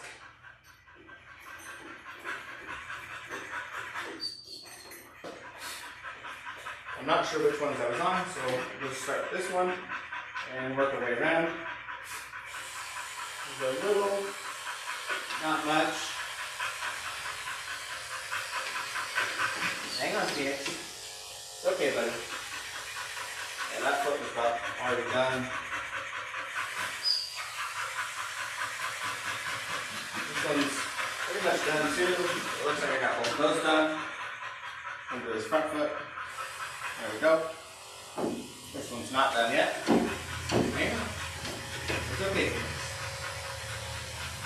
Hold still. Hold still. No, no. No, no. So he's struggling, pulling. I'm going to wait till he stops. Now we're at calm energy. Now I'm going to keep working. If I just keep trying to shave it, when he's panicking and struggling, this probably isn't as much of a panic, but he is trying to escape. He's trying to get his leg free. If I was to just keep working and trying to force it, I'm much more likely to injure him with my clipper, and I believe that makes their behavior worse, because you're not recognizing what they're doing, and you're not helping them get back to a calm state. So now he's in a calm state. That's the place that I always want to keep bringing him back to. Stay. Stay. It's okay. Good. Good boy. Good. Excellent. Now we were able to finish in that calm state and get all the work done. So that's perfect. That's everything I could ask for with that. Shave those pads. Okay, it looks like I missed this one as well. Go ahead and go for it.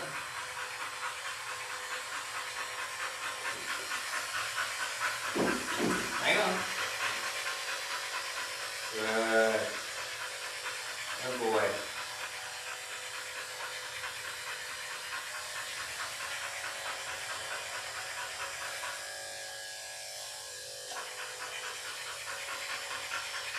Good job, Phoenix. Oh, this is wonderful. It's everything I hope for. He's struggling and he's not wanting it, and I wait for him to be calm, help him get back to that calm state, slowly approach the work, and then he lets me do it all. So that's what we're looking for.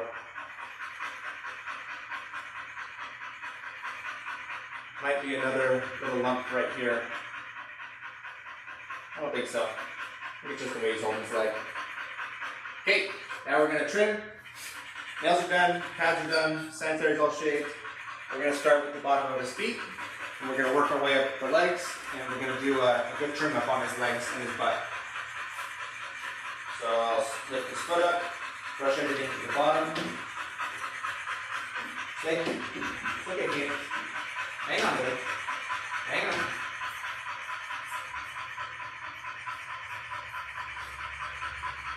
Really not too much to take off at the bottom. I was able to get most of it while I was shading his pads.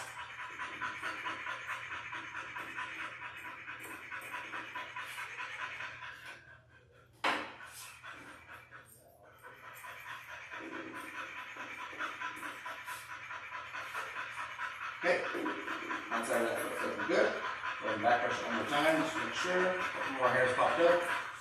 Stay. the back of the leg. It's going to be really short for this part.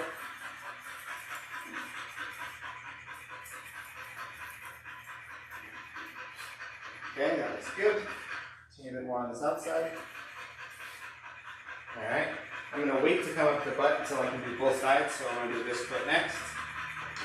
Come everything down. Again, not too much to take off the bottom. Back brush the top. Round it. Round the edges as well as the top. Excuse me.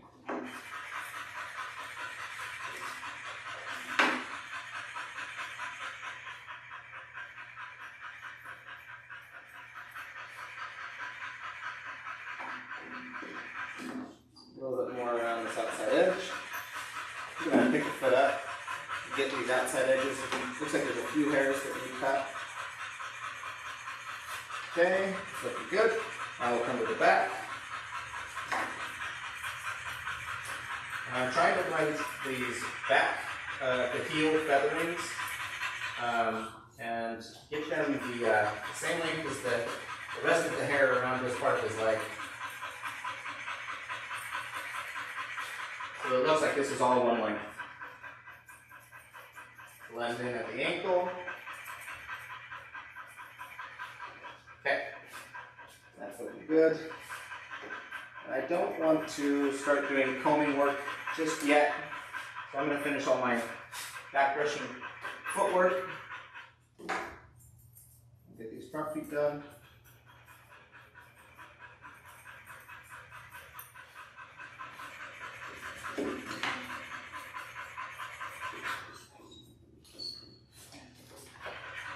Okay, lift it up, this other side, hang on with it.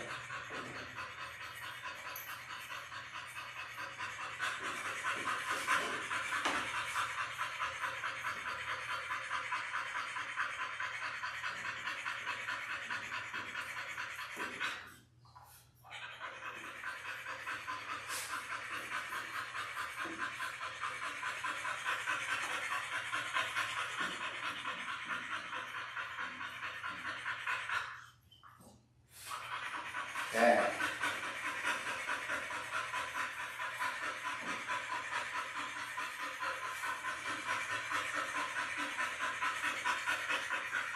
Alright, again, getting close. Just a little bit more. And then, like we did on the back ankle, at the front ankle, we trim everything below. I try to get it the same length all the way around right here as well.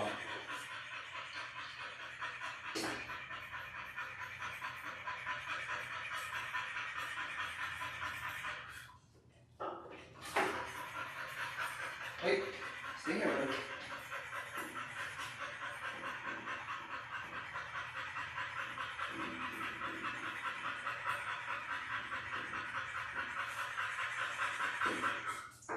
Hang on. Hang up, boy. I gotcha. We're getting close. Gotta lift this foot up in order to get these hairs on the outside of the foot right here.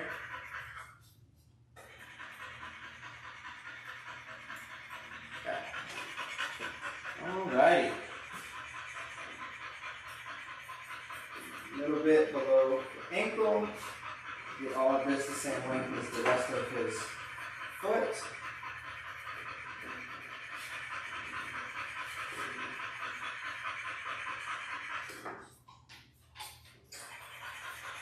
Okay, alright, now we're all done with our brush. The rest of it we're going to use our comb. And I'll just go ahead and start back here, these back legs. I am going to trim them up pretty tight. The way that we do it is I comb all the hairs on the butt cheek across towards the other butt cheek, and any of the hairs that come past that midline get trimmed. And then I blend that out into the cheek itself to create little butt cheeks. I'm also blending that into where I've already trimmed at the bottom.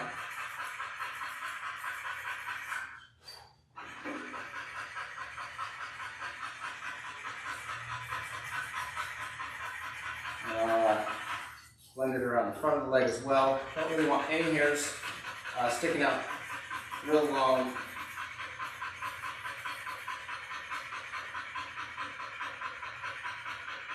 I have to be careful. I'm combing inside here.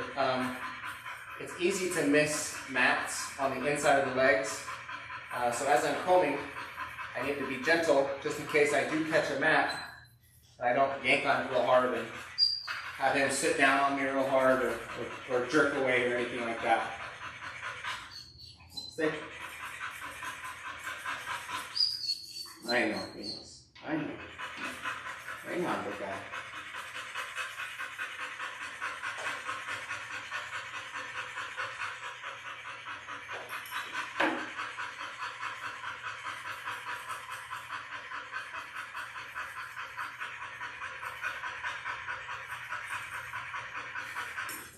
Okay. His back right leg is looking good. Getting really close to finishing. Gonna blend this side into the butt cheek now.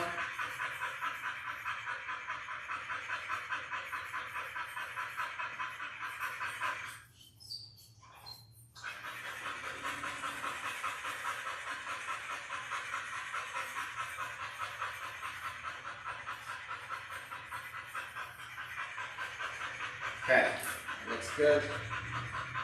Nice, round, not too long, not too short. Now let's go for this other side. Carefully combing through it first. Make sure that I've got all the mats out. If it gets hung up anywhere, I'll stop, go back and brush that spot. Okay. Now I'm going to comb everything towards the other butt cheek. Trim everything that comes past the midline.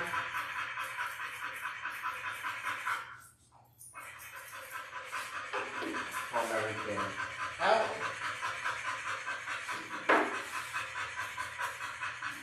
Blend it in, starting to round and create that butt cheek.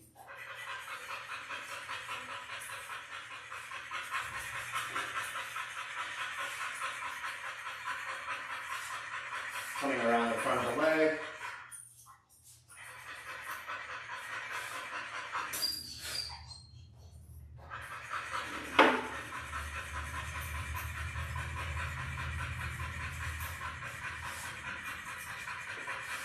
Okay, now I'm comparing side to side. This side's a little tighter, so I'm going to bring the inside a little bit tighter on his left leg. The symmetry is most important. It doesn't matter if it's the exact perfect round shape. What matters more is that it's the same on both sides. If you get it the same on both sides, it's going to look really good. If you don't, then it's going to look really bad. No matter what shape it is, whether you got the shape right or wrong, that symmetry is much more important. Okay.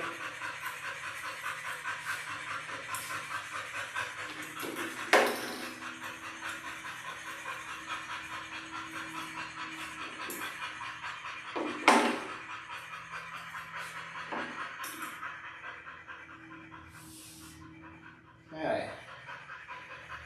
Now that I have those lines set, I'm just combing everything back and blending it into the existing lines where I've already trimmed until there's no more ledges or long spots that are sticking out.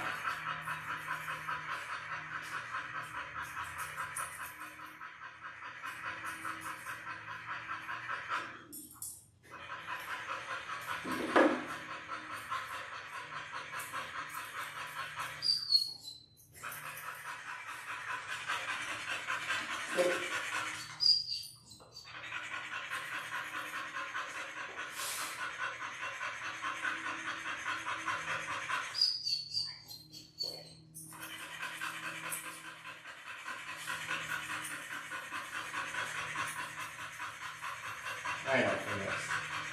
Almost done, buddy.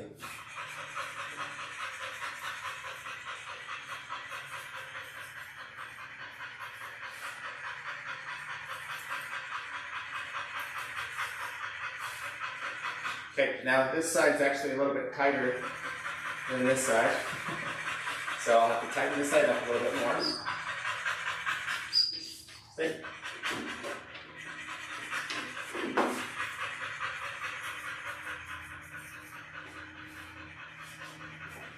Tighten it up here on the outside. Okay, there we go. One more spot across the midline.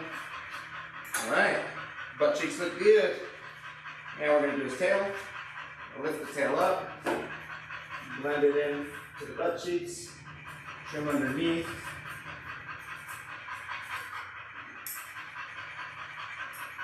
And rounding it kind of like I rounded the feet.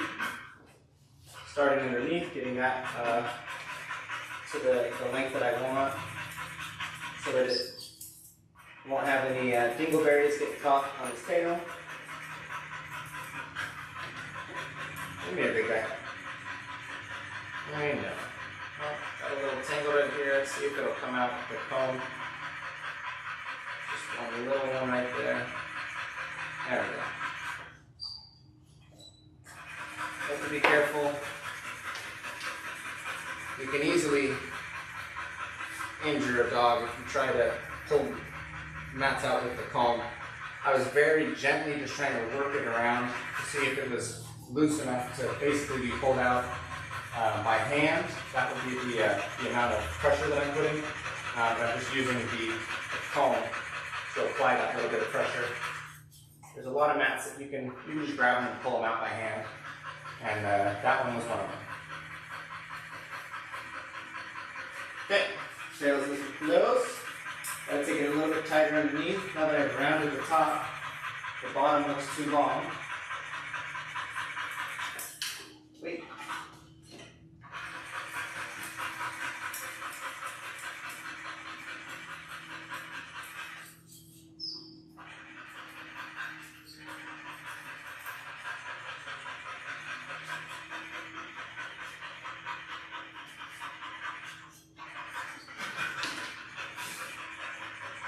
Okay, so the back end is all done.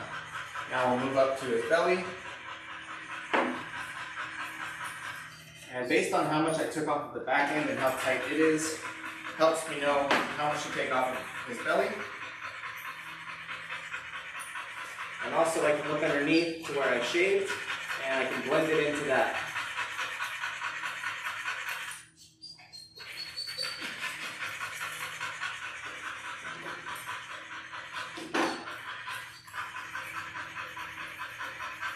The inside of these back legs.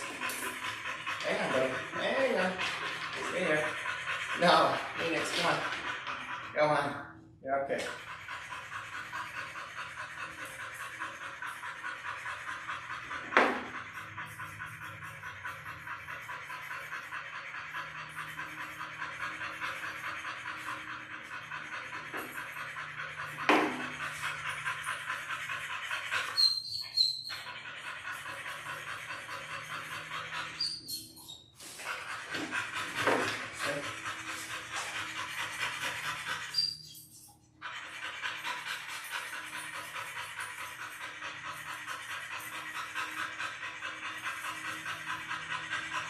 Okay, that is looking pretty good. Let's get this front leg, do the featherings on it. And I'm going to blend it down to where I took it short, next to the ankle or the heel pad. I'm just going to blend it right into there. Look at it from behind, look at it from the side, pulling the hairs out. I go for the inside.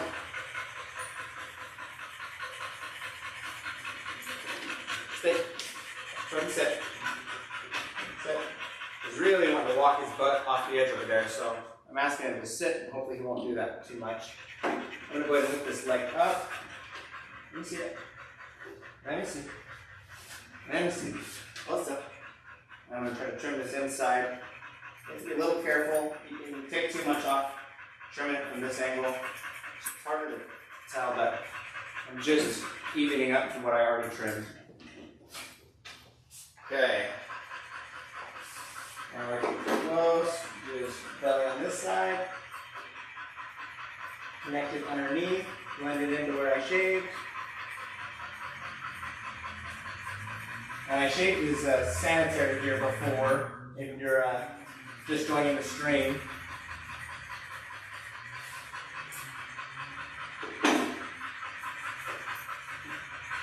Okay.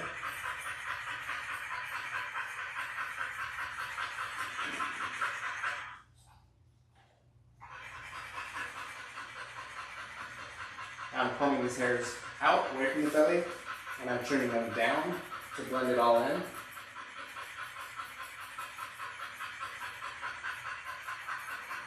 Where I shaved, and bring that forward. Now that I've blended it, take the line and make it just a nice smooth curve all the way to the front of the belly. Then I'll come back out to the side, comb these hairs down, and trim it into the line that I just set.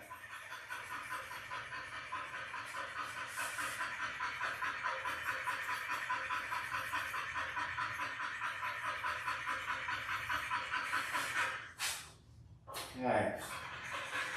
I'm going to go ahead and text his dad, tell him that I'll be done in about 10 minutes.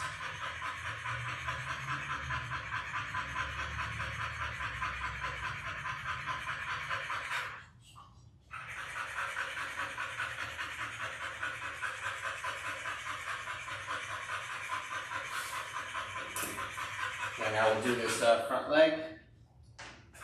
Pull it all back. Blend it down to where I trimmed it all up to that pad. Come to the side, pull it all out. Blend it in over here.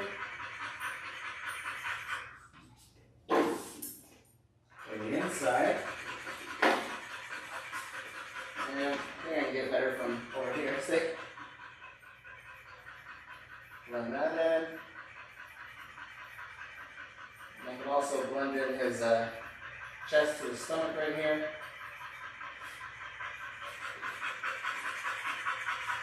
Okay, looking good. Now we'll come up to his chest. Pull his chest down. And blend the stomach. We already trimmed it. Just the chest right here.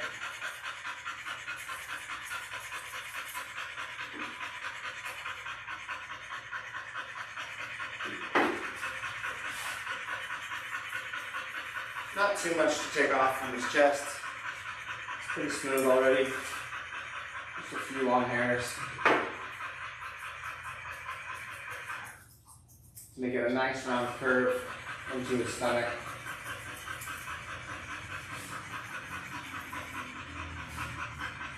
Okay. So, we're going to loosen this leash. And I'm actually going to bring the table down just a little bit. Stay. Good boy. Now I'm going to try to trim. Try to trim around his ears and his neck. I have to take this off a lot more than I want to. Hang on, buddy. He's trying to jump off. Thinks he's done. As soon as I loosen this leash, so I gotta be careful. Make sure that I don't take my hand off of him because he might jump. And just comb these out. I'm trimming the long hairs. Hang on. Stay, buddy. He really wants to go. Stop. Hold still. Hold still. Good. Stay. Stay. Let me comb this. Let me blend this in. Chop it. Stay. Trying to comb all these hairs from his ears and behind his ears and under his ears to stick out to see if any of them are really long. Sometimes these ear hairs get really long and they need trimmed up a little bit. These don't look like they are too bad. Stay. Put that right here. Okay. I'm gonna bring this back up, right under his chin. Stay. No. Stay. And I'm gonna get this last bit of his chest and blend it in where we already trimmed below.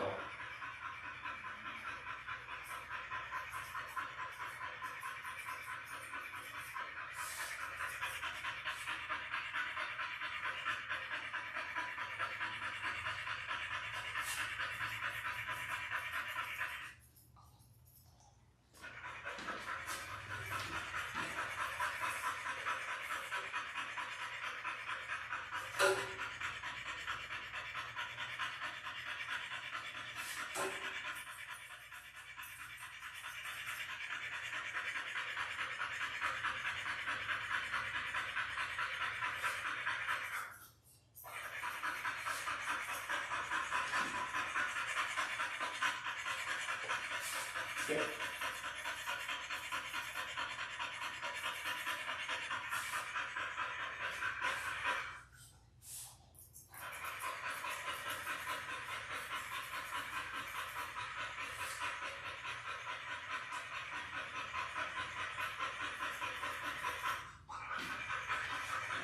Okay.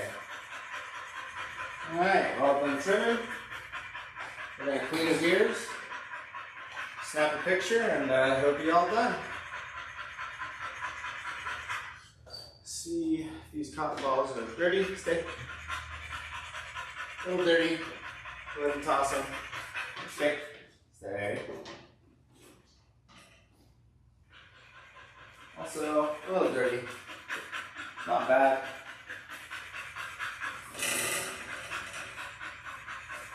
Actually, now that you shook, let's see if there's any hairs that are sticking out now. Not much. Maybe a little bit right here.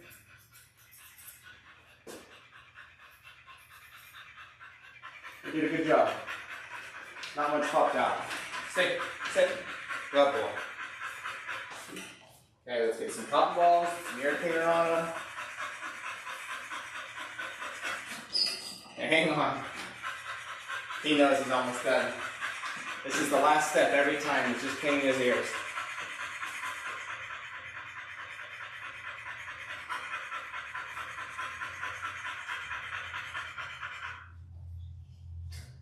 Oh yeah. Oh yeah.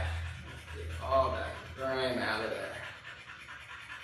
Not a lot, but just a little greasy.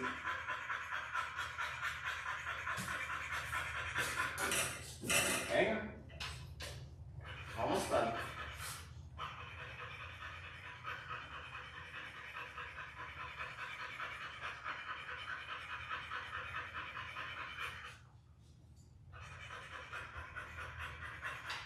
Wait.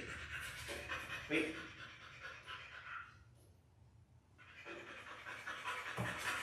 Okay, you sit. Stay. Let's snap a photo. Oh, beautiful. And Phoenix.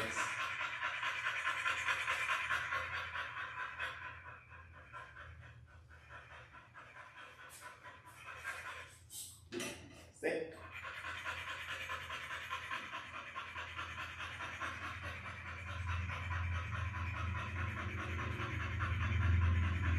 Okay, we're all done. Good job, buddy. All right, everybody. Thanks for watching. Hope you enjoyed.